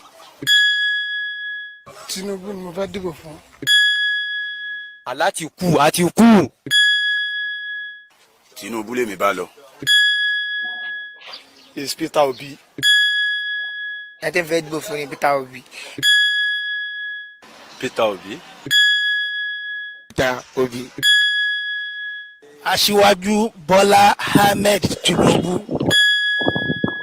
Okay, Peter Obi làwọn fẹ́ dìbò fún Peter Obi. Àtíkù ni o, Àtíkù lè mi mo wish láti dìbò fún. Peter Obi ni. Yes, Àtíkù. Peter Obi. Peter Obi. Bola Tinubu. Peter Obi. Peter Obi. Bàbá Tinubu náà la ní kí la fẹ́ dìbò fún torí. Tinubu. Òun náà ni Tinubu ni máa dìbò fún mi ò ń ṣe olóṣèlú but ọmọ èèyàn tèmi ló gbọ́ ó gbọ́ èdè tèmi sọ. I prefer Peter Obi. Peter Obi. I would like to vote for Peter Obi. I'll vote for Peter Obi. Peter Obi. I would prefer Peter Obi because I can see that he's a young man and will be able to walk all over. All right. Yeah. Can I quickly say something? There's something. Go ahead. The last speaker, Paul, is he still here? He said something about the involvement of the people that Nigeria has not worked because sometimes we just let the politicians run the country instead of our active involvement. I was thinking about that today. I was thinking about the crowds that I've seen in the capitals, or the cities that have had this parade. And I was thinking about unleashing this crowd into the premises of the National Assembly whenever they are voting on key items and to show where, the pulse of the nation is. I am a member of a very large union here in United States. I think we're about 15 million strong. And anytime anything health is voted on in New York State, we put loads of our members in Albany, the assembly. We go there, 15 buses, 10 buses, 20 buses from all over New York. We are there. We are knocking on doors and we are telling people that, yes, we are the voters and be careful what you vote for. In fact, recently, New York just announced, payment like a bonus for COVID. I don't know any other state in the nation that has done that so far. It's because of the pressure we put. We put numbers there. So I would really want this movement, and people rightly call it so, not a political party, because this is beyond Labour Party, that after this election, and when there is issues of national interest, that this kind of crowd will come out and show the politicians, where the vote is going to weigh on and influence, what we want, the people's agenda, not the politicians' agenda. All right. Thank you, Wayne. Forefathers, welcome to the show. Please, can you hear me? Yes, we can hear you. All right. Yeah, thanks for having me. I guess I came in late. Greetings to everyone on the panel, the viewers, and on the chat. About the fact that we are 62 now, my own observation of it is that we did some things and we undid some of them, like refinery. We built refinery and suddenly we don't have them again. We have power supply, we don't have it again. It tells you that everything we have been doing, if we repeat that cycle again in the next 20, 60 years, God help us. And this is why I keep hacking on about security. We don't have it. Black countries don't have it. Burkina Faso just had a coup yesterday. And this is twice in the 8 months they've had coups. And this country, I checked the country's military size, and they have 6,000 to 7,000 soldiers in a country of 20 million. Somebody tell me why that is the case. This is a scandal that nobody is questioning our leaders. We should be asking them, why is this the case? Singapore has 5 million people and has got over 400,000 people in their military, while this country with 20 million has got 6,000. Why is Burkina Faso like that? You wonder why our countries are always having problems. I will invite any one of you to be going to bed at night in Nigeria with your doors and windows open every day, and let's see how peacefully you sleep. That is how we are running our country. We just leave everything without any sense of defense. Even Ukraine is stronger than us right now, and the Ukrainians are paying the price to keep their country safe. This is what they do. We, as a people, we don't know how to do that anymore. We've lost this bite to defend ourselves, and we've been doing it for how many years? We've tried to play this game where we say we are doing it a little bit, then we'll run back to economy and pretend as if, oh, education is going to solve it. We are already educated. We have more professors than many African countries, many European countries. We have more than them. We have enough people. Even if only 10% is educated, it's enough to create a strong nation. But yet, we chose not to make our nation strong for whatever reason. And our men, we really need to be paying attention here, because it's the men that are responsible for this. Those men know those other countries building their countries up, and many of us go to those countries, and sure, many of us here are there.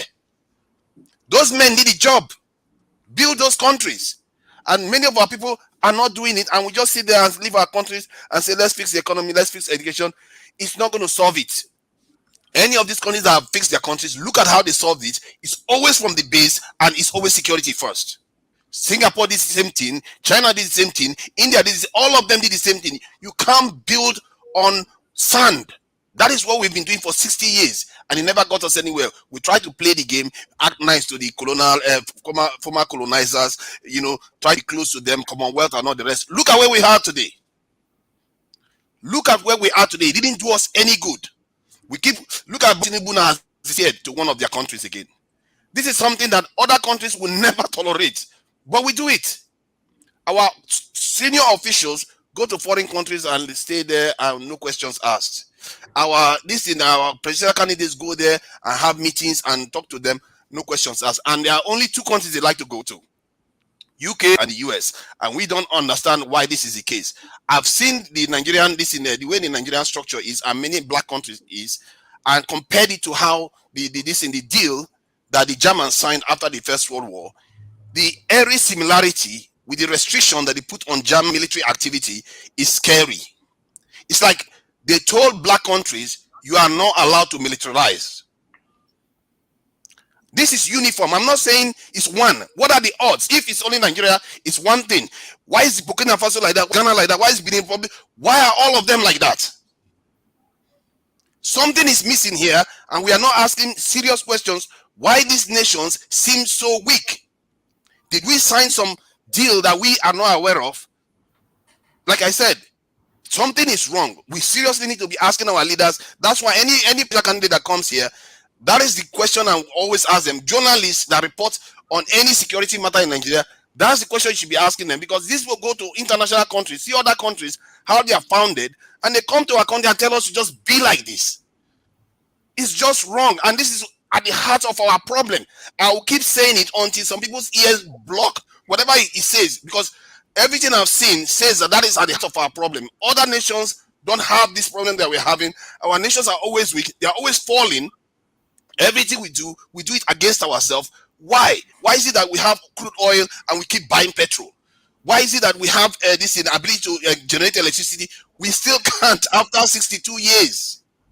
It's just, the whole thing is mind-boggling. Thank you, forefathers. I'm saying it. We have to go at the heart of the problem. And if you keep going round and round and talk about electricity economy, it's not going to work. You have to go at the heart of the problem, and it may make us unpopular around the world. So be it. Black nations are waiting Nigeria, because Nigeria is the largest black country in the world. Other groups around the world, the Indians have India, the Chinese have China, Asians have China, the Europeans have America and NATO. What do black people have? Only Nigeria. And we just sit here and leave our continent undefended, completely undefended. We can't live like this. Our men, you people are the ones responsible for this problem. I don't know why we are asleep. Thank you. It's a problem. Thank you so much. Thank you. People are wondering whether they changed the channel. No, you are still watching Have Your Say 247, and this is Saturday, Independence Day in Nigeria. We love to have different Somebody's telling me to stay on topic. I don't care about staying on topic. That topic doesn't work. We've been having that topic forever. It doesn't work. We have to face the real problem we have in, because the real problem that is plaguing us, that is at the heart of our problem. We can sing around. That weakness is going to keep killing us. We are not going to get out of this problem, because I would do the same thing to us if I was on the other side. I would do the same thing to us. Thank you, forefathers. So it's very important to remember that we wouldn't have Tinubu talking about abado and corn and cassava if somebody did not ask him, how are you going to pay for the soldiers if you hire them and hire 50 million soldiers? You have to feed them. So that was what brought up the abado thing that we're enjoying now. And so we appreciate you, forefathers, every time, anytime you join us. It's very important that we have multiple lines of thinking and ideas. And so let me see. Is there anybody that hasn't said anything in a while? Hold on. Prince, let me go to Prince. I will come to you, CM. Prince, go ahead. Okay. Thank you guys once again. Pretty much, forefather, yes, you nailed it. You did hit the nail just right on the head. But then, before I get into what you are saying, first and foremost, I wanted to bring it to our attention. Shouting at each other is not gonna solve the problem. We are here to educate ourselves. We are here to learn from each other. When I'm saying that, I'm not particularly talking about forefathers. I'm talking about Omorui that came in at some point and shouted about how it is, show already, show already that, show already this. To tell you the truth, in the beginning, I'm a Democrat, right from the beginning anyways. In the beginning, I have supported Showore. When he kind of like competed, participated in I think it was the 2019, I was strongly behind him. Because I felt that he was gonna build a coalition of other parties. But what did we get? Him quarreling with ladies. This lady said this, that lady said this, money did this, money did that, and all that stuff, which was very, very disappointing, especially for somebody like him. Another thing I wished he had done is, when you lose an election, you go back to the drawing board and think and say, okay, this is what happened. This is what I'm gonna improve on, and this is how I'm gonna be next time, when I try to vie for any position. For me, Showore needs to go and become a local government chairman in his local government, or whatever you call it. Let him start from there. What is his qualification? Just because he was an SUG president? Okay, Prince. That's it? Prince, thank you. Thank you so much. I don't know where to go to now. I don't want this to be back and forth. Yeah, so he mentioned my name. Can I clear one thing? Okay. He mentioned the more. Dr. Emilio Con. Amori, go ahead. Please, I want to let you know that I wasn't shouting at anybody. That's the nature of my voice. So maybe you meet me for the first time. I'm not angry. I'm not aggressive. I think I'm the most gentle man on the platform. I wasn't shouting. I wasn't yelling. That's the nature of my voice. Having said that, wait, hold on. I thought that was Jude. Okay, sorry. I'm just kidding. That was Prince. Go ahead, Amori. Okay. Yeah, this is the same. People, I don't know what they hate Showore for. You just give a dog a bad name in order to hang it. in 2019, the same accusation when he back off from the purported merger or alliance. He went in there for the first time. He discovered that they were not sincere. He suspended the foul play and he backed out. The same people you wanted Showore to merge with 2019. If I may ask you, Prince, where are they? Most of them are either in PDP today supporting Atiku, others are in APC supporting Tinubu, or they are simply nowhere to be found. Showore is not a dumbass. It's not as stupid as many people think. People think the only thing Showore has going for him, he was just being an SUG government. Even then, it wasn't even easy to confront IBB and Abacha's junta. So don't just come here and compare Showore to the level of a local government chairman. When he's even better than your Buhari you have today as your president. He's better than any of them running today. I mean, it makes me feel so disappointed. It's very disgusting and disappointing when people just reduce your word. Sometimes they tell you he's jealous, he's selfish. We are the people that are actually selfish. Pick up your dictionary and look at the real meaning of selfishness. A man that has been fighting for you for more than, he's about 52 years old. Out of that, he has fought for you for more than 40 years. You are here condemning him, he should go for local government chairman. Some other people will tell you, let him go serve from councillorship. I mean, I don't get it. Please, let me land my point. Can I land my point, please? Can you let me land my point? Amore, finish, yeah. Oh, if you ask me to compare Showore with Buhari, who was your best in 2014, probably you will go for Showore. Is Showore not better than Buhari? Was he not better than your Jonathan? The young guy you have against Showore is exposing Jonathan for who he is. I'm from the Niger Delta. Jonathan is my brother. I'm a Christian, I'm not a Muslim. I'm not from Kano. Jonathan's government was corrupt, it was corrupt. And Showore, he would have taken the other side and be accepting a brand envelope. He opted not to. He stood for the truth and exposed the evil in God and the corruption in God, Jonathan's government. Is that the crime he has committed against humanity? For Christ's sake, let's be kind, let's be fair to this gentleman. You talking there cannot leave your wife for 1 year without seeing your family and your children. You talking there cannot, you cannot take your risk, being in the same detention, being in that country, contesting, you saw what he did to former chief security officer to Abacha recently. He's bold, he's courageous, he has been consistent. No matter how you try to blackmail Showore, those are the things you cannot take away from him. Thank you, sir. All right, thank you so much. Hold on. No, yeah, I know. I'm really concerned about people who have abandoned. It's me. Ovie, come on. Yeah. Okay. Ovie, you are next.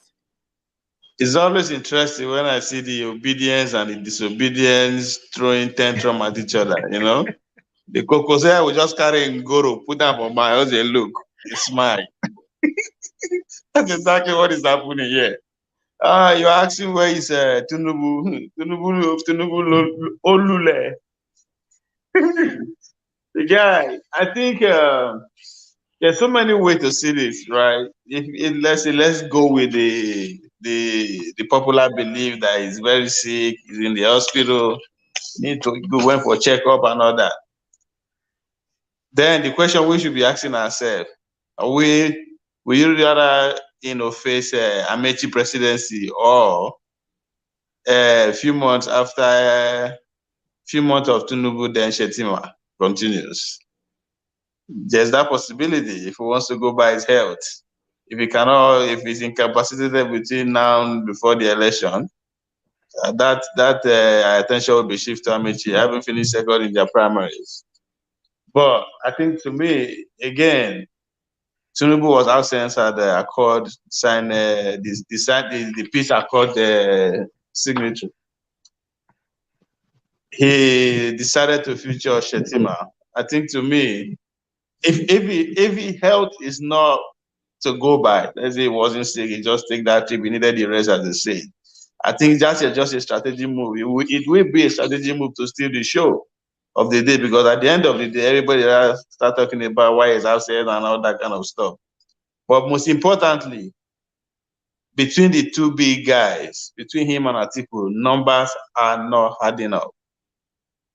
They are finding it very difficult to have a head wave in the north, especially Tinubu with all these signs that are coming from the presidency, that the executive are not, when I mean the executive, I'm talking about the Malami and the rest, are not necessarily in support of his candidacy. What happened in Yobe with Malami losing out of the, there's a parallel line, the connection between Tinubu there. There's allegation that Tinubu is the one financing the other guy at the other end.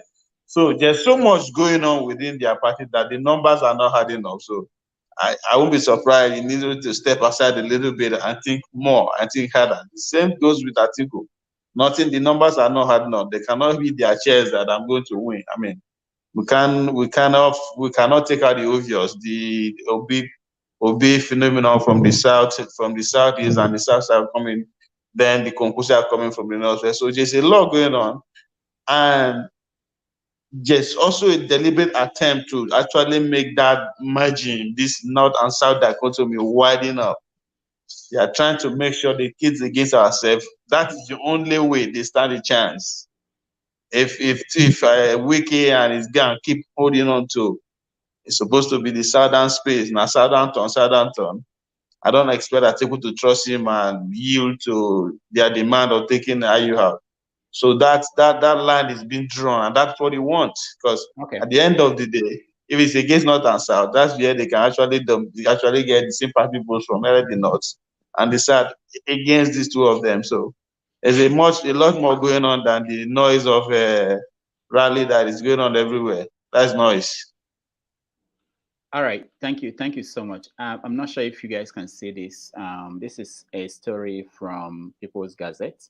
The New London photo of Bola Tinubu and then what they think it implies. The politics is vicious, and there are people who feel that the health of a candidate shouldn't be something that we should all be concerned about. But of course, we've seen what happened with Buhari and his tenure in office and how his health impacted what he was able to do. So I want us to, while we discuss Tinubu and where he is, I want us to try to address some of these concerns. Okay, so let me go to Paul. Paul, you are next. Okay. So somebody asked because Showore was an SUG president. If you don't know, Showore went to Columbia to do his master's. And if you don't know Columbia, because everybody know Harvard, Columbia is part of the 8 Ivy League universities, among 17 best universities in the world. So Showore is that educated, and apart from being educated, he's a smart guy. You understand? The offer he throws out every other day, it's something you will be forced to reckon with. You understand? We embrace it. That does not mean that Obi is not saying the thing. I today, if I'm in Nigeria, I will vote for Obi. Like I said, it's politics, because Showore is losing it, and he understands most of the people that support him today. These are the people that is gravitating to Obi. That's why Showore is playing politics. That's just it. But telling me about Showore, who is Showore? Showore is very, very educated. He is smart, and he's not corrupt. Showore has all it takes to be corrupt, to make good money from media, from the likes of Sarah Reporter. I've been following Sarah Reporter from a very long time. We know what Sarah Reporter did, even though during the time of Jonathan, you understand, he threw a lot of light in the time of Jonathan. And the same thing, and sometimes some of us don't really understand. Omoyele Showore is an Ijaw man from Ondo State. He has all it takes to enjoy Jonathan's government very well, if he's thinking to go make money in politics. And if you want to play politics by tribe, he will use that same thing, that Jonathan is his brother, because so many people see him like a Yoruba man. But he did not do that. You understand? If Jonathan did not fail us, we will not opt out for Buhari.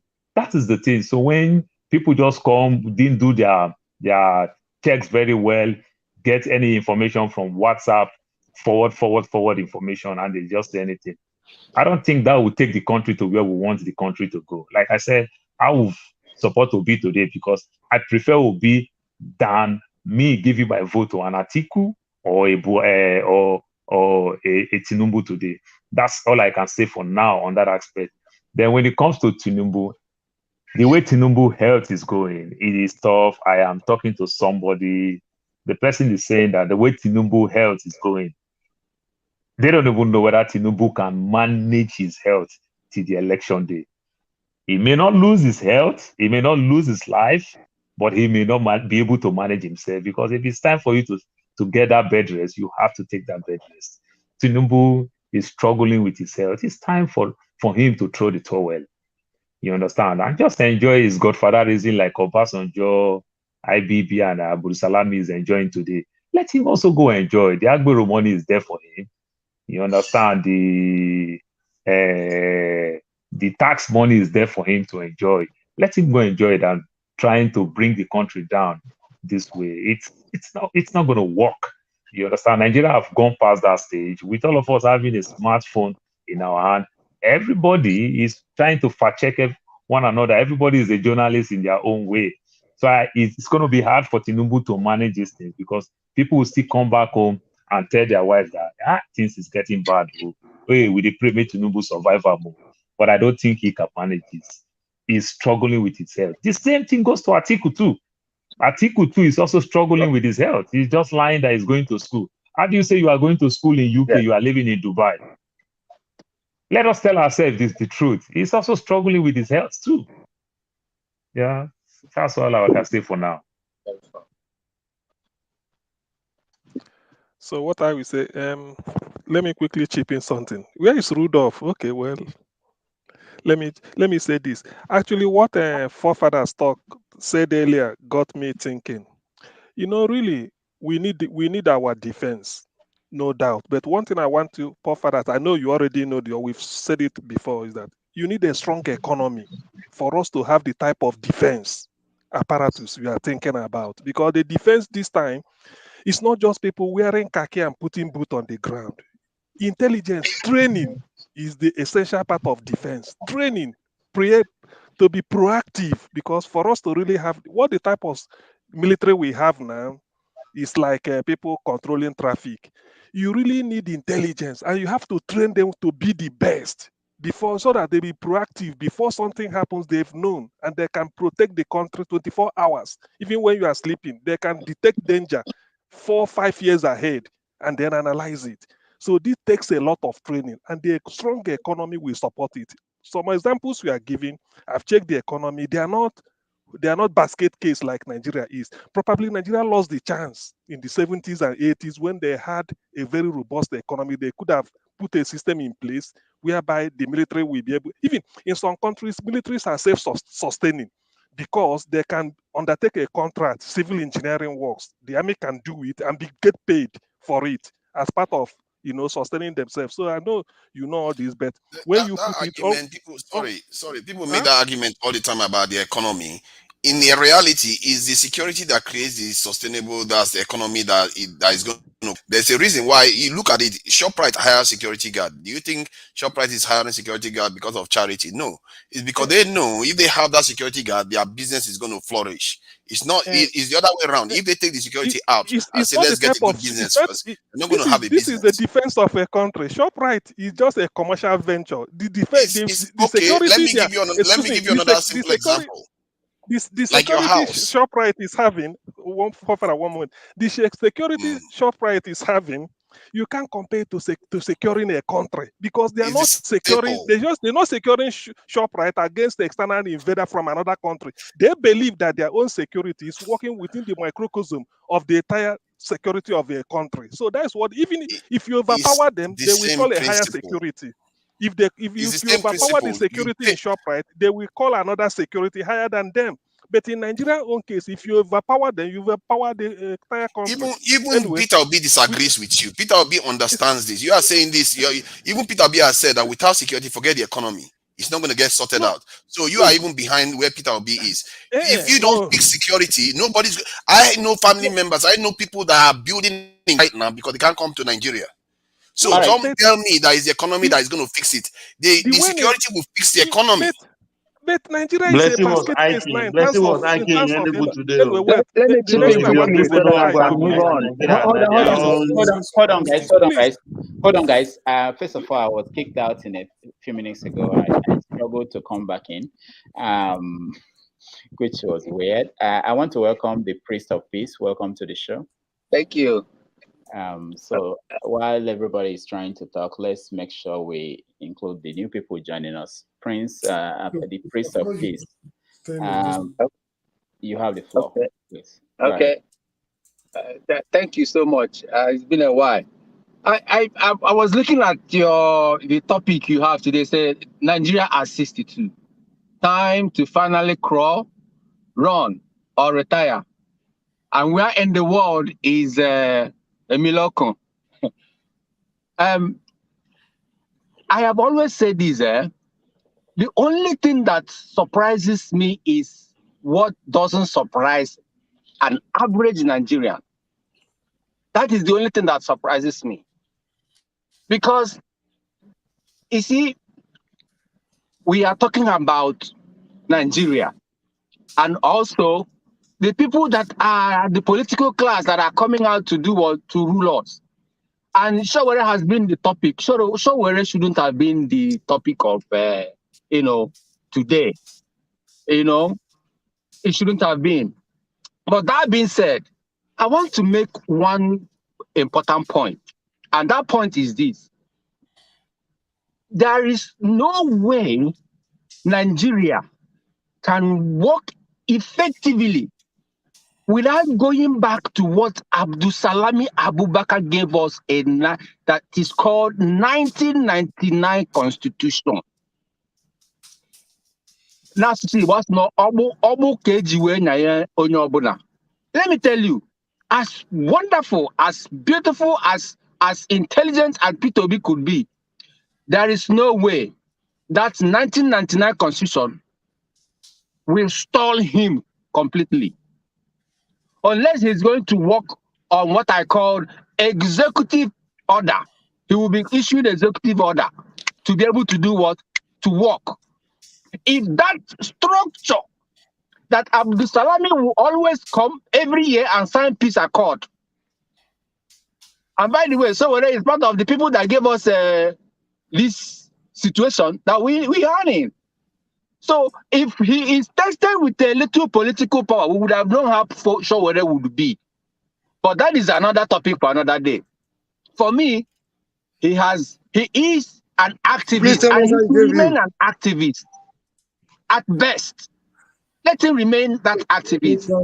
We have seen people who have been tested in political power and we have seen what they have done. So, but we know that we are going to crawl 1,000 miles backward if we have Atiku there.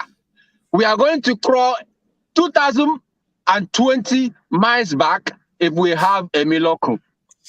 P2B will stall as well.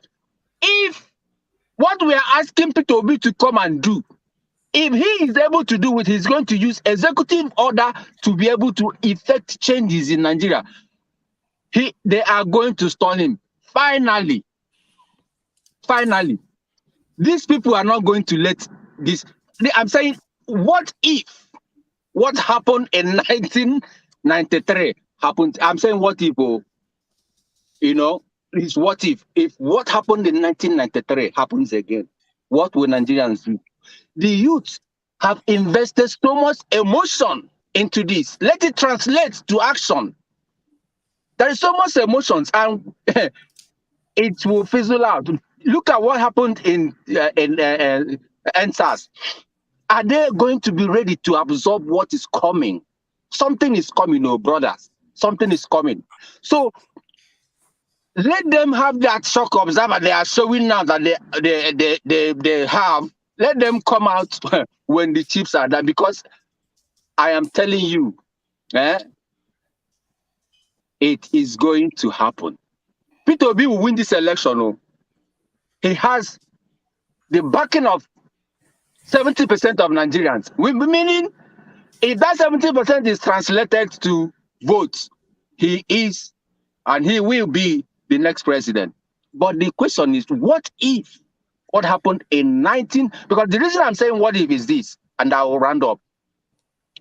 The people that brought in this Emiloko and his brothers, what is his name?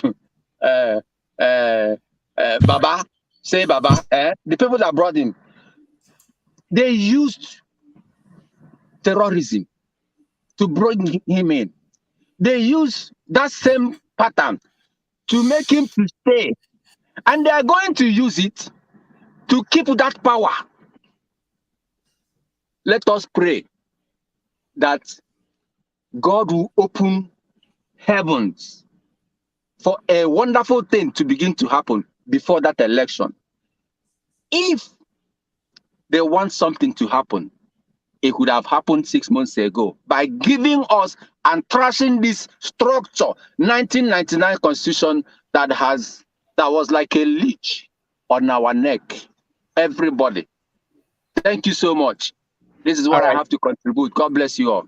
Thank you, the priest of peace, for joining us today. I want to mention that I read the comments on the comment section, and I do appreciate everybody who is writing, and it's part of the conversation we're having. Someone said something that I think is interesting. ASD was saying that that this is NSAS, the movement that is going on is kind of NSAS, that is part 2.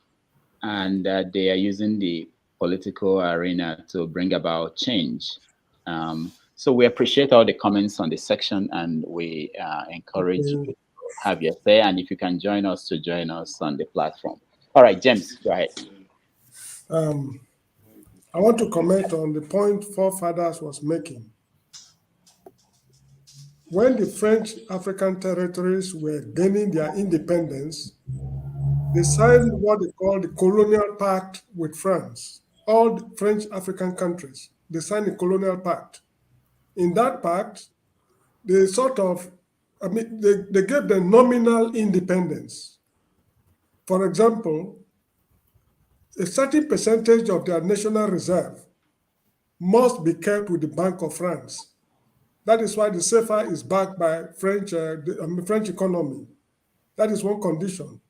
Secondly, their military must be securely tied to that of France. That is why virtually all African countries today, the French people have military bases. Even right here in our backyard neighbor, Senegal, Ivory Coast, they all have military bases. That's another point. Any mineral resource found in any French African country, the exclusive right to mine the mineral must be ceded to a French company, unless there is no French company interested before any other country can vie for it. I remember there was a time I went to Senegal from the Gambia for something. So I decided to use the opportunity to change my glasses. When I went to the optician, they did everything and settled everything. They told me the price. Now, it was time for me to pay. They said I should hold on and come back in 2 weeks' time. I asked them why. They said by law, it is only a French company in France who can dispense glasses to anybody in Senegal. So this is the situation.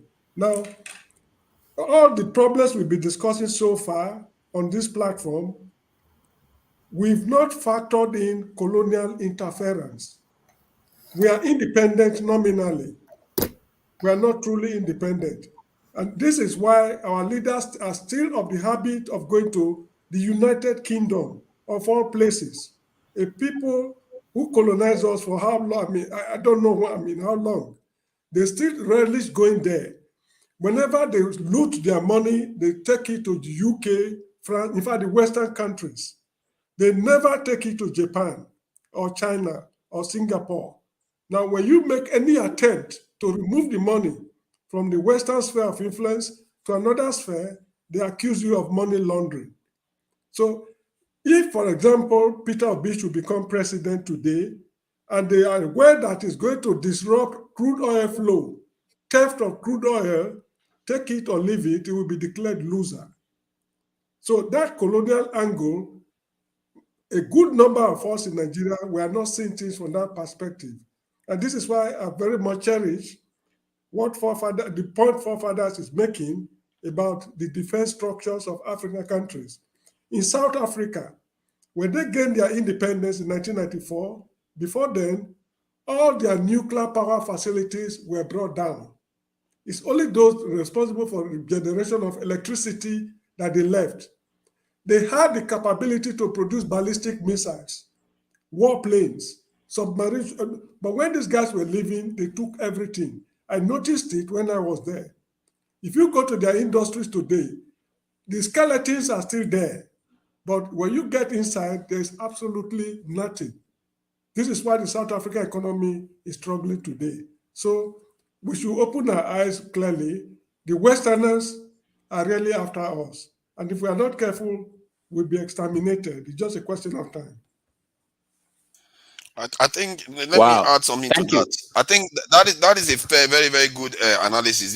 You see, he covered the French side. I don't know what our own English speaking side signed up to, because if you people, you see, CM, what sometimes it really infuriates me, because this is a serious problem.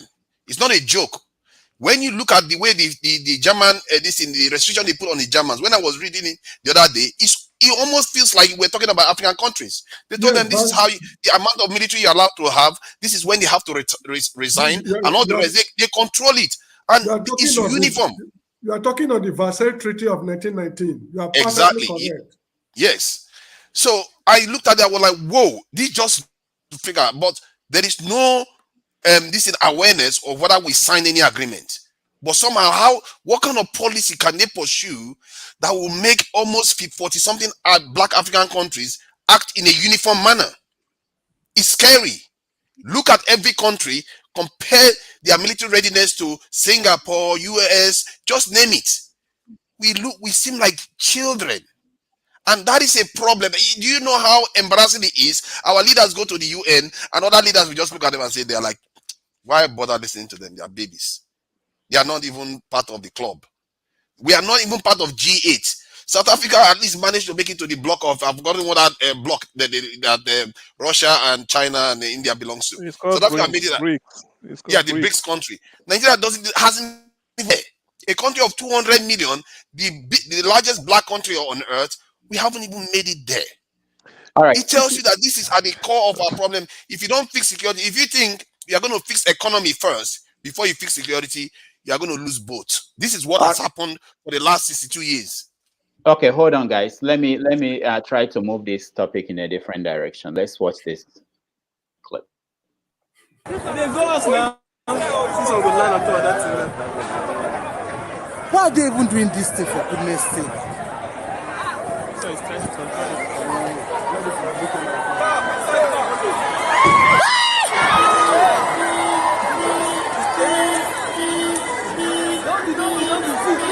Oh, I wish I was the one that captured him. I didn't know where he landed. On the tree. See the parachute, seal up. Wahala dey o.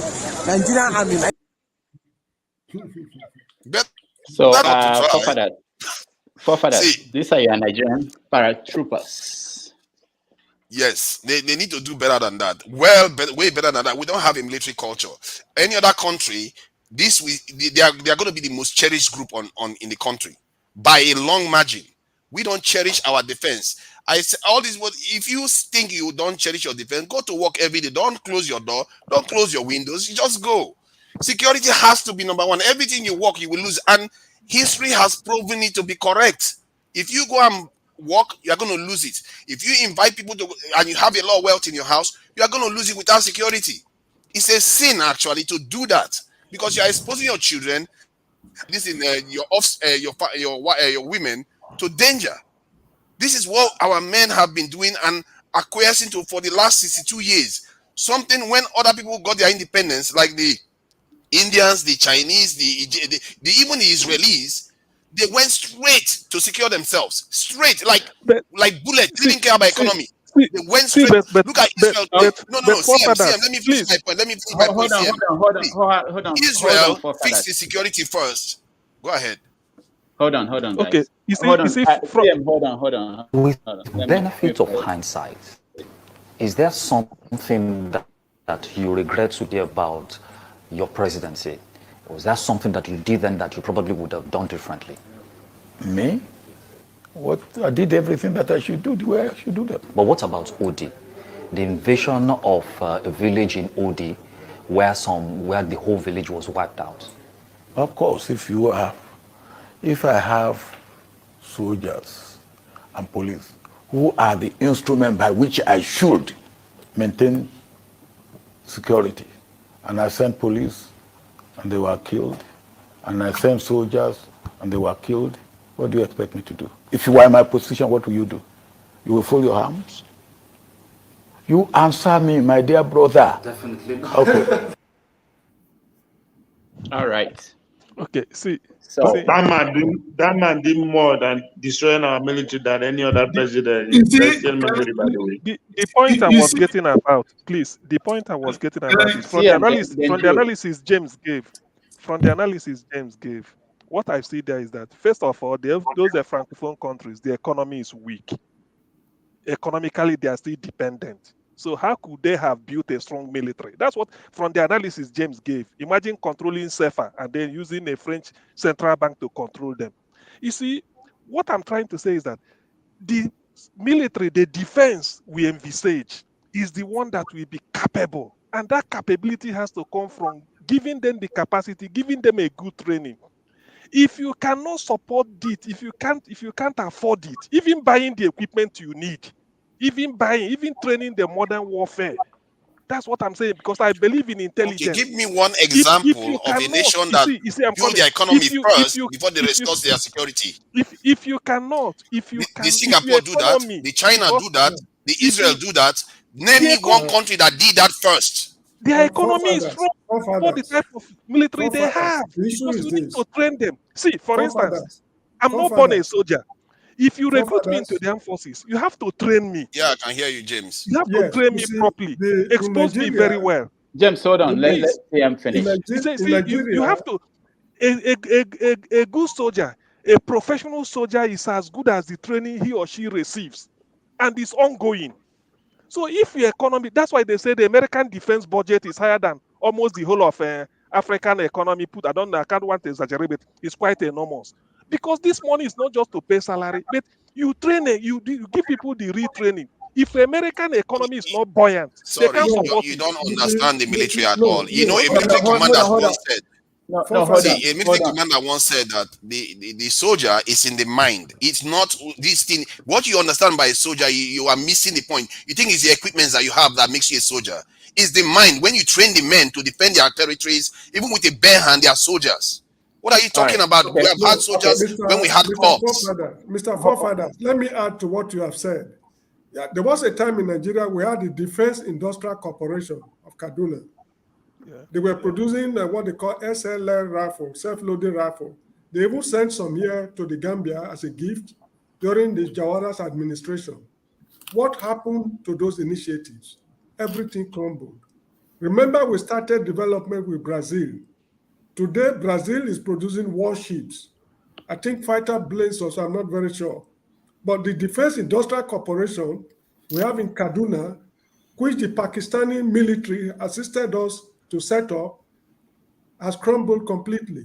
So as long as, you see, there's something going on behind the scene, which forefathers has correctly linked with what happened, what kind of document did we sign at independence. These are things we must investigate. All right. Thank you. Jude, go ahead. I know I've told you that you come on. Go ahead. Just the picture you just showed us about Obasanjo, the question they asked him and he couldn't answer. He answered, he asked the journalist back. You know, that's portrays the point I was making earlier, that leadership is not more of how many years you have been in the corridor, you have been whatever, you have been in the political arena. No. To be a good leadership, you must have that sense of doing the right thing. Okay? The willpower to do the right thing and to execute righteousness and judgment upon the land. Obasanjo cannot tell me, even all of us that I watched that video, cannot tell us now that that action that he took to wipe out a whole city, a whole town, Ubi, because according to him, to justify that, he sent military, he sent police, they killed the police. I don't know the number. He sent military, they killed the military. I don't know the number. Therefore, he now has to wipe out, including children and women. Were they the people that killed the police? Is that a man? Is that a good leadership skill? In any Western world, can any Western world, all of us live in the Western world and advanced countries, can any government in any world, anywhere all of us have lived, do that kind of a thing? No. Where is the intelligence? Like what the professor is talking, TM, why he could have gone to investigate to find out those who did that and then hold them responsible. Not going to wipe up a whole town and then tell me that is enough reason and that is correct. And his pampering is, in other words, beating himself on the chest that he did the right thing. That is not a good leader. That is not. The reason why Nigeria we can never get it right is that we have had leaders that, one, they don't have the interest of the people at heart. Number two, they are very callous. Before they even come to the leadership arena, they have already sold their hearts to Satan, to different occultic groups and the other. That is why they are devoid. Their heart is completely stripped of humanity, human empathy, human feeling.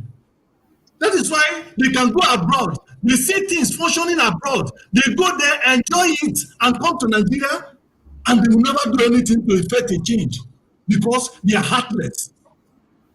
But an empathetic leader will go to abroad, and when he sees good thing, he will bring it to his country because he wants his people to enjoy it, just like the man in Dubai. When they were interviewing him, they said, "Why are you rushing in all this innovation and everything?" You know what he answered? I'm sure some of us must have watched that video. He said, "I cannot wait for my people to enjoy good things." I'm not quoting him to Babatin now, but this is exactly what he was talking about. He said, "I cannot just wait for many years for my people to be able to enjoy." That is the kind of leadership. That man, I believe he didn't go to the school of leadership training or what. It's a matter of empathy. Okay, ability to execute righteousness and judgment, ability to do the right thing at all times. It doesn't matter who says it's cause. And the reason why Africa will remain the way it is that we have had leaders in Africa. Number one, like I said, before they even become leaders, they have already sold their soul to Satan, to demon. If African people, leaders come together and say enough is enough for all this grief the Western world have on us, the former colonial master has on us, we are going to fight and liberate ourselves from it and make sure we provide our people the good things of life. Who are the Westerners to come and fight them? No. Okay. Dr. Damages, can I quickly, I'm sorry, can I quickly say something to that video? There's something I want to add to that video that you may not have ever been aware of. I know there's a John Abern, please bear with me. So I went to Air Force Primary School, Kaduna, and I'm very much aware of what Mr. James was referring to, the DIC. I think they changed the name slightly at some point as well.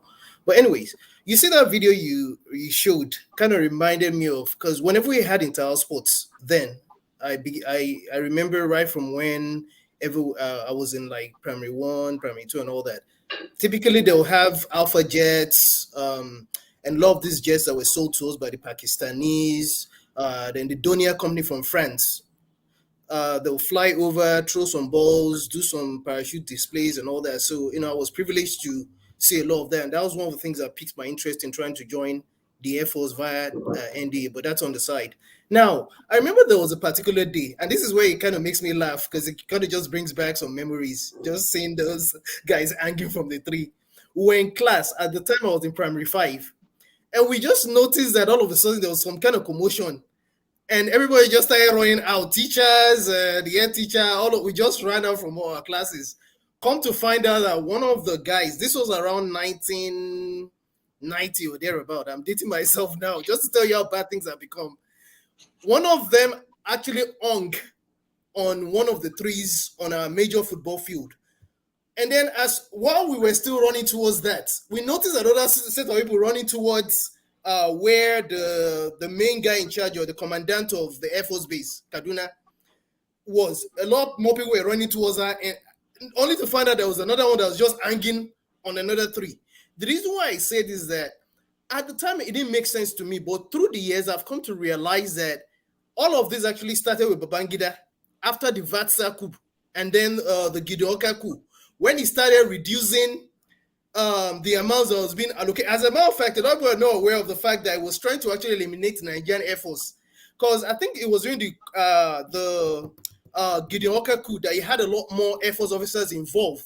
So that was how he started reducing the funding, especially to the military generally, and then to the Air Force in particular, to the point where we came down to almost, I think, about less than 6 or 5 working Air Force aircrafts. Recall that that particular aircraft that crashed in Ejibo, that had a lot of those senior officers, was one of the aircraft that shouldn't have been flying in any case. There's a lot more stories to it that, I just have to point that out. That it just reminded me of that period. All right, thank you. So this is what we're going to do. No, forefathers, no, please. We have new people and want to get them involved in the conversation. Also, I want to let people who are. Please, let me just say 1 minute and leave. Let me just say 1 minute and leave. I like people who want to leave. I want people who want to don't leave. leave until I Don't talk. worry, I'll call you. I'll call you on phone when you leave. When you leave, don't leave until I talk. Okay, Paul, say something. Doctor, Yeah. Those soldiers, let us go find out how much they allocate for that drill that didn't work very well. You will be shocked. the amount they allocate for that drill that become Tom and Jerry, that they are running at a scatter, you will be shocked. That's all I want to say. All right, thank you. Thank you so much. We'll see you next time. Janaba, are you going to? Forefather, I have a lot of respect for you. I think you have a lot of history, and I like your way of your own view of life. You are deep in some ways, but if you don't have a good economy, there's no way you have a good military defense. So the notion that protection of Nigerian or any other territory comes first before, let's look at Dubai, for instance. Dubai, it came from nowhere, and they built a very fantastic country that attracted to the whole world. Even Americans are going there to invest. It's because they have the money and they use it well. Nigerians have the same thing before them. Were able to utilize it and make the most out of it, and now make it the attraction of the world. James also have a good view, in my own understanding, but the notion that Demis will take a swap at me saying that it's dead on arrival in the last comment he put on.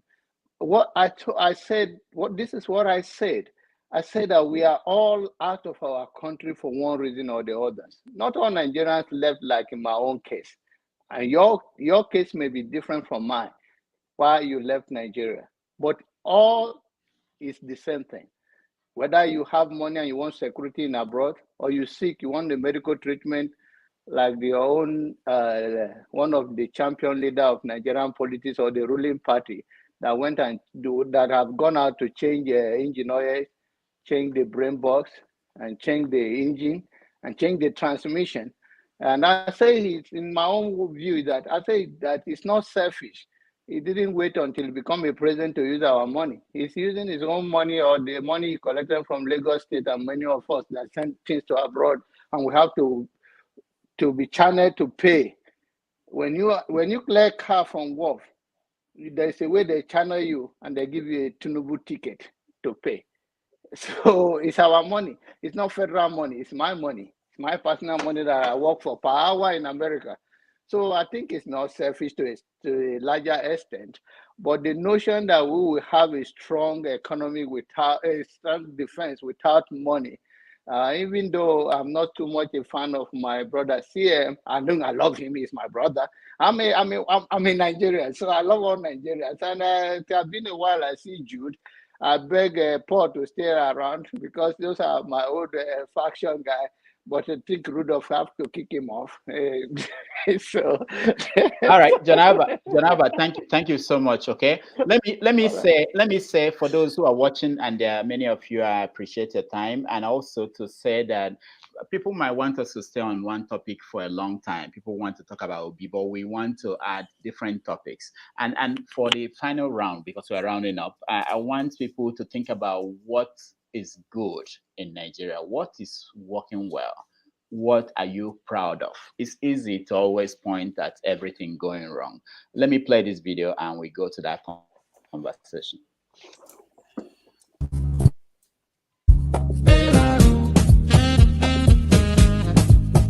Wake up.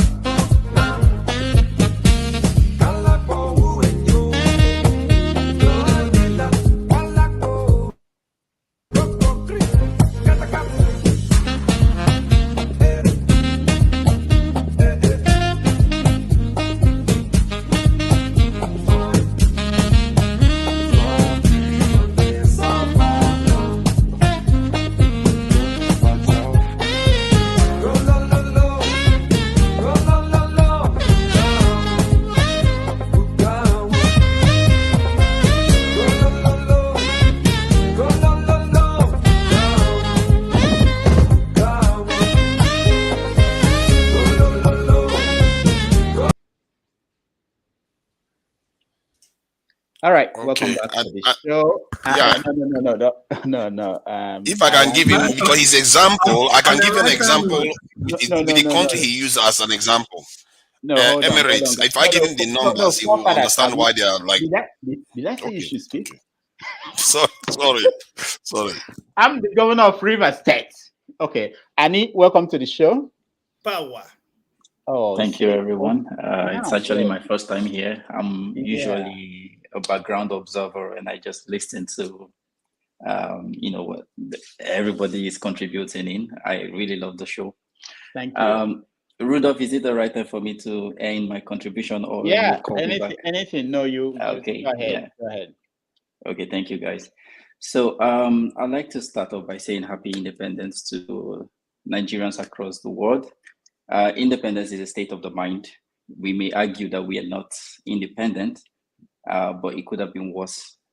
So having that in mind, I would like to say that for Nigeria, as an example, the reason why things are not working is not really just about the government. It's about the mindset.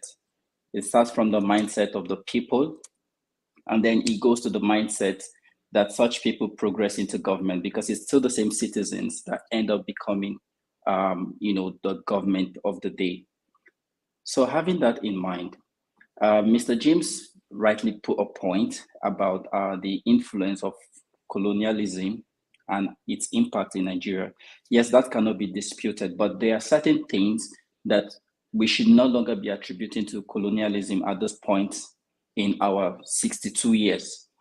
There are countries which got their independence same time as Nigeria, but they are doing far better than we are in certain ways.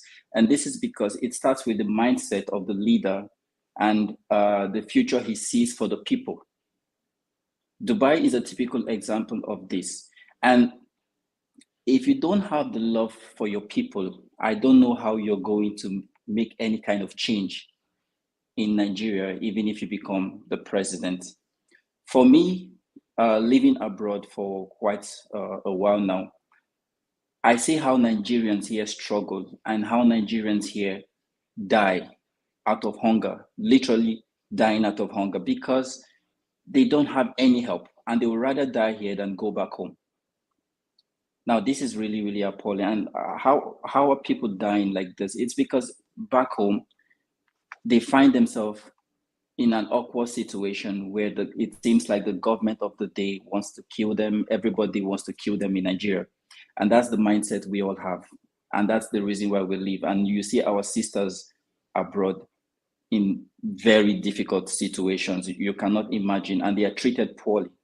Now, having this in mind and going back to the election of 2023, which is just around the corner, I'd like to say a point that, sorry, I have to talk about Showore in this, but I love Showore. I have a lot of the admiration for the young man, and I really wish he could be the president. But the thing about it is it's a collective effort to change in Nigeria. The fact that one person does not become the president doesn't stop you, from supporting the person who can cause the change. And I'm in support of the obedient movement. And the reason why I support this is because this is the first time in the history of this country, other than the time of Abiola, where people actually come out in their masses to speak about one point. The last time we had this kind of movement was during the NSAS. And this is usually good for leadership. And it is good for leadership because you have the people wanting to be a part of the government. The usual knowledge I had about Nigeria is, election is none of my business. Let them do what they have to do. But this is the first time people are actually coming out to want to be a part of this government. And if Obi should win the election, having this kind of crowd, it simply means that this same crowd can match into the Aso Rock, and be able to make demands in government. And this is something we've never seen. Not to take too much of your time. Thank you so much. Sorry for stopping you. I wanted to reframe the question for you in what you're saying, because you're not the first person that said this today. Are we saying that during the last election in 2015, we didn't see this kind of people coming out to see Buhari when he was campaigning? If not everywhere in the country, but at least all over the north. I'm just throwing this question out for people because we kind of make this look like it looks as if this is the first time we are seeing people come out to support a candidate in these recent times. Yeah, thank you, Rudolph. Yeah, go ahead, Danny. Yeah, in answering that question, it's definitely not the first time. People would always come out in their masses during election times, but there are reasons why people come out at different times. If you look at the political system in Nigeria over time, you will see that people used to come out in their masses as a result of political play, where the elites are in control of the situation and the reason why people come out. And people only come out when those people are around. And they're only coming out because of what they can get from this government. In the year 2015, I was privileged to have been around during these election times, and I see how people queue up at a particular line, either to get money from that line or what they can achieve from it.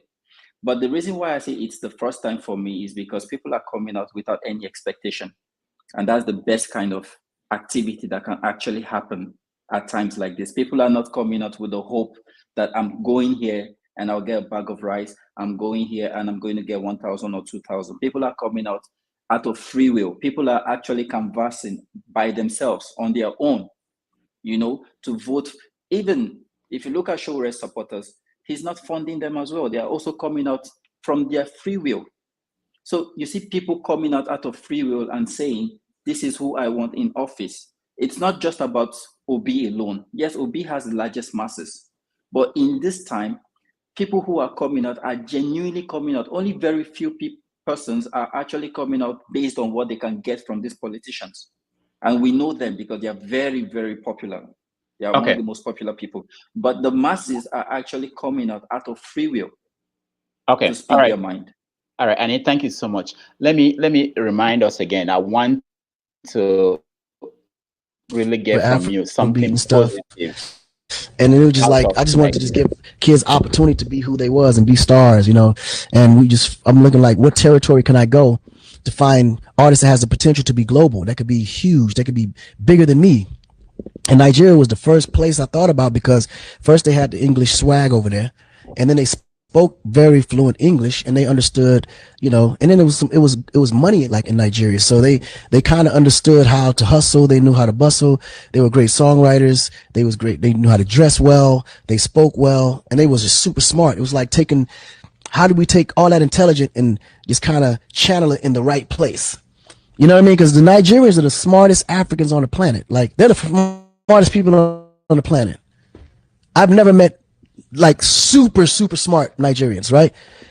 I just felt like sometimes the knowledge just went into the wrong areas.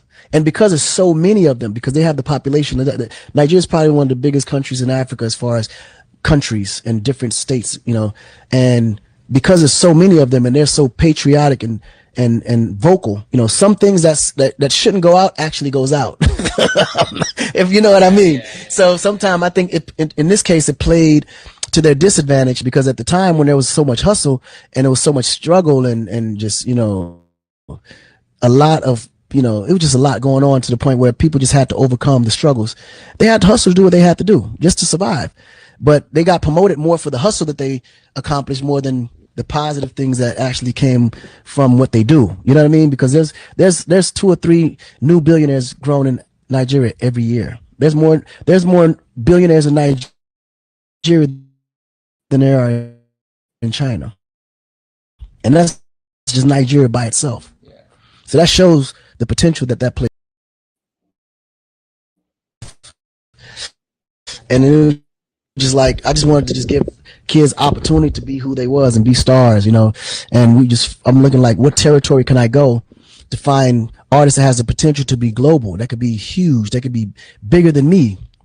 And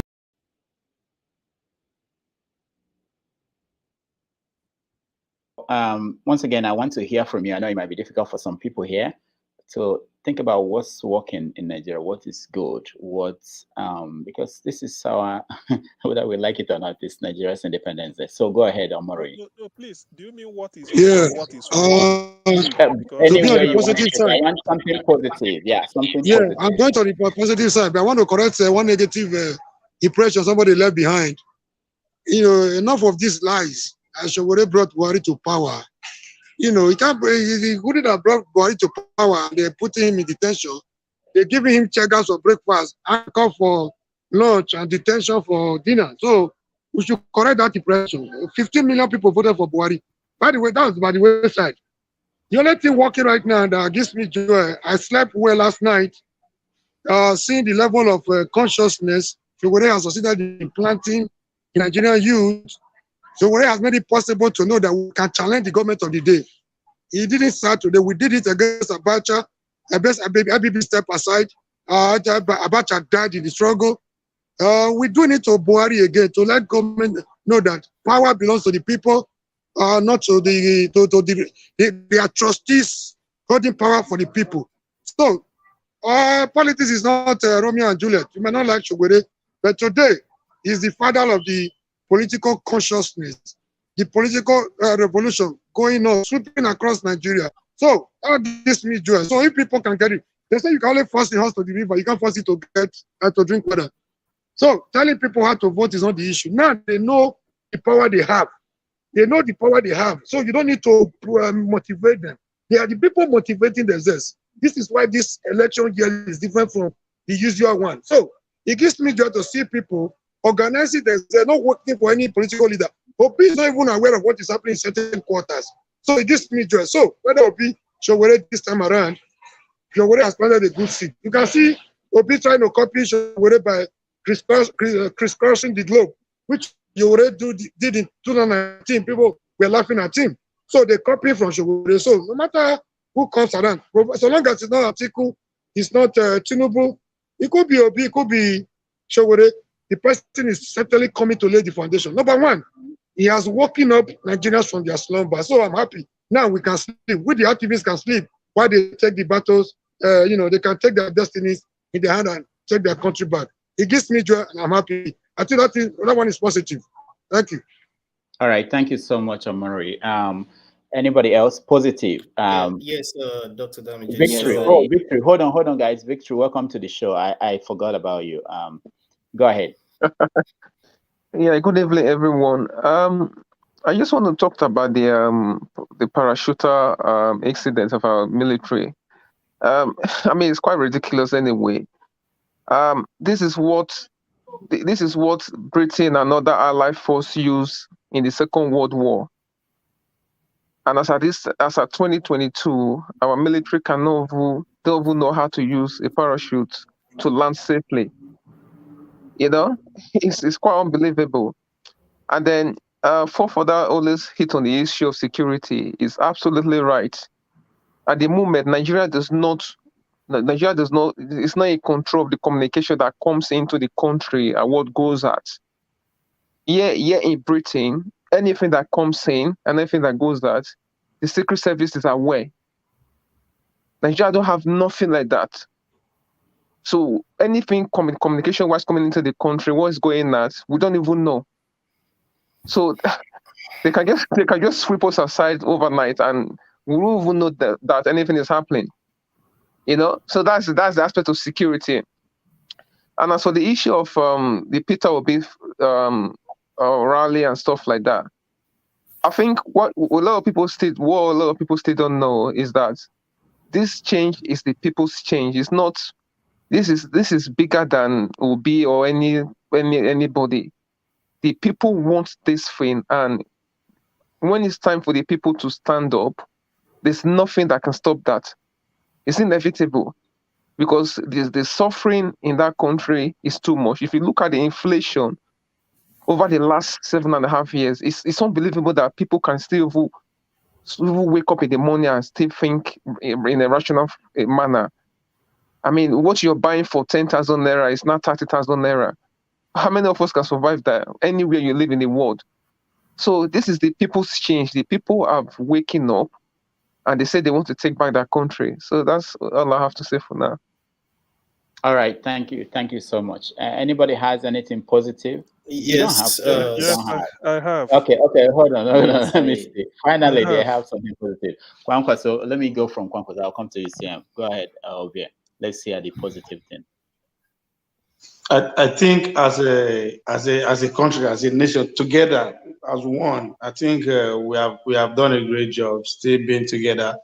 I mean, one can argue that we have a civil war once, but for 62 years we've been together, and it shows that if we can actually just look inward and get our house together, we can live together very happily and foolishly. I mean, Toby winning the world championship, breaking the world records. At that moment, nobody think about, for a minute, was like, oh, Nigeria can actually be great. So for us to still be together, for somebody from the South to go anywhere in the North and still do business, or somebody from the North to still come down to the Southwest, Southeast and still do business, contrary to what they want us to believe at the country's chairman. I think that's a good thing about Nigeria. For so far, we are able to do that despite the poverty, despite the individual or everything that is going on within the country. But we're still going strong as one nation. I think we still have many years to go as one. So on that, I think we're not doing bad so far on that side. All right, thank you, CM. Yeah, can I contribute something, Rudolph? Hold on, to me, what is really working for Nigeria now, or the good thing I will say, is this obedient movement. Because for the first time, it has shown that somebody could contest for an office without giving people money, and they will pull a crowd. No matter, people can debate it. So I'm feeling that my hope is that let this trickle down by next year for all the states that will be electing governors. Let somebody from that state come out and people will say, look, we don't need your shishi. All we want is you. Because that is the effect we want. So because this is a way of demonetizing the system so that there's no more giving people money to come and vote for you. So if this obedient movement is anything to go by, it's one of the things that the positives I can take out of Nigeria at 62, that a new vista, a new consciousness has been unleashed on Nigerians, whereby you can now say, this is a candidate I want to vote for. I'm not taking money. I print my own poster. I do my own rally on behalf. Quite unlike what obtains before. Thank you. All right. Annie, go ahead. Yeah, thank you, Rudolph. So if we look at the positive things that are happening in Nigeria, there's quite a lot to be mentioned. One of them you just played. Our music has gone global. I can tell you that on the top chart around the world, I mean, you can't listen to any radio station without hearing some Nigerian vibes here and there. So this is something working for us. Our artists are really going far with this thing. And when you look at the world stage, Nigerians are breaking records left and right. So Nigerians as a person is working. Now, Nigeria as a country, where are we? I think that should be the proper question to ask, because these are individual accomplishments which Nigerians have been able to individually bring out of their personality. I mean, when you look at the likes of Burna Boy, you would always hear his music everywhere. He's making and creating impacts around the globe. But as a country, when you go on the world stage and you bring out your green passport, how do people refer to that country? You know, the functional part of it. So I think that is the part that we should look at. How can we make certain things work from a government perspective? Either funding those things that are working. For example, our music industry is really, really, really working. The Nigerian government can really do a lot to support these guys and even take it more global than it is right now, and still make a lot of, rebranding of the Nigerian situation from it. In terms of our athletes, they are really creating impacts. The Nigerian government can decide to stand by them, and through them, we can rebrand our economy, because Nigeria as a name needs rebranding, not rebranding in terms of changing the name, but rebranding in terms of changing how people reckon and look at these people called Nigerians. Because globally, we are known for certain things which we shouldn't be known for on a good day, things like fraud and stuff. These are things that we are popularly known for, as a country, and that's not the situation. So I think we should look at those things that are really, really, really working for Nigerians in terms of our entertainment industry, and see how we can rebrand those part of our economy and make huge impacts from them. Because I'm very sure that there are a lot of foreign artists who are very willing to collaborate with a lot of our artists back home, and we can make things easier for them by providing some level of security to ensure that these guys come in and are able to invest. I think from this part that are working, we can actually start to rebrand our name as a whole. Thank you. All right, one more, and then we go to what keeps you up at night. Femi, go ahead. Yeah, Dr. Rudo, let me take power from you like Wiki. So now, so Annie's taking that off me, but corruption is working, if I'm being cynical. But on a more serious note, I am a bit biased because I've been in the ICT space for a bit, and there's a lot of things that's going on between some of us here in the US and some of our people back in Nigeria. And one of the things despite the situation of power, security, and all the other myriad of problems we have, Nigerians are really showing up when it comes to ICT, irrespective of the situation. And that's in a way calls for celebration, despite sort of my personal pessimisms, especially when you consider the fact that for a company like Amazon to actually take notice and decide, it's time to, whatever the case, it's time to go set up in Nigeria. And of course, officially they're going to be starting.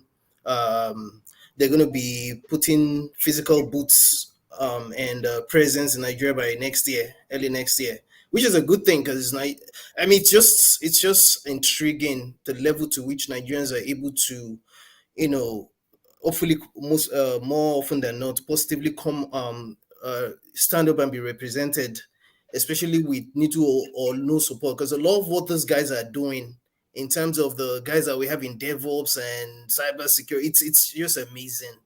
So I'll just leave it at that. So that's one thing that's working, irrespective of the fact that it's not like, just like Annie said, it's not as if there was a conscious effort by the government. It was the guys and the ladies that came out before you started saying Yemi Osinbajo, for example, trying to speak up ICT ops. I'll just keep it at that. All right, thank you so much. That's a very important point. I think we're doing well on that at that level. Who else? One more. Okay, let me just say something now, since nobody wants to say anything. Let me hear from Jude. After that, I will hear from Jude.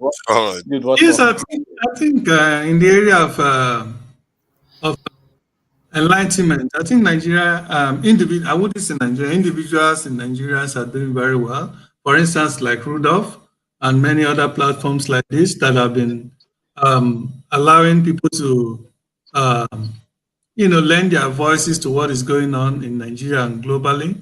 I think we are doing pretty well so far. Yes, and the area of IT also, Nigerian is trying, given this the situation, the ugly situation or circumstances around them, that everybody is doing doing something irrespective of their government not supporting them, or in fact every day the leaders continue to, rather than supporting and boosting those talents, they are rather doing everything to suppress them. So yeah, I would say they are trying, and Nigerians all over the world in their various fields, they are making a lot of impact. Especially in the healthcare industry, they are making a lot of impact, and those in the movies industry as well, they are trying their best as well. Here in America, there's hardly anybody that doesn't know about Nollywood or African movie, or even some of them even watch it. And people from other countries as well, they know about our Nigerian movie. And so in that respect, they are trying, and again, these are individual effort, totally different from Nigeria. Yeah, thank you so much, Jude. Forefathers, let me just give you the last word on this topic. Yeah, I wanted to respond to John about what he said about Dubai. You see, in 1990, UAE, which Dubai is part of, had a population of 1.2 million, but well over 80,000 soldiers. That means that one soldier has to defend about 24 citizens, while Nigeria is about 2,000. That is the foundation they built on. If you don't have a foundation that is secure, you're going to have instability. The examples are replete in African countries. This is why we keep seeing coups in African countries. And our soldier, what Obasanjo did with those soldiers indicates a military that is just defending themselves. They're not defending the people. They don't value their people. They're just there to defend the whatever agreement they have with the people that they answer to. Because you can't just go and attack your own people like that and kill them. What the soldiers are supposed to represent is to keep your people alive. Is to defend your people, to protect life, not to destroy all of them. This is the corruption, and this is part of the reason why we have a culture that don't like the military. Because we feel like they have abused us so much, we feel traumatized that we push back whenever we say we need to defend ourselves. Because these people like Obasanjo, they've created this tradition whereby our military traumatize the population, when it should be the opposite. They should be preserving life. So about good things. To make more money,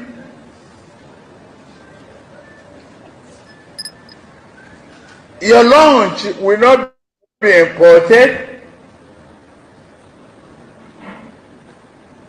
Cassava gari, the farmers will make money. The dinner will be cassava by a while. People look here. First me like Facebook. Na go see Lisa, na go say na chameleon. Time don't come for us to wake up. My people, it's not time for action. Yeah. No more talk. We know how. Yeah, leaders, we don't tire. This situation, we don't get you. Them say the way you lay your bed, now so you go lie on top. When you sell your votes, not poverty, you lay invite to make you shine your eye. Make you don't sell your vote, no shishi for bribe. If you talk, you say, and I talk, you say, no shishi for bribe. If you talk and I talk, and we all the time, you say, no shishi for bribe. No shishi for bribe. No shishi for bribe. If you sell your vote, sell opportunity, sell your tomorrow. You say good roads, good health, and education. They say the way you lay your bed, that's how you go lie on top. The They go try to bribe you with chichi. Make you know say your future watch easy. Them go surely take them back with profit. Now you go suffer. Suffer, Naija.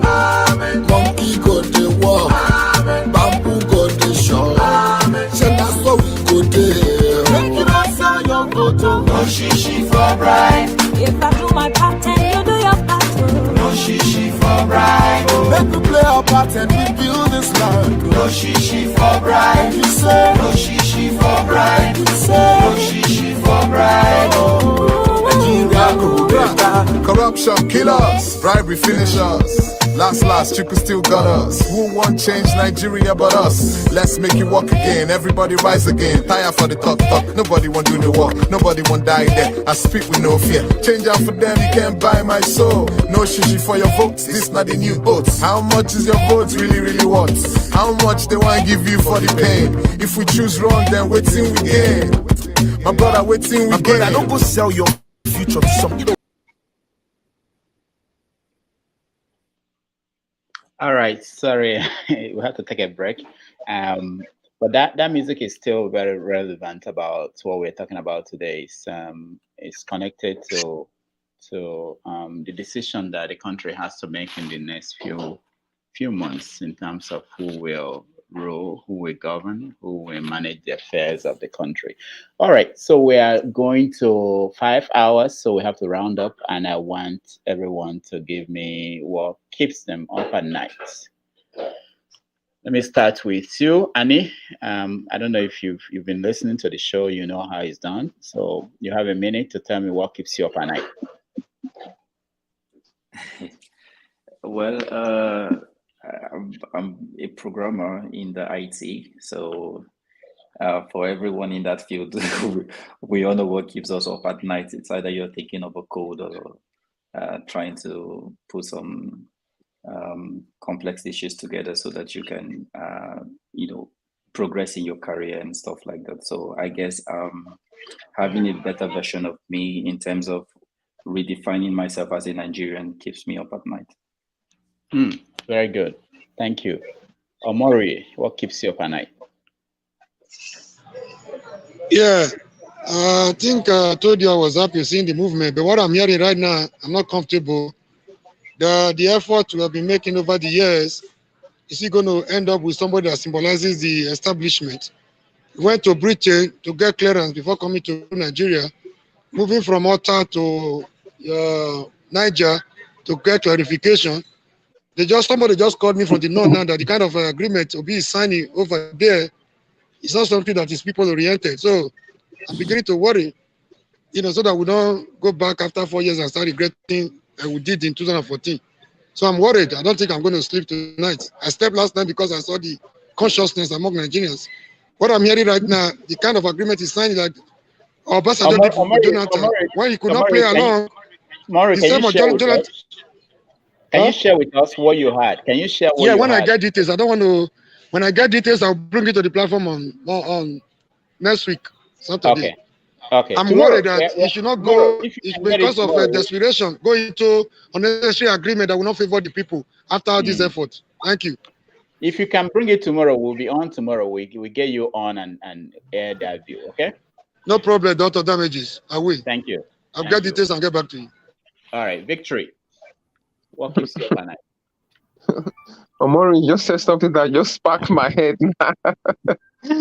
I'm thinking about, what happened in 1993, and somebody actually said it here on this platform. What about the massive people movements, and they say that the establishment in Nigeria say that there's no way they can maneuver this election, and they come up with some funny stuff, and obviously Obi doesn't take over.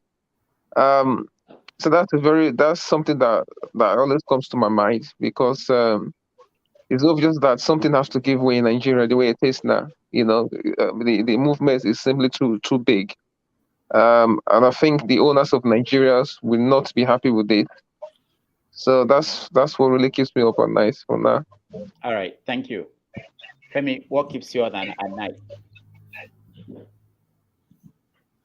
Yeah, so what keeps me up at night is basically again still down to things like our debts. Obviously, that's always going to be top it, and of course the extreme helplessness, and seeming poverty amongst a lot of Nigerians, and also the fact that I hope that what looks like the seeming awakening of a lot of Nigerians will be channeled towards actually critical mass of people actually going out to vote, who hopefully they consider to be the right person. I mean, that's not a choice for me to make for everybody, but we can only try to convince as many people as possible. But at the end of the day, I mean, it's not in my power. So basically, yeah, that's what keeps me at night. All right, thank you. Janaba, your turn. He's eating that budget. All right, let me skip you. I will skip you. Jude, you're next.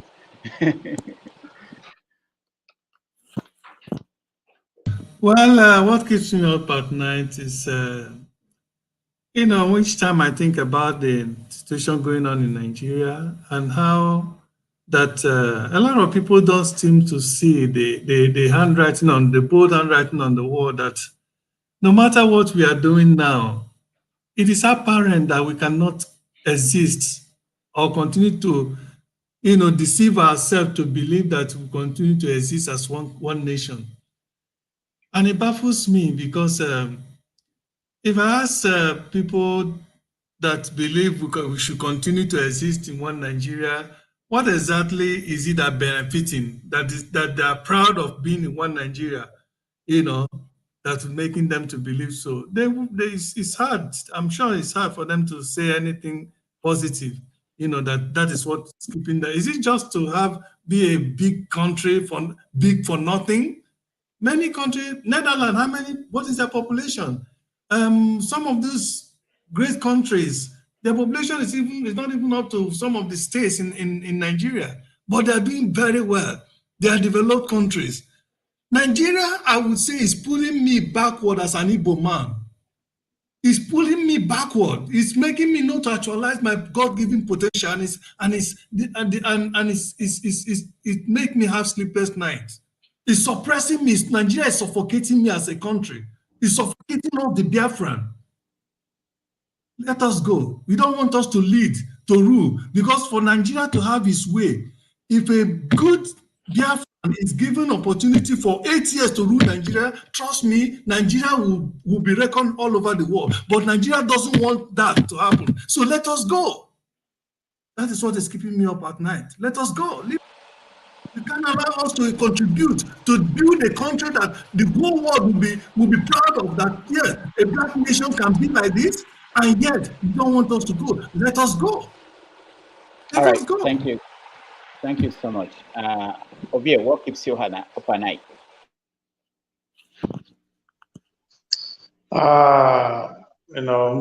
Planning a Concourse victory has been very tedious,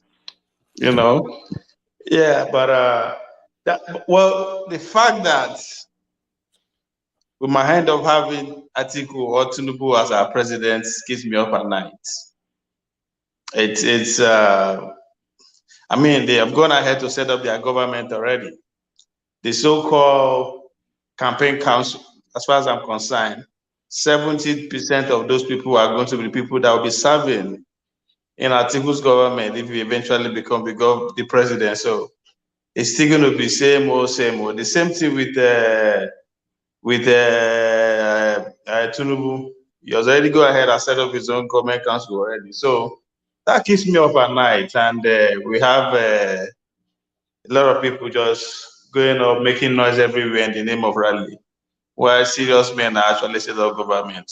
That's keep me up at night. All right, thank you. We'll continue with what keeps you up at night, but first let's welcome Adewale to the show. Adewale, welcome to the show. Thank you, Dr. Damages. We're rounding up. I know you. I've been trying to get into the studio all this while. I know. I was knocked out. I couldn't get into. So I noticed that like 20 people in the chat. When did that happen? I understand how difficult it is. So yeah, we'll give you a little time to talk. What's your impression? We talked about actually we mentioned we talked about Tinubu, or we tried to, but nobody wanted to take on that topic. Maybe you can help us. Where is Bola Tinubu? I know everybody's been looking for my uncle. I've been watching the show. Unfortunately, I couldn't get in. Why is everybody interested in knowing where Tinubu is? That's a good question. Why do we care? Yeah, start from there. Tell us why. If people don't care, why are they bothering us? So they should concentrate on what we have in hand right now. I guess first of all, I want to wish everybody happy Independence Day, including the IPOB, the Obedient, the Mayeshi Allah, the kidnappers, and everybody in Nigeria. I wish them happy Independence Day, okay? Because you have a point. If the British were in charge, there won't be Boko Haram. They should all be wished happy. I mean, everybody will be wiped off, right? I think it's that easy. Anyway, to be honest, I can see the passion in everybody. I've been watching everybody, talking about what's going on in Nigeria, and people talking about. I don't want to mention Obi today. The topic is not about Obi; it's about my uncle, which is the question is valid, but I look at the fact that why do people care about where Tinubu is? Number one, is still a private citizen. Then, secondly, even though the campaign has kicked off, but yet.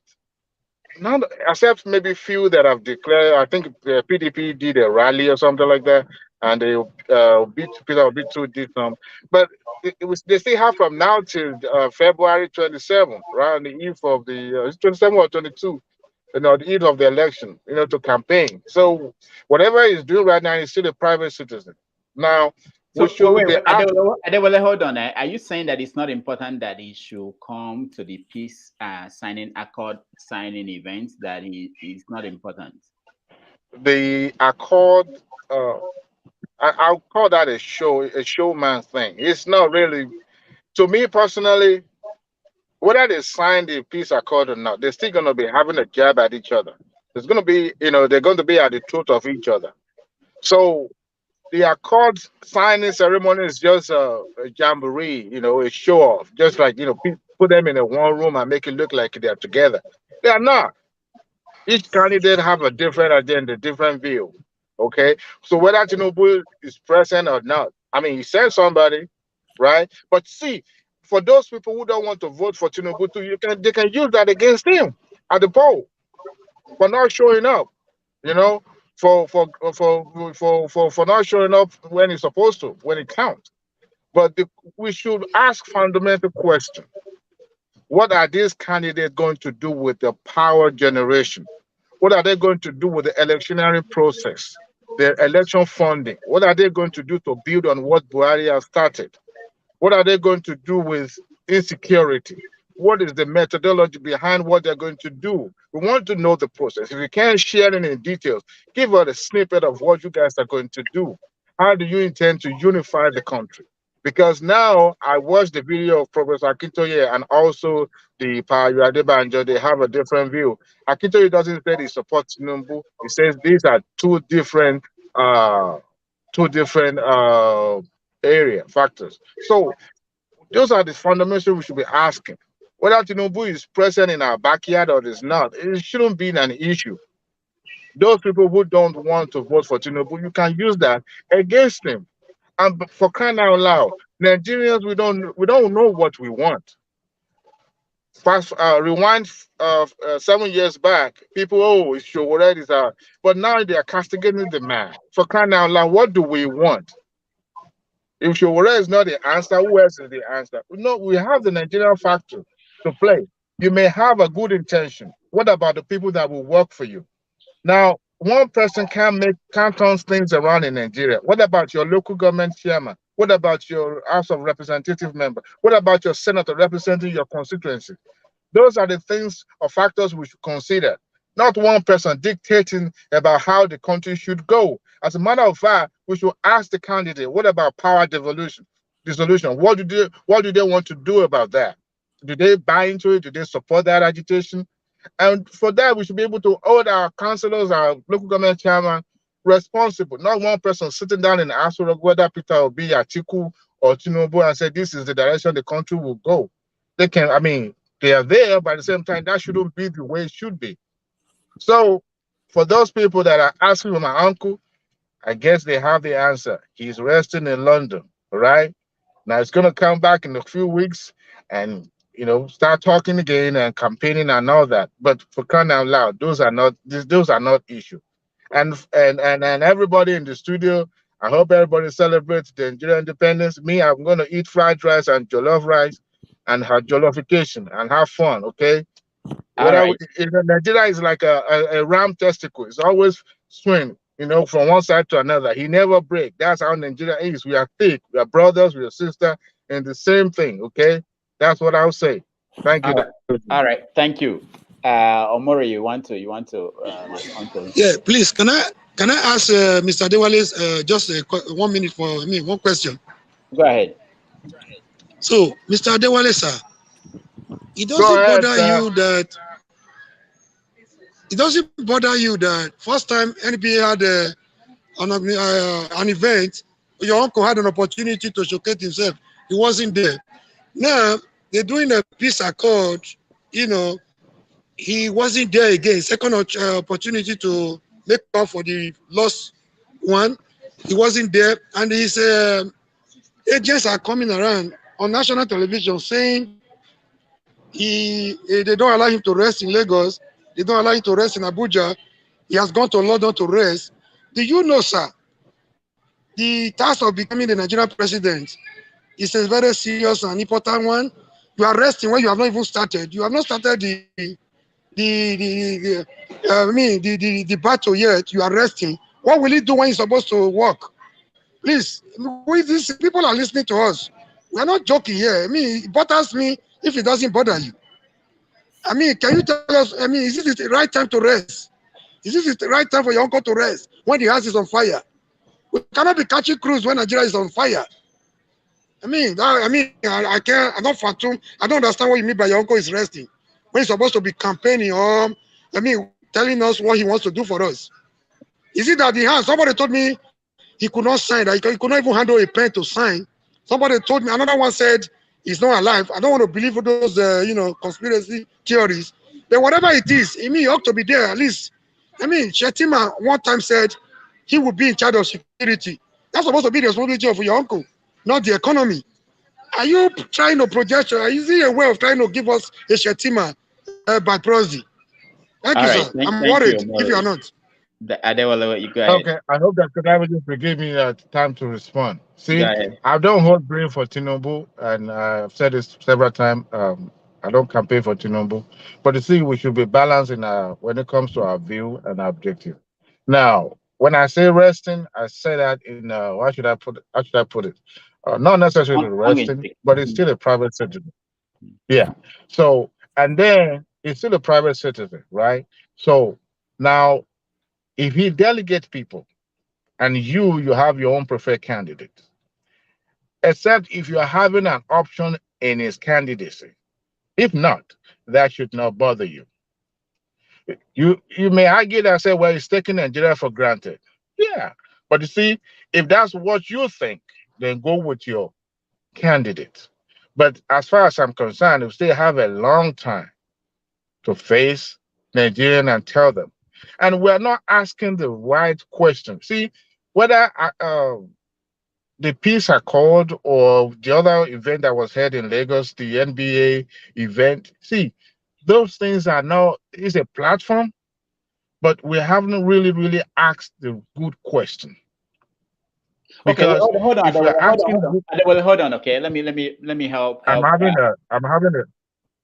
Let me help make this easier for people who are watching to understand. So you are saying, are you saying that let me get this right? If the debate comes now and he says I won't come to the debate, will it be okay? I know this is not, none of this is, they're not mandatory. He can decide whichever way he wants to. Are you saying that it's not important for him to participate in the debate, to give media access to him? This is somebody that potentially could be president, whether I like him or not, whether anybody likes him or not. He could be our president. Don't you think there is that responsibility that he has to make himself available to people who may not even vote for him, but at least they know who is coming in, based on especially what we had in the last 7 years? I respond to that by saying we should channel that frustration to our electoral process, whereby you use that because now you are unable to hear his own side of what he intends to do.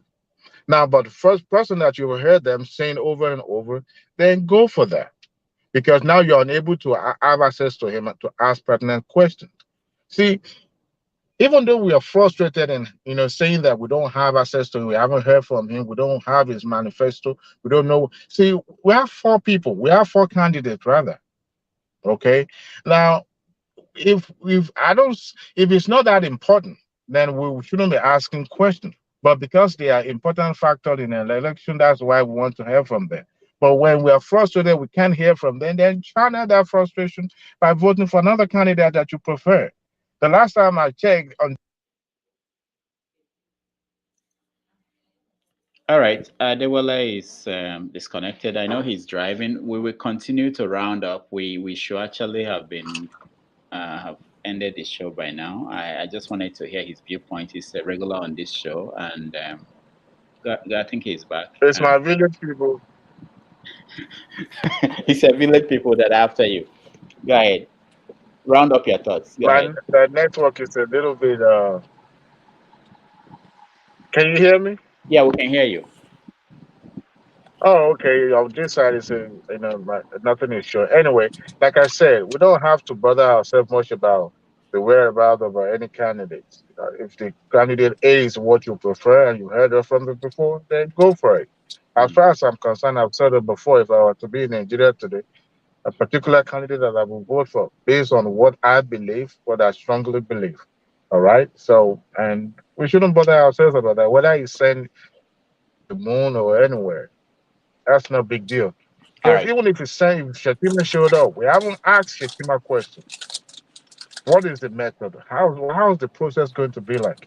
We're talking about power. We're talking about how to diversify our economy. What other means can we generate income for this country? We haven't asked that question. I hate it when politicians sound vague and give us these, storylines about what we want to hear. An average person in the village, in my village, doesn't know what all this means, how it affects their life. Those are the questions we should be asking them. And the media should help us. When they have the opportunity to have these people in the present, they should. All right, Adewale, thank you so much. And everybody in America, somewhere especially in the East Coast, we are having problems with our network today because of the hurricane that came through Florida. But Lawrence, Alba, welcome to the show. You came in late, we are rounding up, and I will come to you and give you the chance to speak. But let's continue I've lost track of who is yet to tell us what keeps them up at night. Jonaba, I remember that you were eating corn when we called on you. I was eating agbado and all of that, but let my brother talk first because we do not always agree. Let him talk. Oh yeah, there are two Abbas on the show now. Jonaba. Let Lawrence Abba talk. Okay, Lawrence. I will yield to him. Lawrence, go ahead. Oh, thank you, Mr. Damages. Nice to have thank you. Everybody for having me. I hope you guys, everybody, can you listen to me now? We can hear you. We can't see you very well. But yeah, I've been watching the program. I've been watching the program all this while anyway. So yeah, there's one thing I just want to say. I don't know about show rate issue that people are talking about. My take is that anybody that is out there,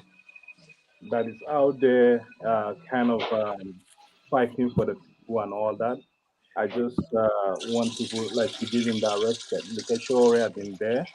Like what somebody said, that it's not easy for one to leave his family and stay in Nigeria. He doesn't have to do that.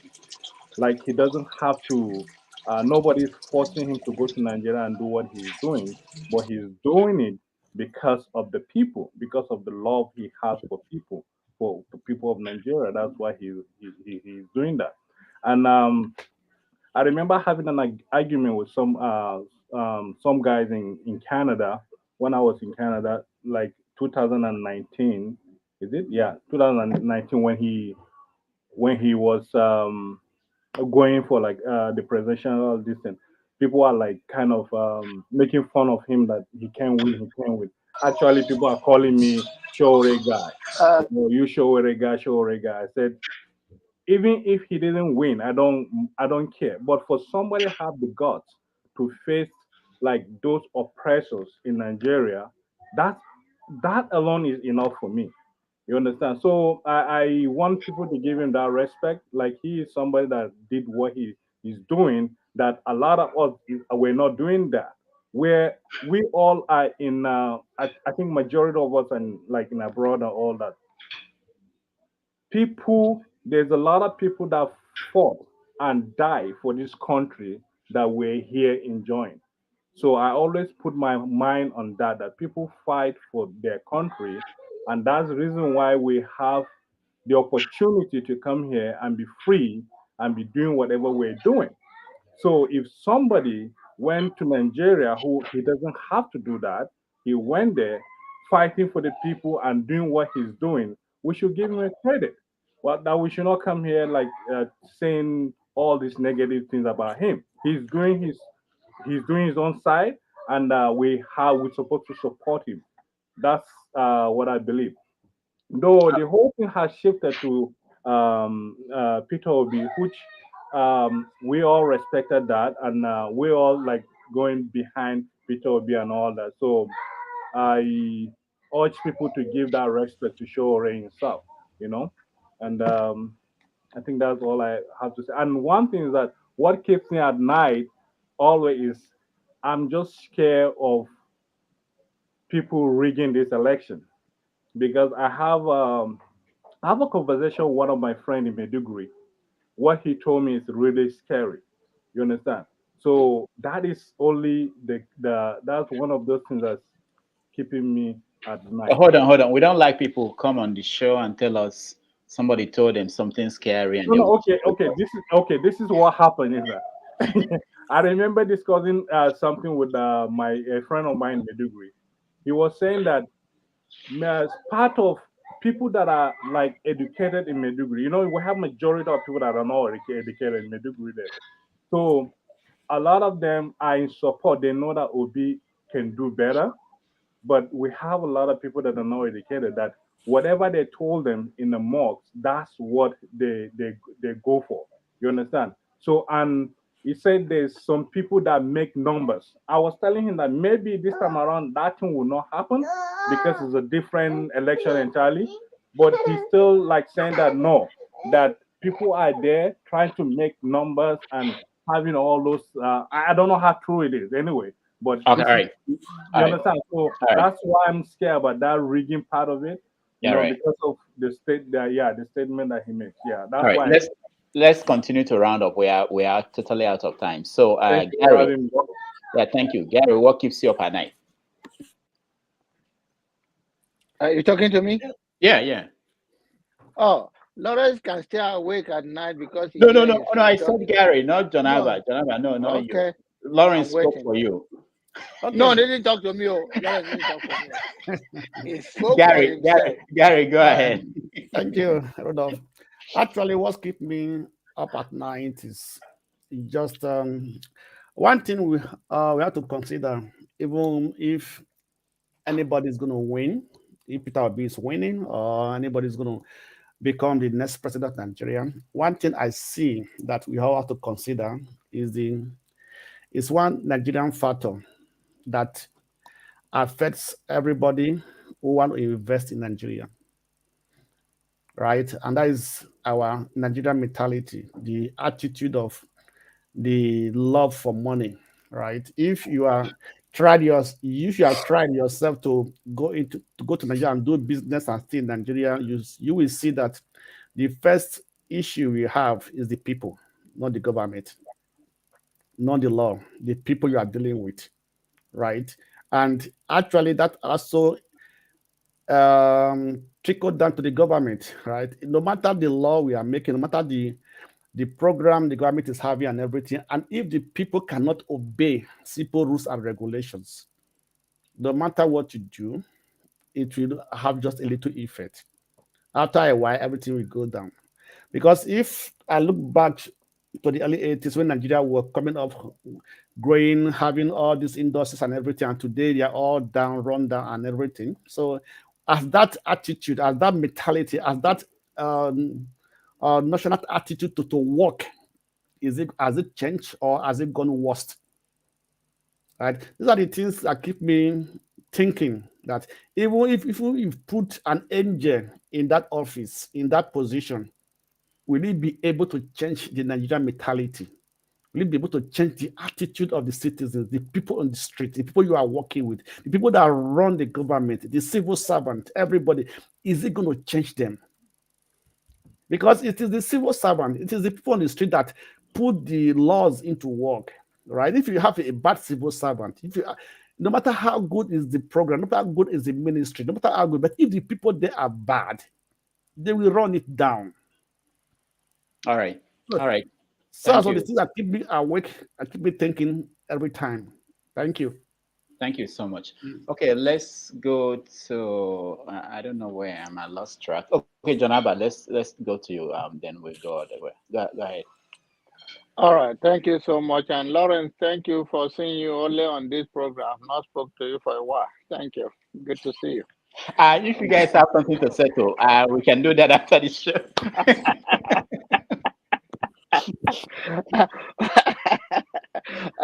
Thank you all. Godfather, Jude, the CM, those my old friends of the platform. And I'm hearing Gary also speaking like me, not Lawrence. Lawrence is now speaking like me, even though it's my brother. I don't believe I respect his own belief and philosophy of life, but I don't believe what he believes, and he have entitled to his own belief. My own take, what keep me at night is beyond Nigeria.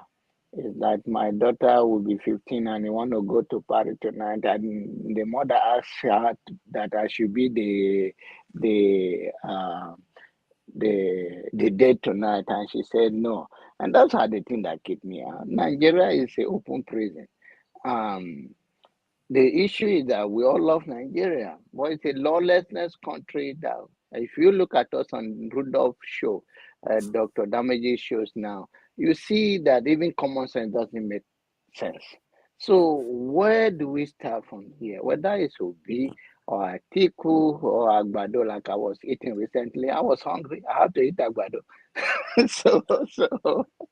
So does it really matter who presides over us?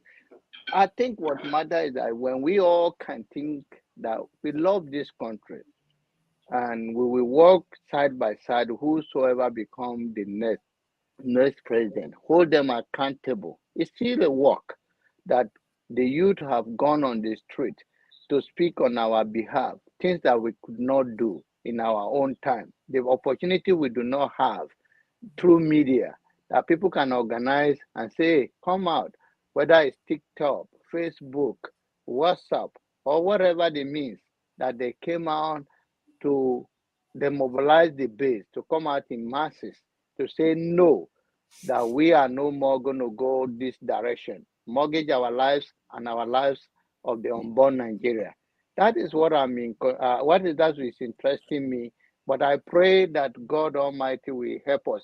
When I say I pray, even though I'm a pastor and I know Paul will call me later that I'm a pastor, I shouldn't say that. I feel pain like any other person feel pain. I feel disappointed like every other person feel disappointed. I sick like any other person gets sick. I have family problem like every other person have family problem. So what make you think my case as a pastor is peculiar, that I cannot speak like ordinary person? I don't understand that. I'm in pain like every one of you. Thank you for ringing the bell. I'll see you again. Thank you, John Abba. Yoruba president joined us. He gave me a signal to ring the bell for you. So let's hear from Yoruba president, because I've never had him on the show. Welcome to the show, Yoruba president. Oh, thank you. Dr. Damages, this is my first time coming on live. I know. I've been listening. Yes, I'm your die-hard fan. Thank you. Thank you. I'm your die-hard fan. It is but it's something tickles me to come on your platform. Okay. But this obsessed with Tinubu is my problem. I'm not a Tinubu fan. Adewale is my candidate, even though I can't vote, but that is the guy I'm going for.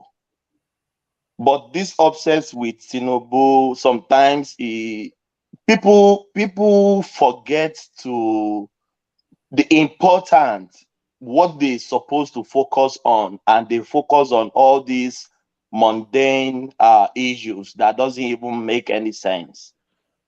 To me, Tinubu absence here should be a stepping stone for you guys to vote against him. Don't complain. Come 2023, vote against him. Bring all this issue out. The MBN, he was absent. The peace sign accord, he was absent. Bring it against him and vote against him en masse. Vote against him, Nigerians, please vote against him. But what I think is his chances of winning the election is a little bit robust. That is why people are doing all these things. Oh, he's paying on himself, he's cheating on himself, he can't hold biro. All those things are mundane issues that we shouldn't even talk about, even though it's important, but it doesn't make. Dr. Damages, Tinubu is meeting people that will make him to become president. Tinubu is not out to fail. He's out to win an election, if you like it or leave it. So people should focus on more things that are important than all this mundane thing. He can't hold flag, he can't hold biro. They told us 2015 that Buhari can't stand up, he can't sit down. As Buhari died today, is he not your president today? Focus on more things that will make sense. Sell your candidates. Forget about all these mundane things that doesn't even make sense. The Damages, you guys are doing good, you are doing great, but sometimes the people obsessed with Tinubu, obsessed with I find it rankles me too much, my brother. You guys are doing good. I'm just scared of Tinubu presidency. That is what keeps me up every time, because its chances is very robust, my brother. Thank you so much. Thank you so much. Let me see, where am I now? James, what keeps you up at night? Actually, I prefer to talk about some other things rather than what keeps me up. Okay, you have 1 minute. Yes, Nigeria problem is not my headache. Okay. I sleep very well. Nigeria problem cannot keep me up, keep me awake. Now, I want to further improve on what Mr. Forefather said earlier on. This thing we call democracy, of what benefit has it been to Africans? Since the white man left us with these democratic ideas, we've never known peace. Whenever there's election, it's bloodshed, acrimony, backward. It is not leading us anywhere. Now, the French have the French version of democracy. The Greeks have theirs, the British, the Americans, the Canadians. Is it possible for educated Africans to come together, taking our history into account, and work out a style of government that will work for us? Because democracy certainly is very, very expensive in terms of human life, resources, security. I mean, the horrors of democracy is dragging us, is pulling us down. Can we, I'm just suggesting, can we come up with a workable alternative to democracy as African people? Because from Cape to Cairo, from Dakar to Mombasa, is the same story everywhere. The Africans are not making any progress. Even in the Caribbean, Papua New Guinea, Fiji Islands, anywhere the black man is, democracy is not working for him. So Don't you think? James, you're a historian, I assume, a form of No, one. no, I'm not. I'm not. Okay, but you know about history a lot. So you can lead that charge. You can be saying, you can start it today and say, anybody here who wants to join you, all the 600 and something people watching who wants to join, they can join you. Give your number, your email, your WhatsApp group. Start a WhatsApp group. They join you. There's no need waiting for other people to start it. If you want something and you care about it, you can start it. And that's it. All right, I will see you when you start your WhatsApp group. I'll join. Who else? Ekene? Yeah. What keeps you up at night? Sorry, my phone misbehaved, so I left, and I came back when Mr. Gary was saying something, right? And he made mention of when you know how useless Nigeria is when you try to set up a business. Either you want to build a company or you want to any form of business. That's when you truly know that Nigeria, the leaders aren't actually the problem, but the people. And that keeps me wondering, how do you begin to inculcate discipline in Nigerians? For example, in Nigeria, we all know that history is a dead issue in Nigerian educational curriculum, right? So how do we bring back history and also be able to instill political consciousnness in our people so that they begin to think right? That actually is a problem. And when Mr. Rollins was saying something, I don't know, I think he was saying something about how Showore come to Nigeria. I was having a hard time to understand what he was trying to say. Because to me, I think Showore wanted to take advantage of the happenings in Nigeria. That was what brought him to Nigeria. He had no business coming to Nigeria. He just wanted to take advantage of the happenings to make noise and maybe draw popularity to himself, as a scam that he is.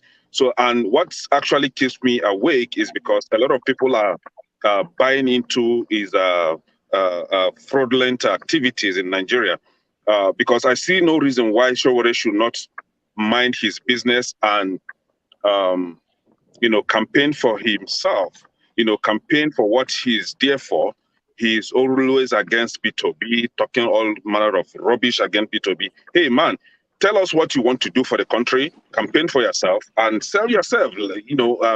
Somebody like me, I was actually rooting for Showore before P2B. In 2019, I was for Showore. But when I realized that Showore is this jealous, greedy fellow, I was like, okay, this guy is nothing to write home about. So what actually keeps me awake is how Nigerians are always being scammed, lied to, and they fall gullible to all these miscreants that amount to nothing. They will only come to Nigeria and vie for political position and enrich themselves and disappear into thin hair. So now. We're not don't start again. Thank you very much. Laura, give Lawrence a chance to respond to this guy. Say he was for Showore in many years. No, I didn't say it was for Peter. I didn't say that he was for Showore. I said I was having a hard time trying to understand if he was for Showore or not. But if it's for Showore, I have answer for him. I still have answer for him if he was for Showore, because I don't see no reason why. No, wait. No, hang on. I want to understand who is left. I know CM is left. Forefathers is. Who else didn't get a chance to tell me what keeps them up at night? Okay, so it's only Forefathers and CM. So let me say this. I won't go back and forth between all the other people because we have to go. Let me say this. This is have your say, and we always let people have their say. But like I said, I think maybe I will make a video from the beginning. We play the video. It's always important that people be conscious of what they say and people will be respectful of other people. I understand that emotions will go up and down, but it's important that we care about each other. We're here because we care about Nigeria, and everybody has a right to their own opinion, even if you don't agree with the opinion. I don't agree with certain things I hear, but it's the opinion of that person. I can't do anything about that. I think people will have the right to say they don't like this person or they like this person. It's part of the political process. It shouldn't be held against them. All right. Having said that, let's continue. Forefathers, what keeps you up at night? I think it's all the things I want to be made reality in Nigeria not happening in the next 4 years. That's the kind of stuff that bothers me. And some of them include, obviously defense posture has to change, and transparency has to increase significantly. And obviously we have to get power. For me, those three are the basics. If we get those three right, the rest Nigerians will take care of it. Because if you increase transparency, the lack of the distrust you have for authorities and the corruption that you have, all those things will be taken care of in one swoop. And this is why I call for making government accounts public. At least you can start with an experiment with NDDC that they give a lot of money and you don't see any development in the Niger Delta. In accounts should be shrouded in secrecy. This is how they are able to steal money. And all these type of things, it's something that we do in our own home. If something is getting lost all the time, either we'll put CCTV cameras or find some way to lock it. We have a way of monitoring what they are doing. And these things, we should be able to do them. There's no reason why NDDC's account should be shrouded in secrecy. They are not building any secret facility for anything. So we should know, and they shouldn't be able to steal the money from the Niger Delta. Because I know the devastation that is occurring in that area. A lot of people are going to suffer from all kinds of ailments in the coming decades because of the pollution, the environmental damage that has occurred in that area. And these organizations should be taking care of it, but they are not. And we have the technology now to monitor these accounts. There's no reason why anybody shouldn't be able to subscribe to an account of this organization and see what they are doing. The same thing can be replicated in Nigeria, and that is going to heal a lot of wounds because most people don't trust the government because they fear that the government is running away with their money. If we know where the money is going, how they are spending it, we are seeing it and monitoring it, we'll trust the government, and Nigerians will be willing to pay into the system. That is, for me, transparency, security, number one. And let me just address the point James raised about democracy. I've thought about that problem for quite a bit. What I found was that if we go dictatorship, given the way Africa is, we have so many diverse ethnic groups and all the rest of it, you tend to have a lot of problems because people would think that, oh, this one is cheating this one is cheating that one. And I thought in a different direction. I said, why don't we have a more advanced form of democracy instead? Because if you have a more advanced form of democracy where decision making is taken mostly by the people, like if you want to invite foreign troops to come into a country, the people should be able to say, you know what, there's a referendum. If you want to do any major stuff, there's a referendum. They do that in Switzerland, and you can increase the democracy in such a way that the people have a lot of power in the system, like making government accounts public. If you make government accounts public, they are monitoring everything. They are seeing everything that is happening. We know these technologies are out there to be able to do these things. Nigeria is so diverse. About 1,000 people, if they feel they are part of the system, and to do that, you have to have an advanced form of democracy, and the tools are all there to get it done. And those are the kind of things we need to be looking at. But if we don't get to this point, man, I worry for our future. And that is the one that really bothers me. All right. Thank you. Thank you so much, forefathers. CM, you are the last person. What keeps you up at night?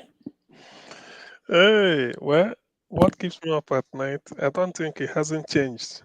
Being the type of person I am is the cost of living back home. I'm always very, very empathic about people. The cost of living in Nigeria is way out of the ordinary. Like I say, from my background, I have a very humble beginning. In fact, I was born into a very poor home. I know what hunger means. I know how we are living on the bread line. But thank God I am where I am today. So when I look back and see people struggling, I wonder. I lived in a face me and face I face you apartment. Then we used to have. Where did you live in your face me and face? I won't say everything. Just take that. That should be enough for now. I wanted to tell you that they must be in a city. There are some people who grew up in a village. Yes, at least in a city in Lagos. So, but the thing is, yes, the thing is, when I realize now that you have to provide your own generator. I wonder, people living in Face Me and Face You, then everybody having a generator, where are you going to put it? You know? So when I look at the level of poverty now, I look back, I thank God during my own time, but I feel for the people. So if anything at all, because my own type of economics is no matter how you speak, GDP, this, all that, I know it's good to say it, but if you go to the market and the cup of rice, a tin of beans changes, man, I don't whether you did your economics at Harvard with MBA to top it up, all those things, or Cambridge, it's not for me. And then I go back again, the person, the damn I used to take Ojuelegba to maybe Sulere changed. You know, all those things, that is where the economics is. So Nigerians are really suffering, and it pains me as a person. When I'm saying it hand on heart, it keeps me up awake at night. That's why I can't wait. If really P2B movement, the way people are following him, I feel that because P2B said his dream is that let him not disappoint the people. Because the real thing you do, if the average person is not feeding very well, we are in the Western world without subsidy in milk, egg, and bread in the UK. Anyway, let me leave it like that. Thank you. All right, thank you so much. I appreciate this. And can you honestly, truly say to yourself that our country has changed for the better? Are our children safe when they go to school? Are our parents safe when we leave them at home? Is the Naira in your bank account of greater value today than it was 4 years ago?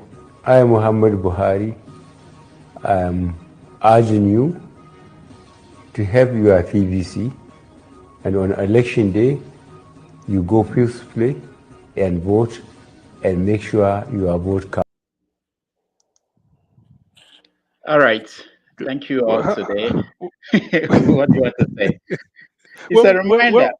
When was that? That was 2015, I believe, or 14. Okay, using it to counter you. Okay, well, it's a good question to ask. Are you better than you were? It's good to always remember that. Of course, we know that things have changed. You know, there are two sides of changes: positive and negative. So the negative change people. The negative awaken the people's consciousness, right? If Buhari have done very well, if his change was positive, this movement will not be happening now, right? Nigeria will have maybe still be crying the way it was before, and I bet the negative change, and it was so negative and so bad that people have to wake up and say it is time for us to take our country back.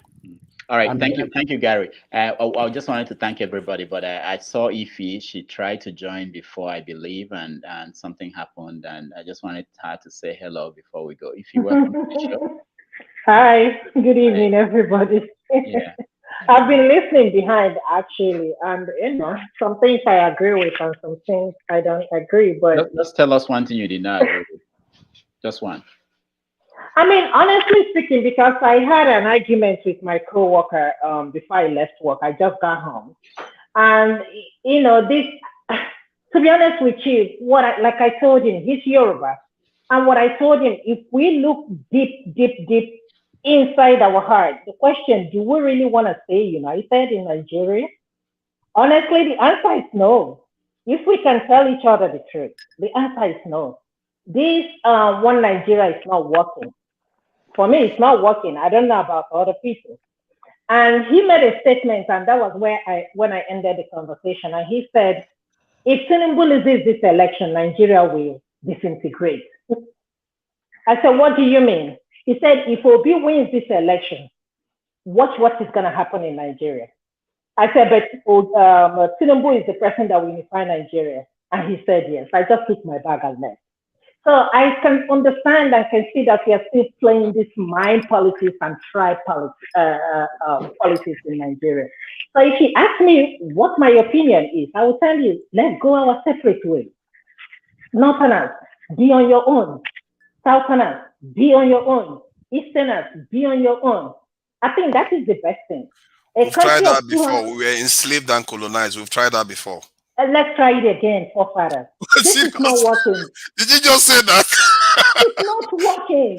we enslaved and colonized again. That's what you are saying. We should try it again. No, what I'm saying is that everybody go your own way. Diaspora, they want to be on their own. Give it to them. You know, this 1999 constitution is not working. It's not favoring us. It's only favoring the Northerners. You know, so let's be honest with ourselves. This is not going to work. Let us go our separate ways. Whether Obi wins this election, whether Tinubu wins this election, whoever that wins this election, they are not going to unify Nigeria. Look at our people. Who doesn't even live in Nigeria is going to unify Nigeria? Or Tinubu, who is currently in London, receiving treatment, is going to unify Nigeria. I mean, we got to tell each other the truth. I need to leave why is this. I can't how work. All right. Nigeria is more united than you All right, know. I'm looking for my closing music, but before I find it and play that, Boniface, welcome to the show. Thank you. You know, I wouldn't let Ify speak and I won't let you speak. It would be very unfair. So just a minute. Say one thing in 1 minute. Say hi to our viewers and just give us something. My name is Boniface. The thing is, I've been trying to join the show when it was earlier in the day, but I couldn't. So I just came back from where I went to, and the show is still going on. I was surprised, so I decided to try again, and luckily I'm available. So what I want to say is this: what will happen, what will be will be. The only thing I can tell Nigerians is to try their best. The worst is to do nothing. So what I would say is do your best and make the change you want Nigeria. Be the change you want Nigeria. Wow. So, let's start from you. Thank you so much. I like that. What will be. On that note, we have to end it here. Jude, thank you so much for joining us. Forefathers, thank you so much for joining us. Thank you for having me. Yeah, thank you so much for joining us. Please, if you can, like the video so that people can be able to see it. You know, the YouTube has this. I have a question for you, Dr. Damages. Go ahead. What is my book? The book I won that last time. Did we agree that you won? There was a. Yeah, that's why I asked. Was I the winner? We have to put two of you together and see who finally. Okay. I think I won too. I think I won. You didn't win. Even himself. Did you win? Yes. What did you win? What book? I was not the one that made it that's a promo. These American lives. These American lives, they you say children of retired God. I say I don't mind anyway. I'm sending you your email, your address. Rudolph, what advice? Okay. You should try to put the link to the StreamYard at the beginning on the comment side, on the comment at the start of it, so that people can. It took me time to be able to find the link. You know? Okay, Dr. Damages. Can I go ahead? Yeah. I've been trying to pay my tithe, but I don't know how to pay my tithe in order to keep this forum going. I've been trying to do that, but I don't know. And I have friends that want to do same.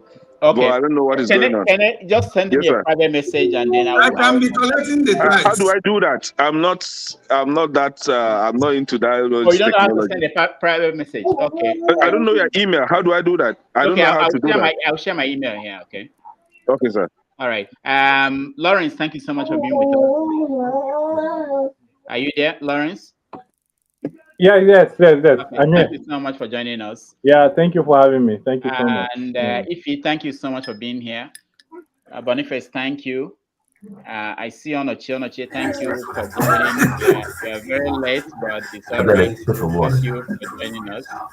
And of course, tomorrow we have a show. If you have the chance, you can join us tomorrow for 90 Minutes Africa.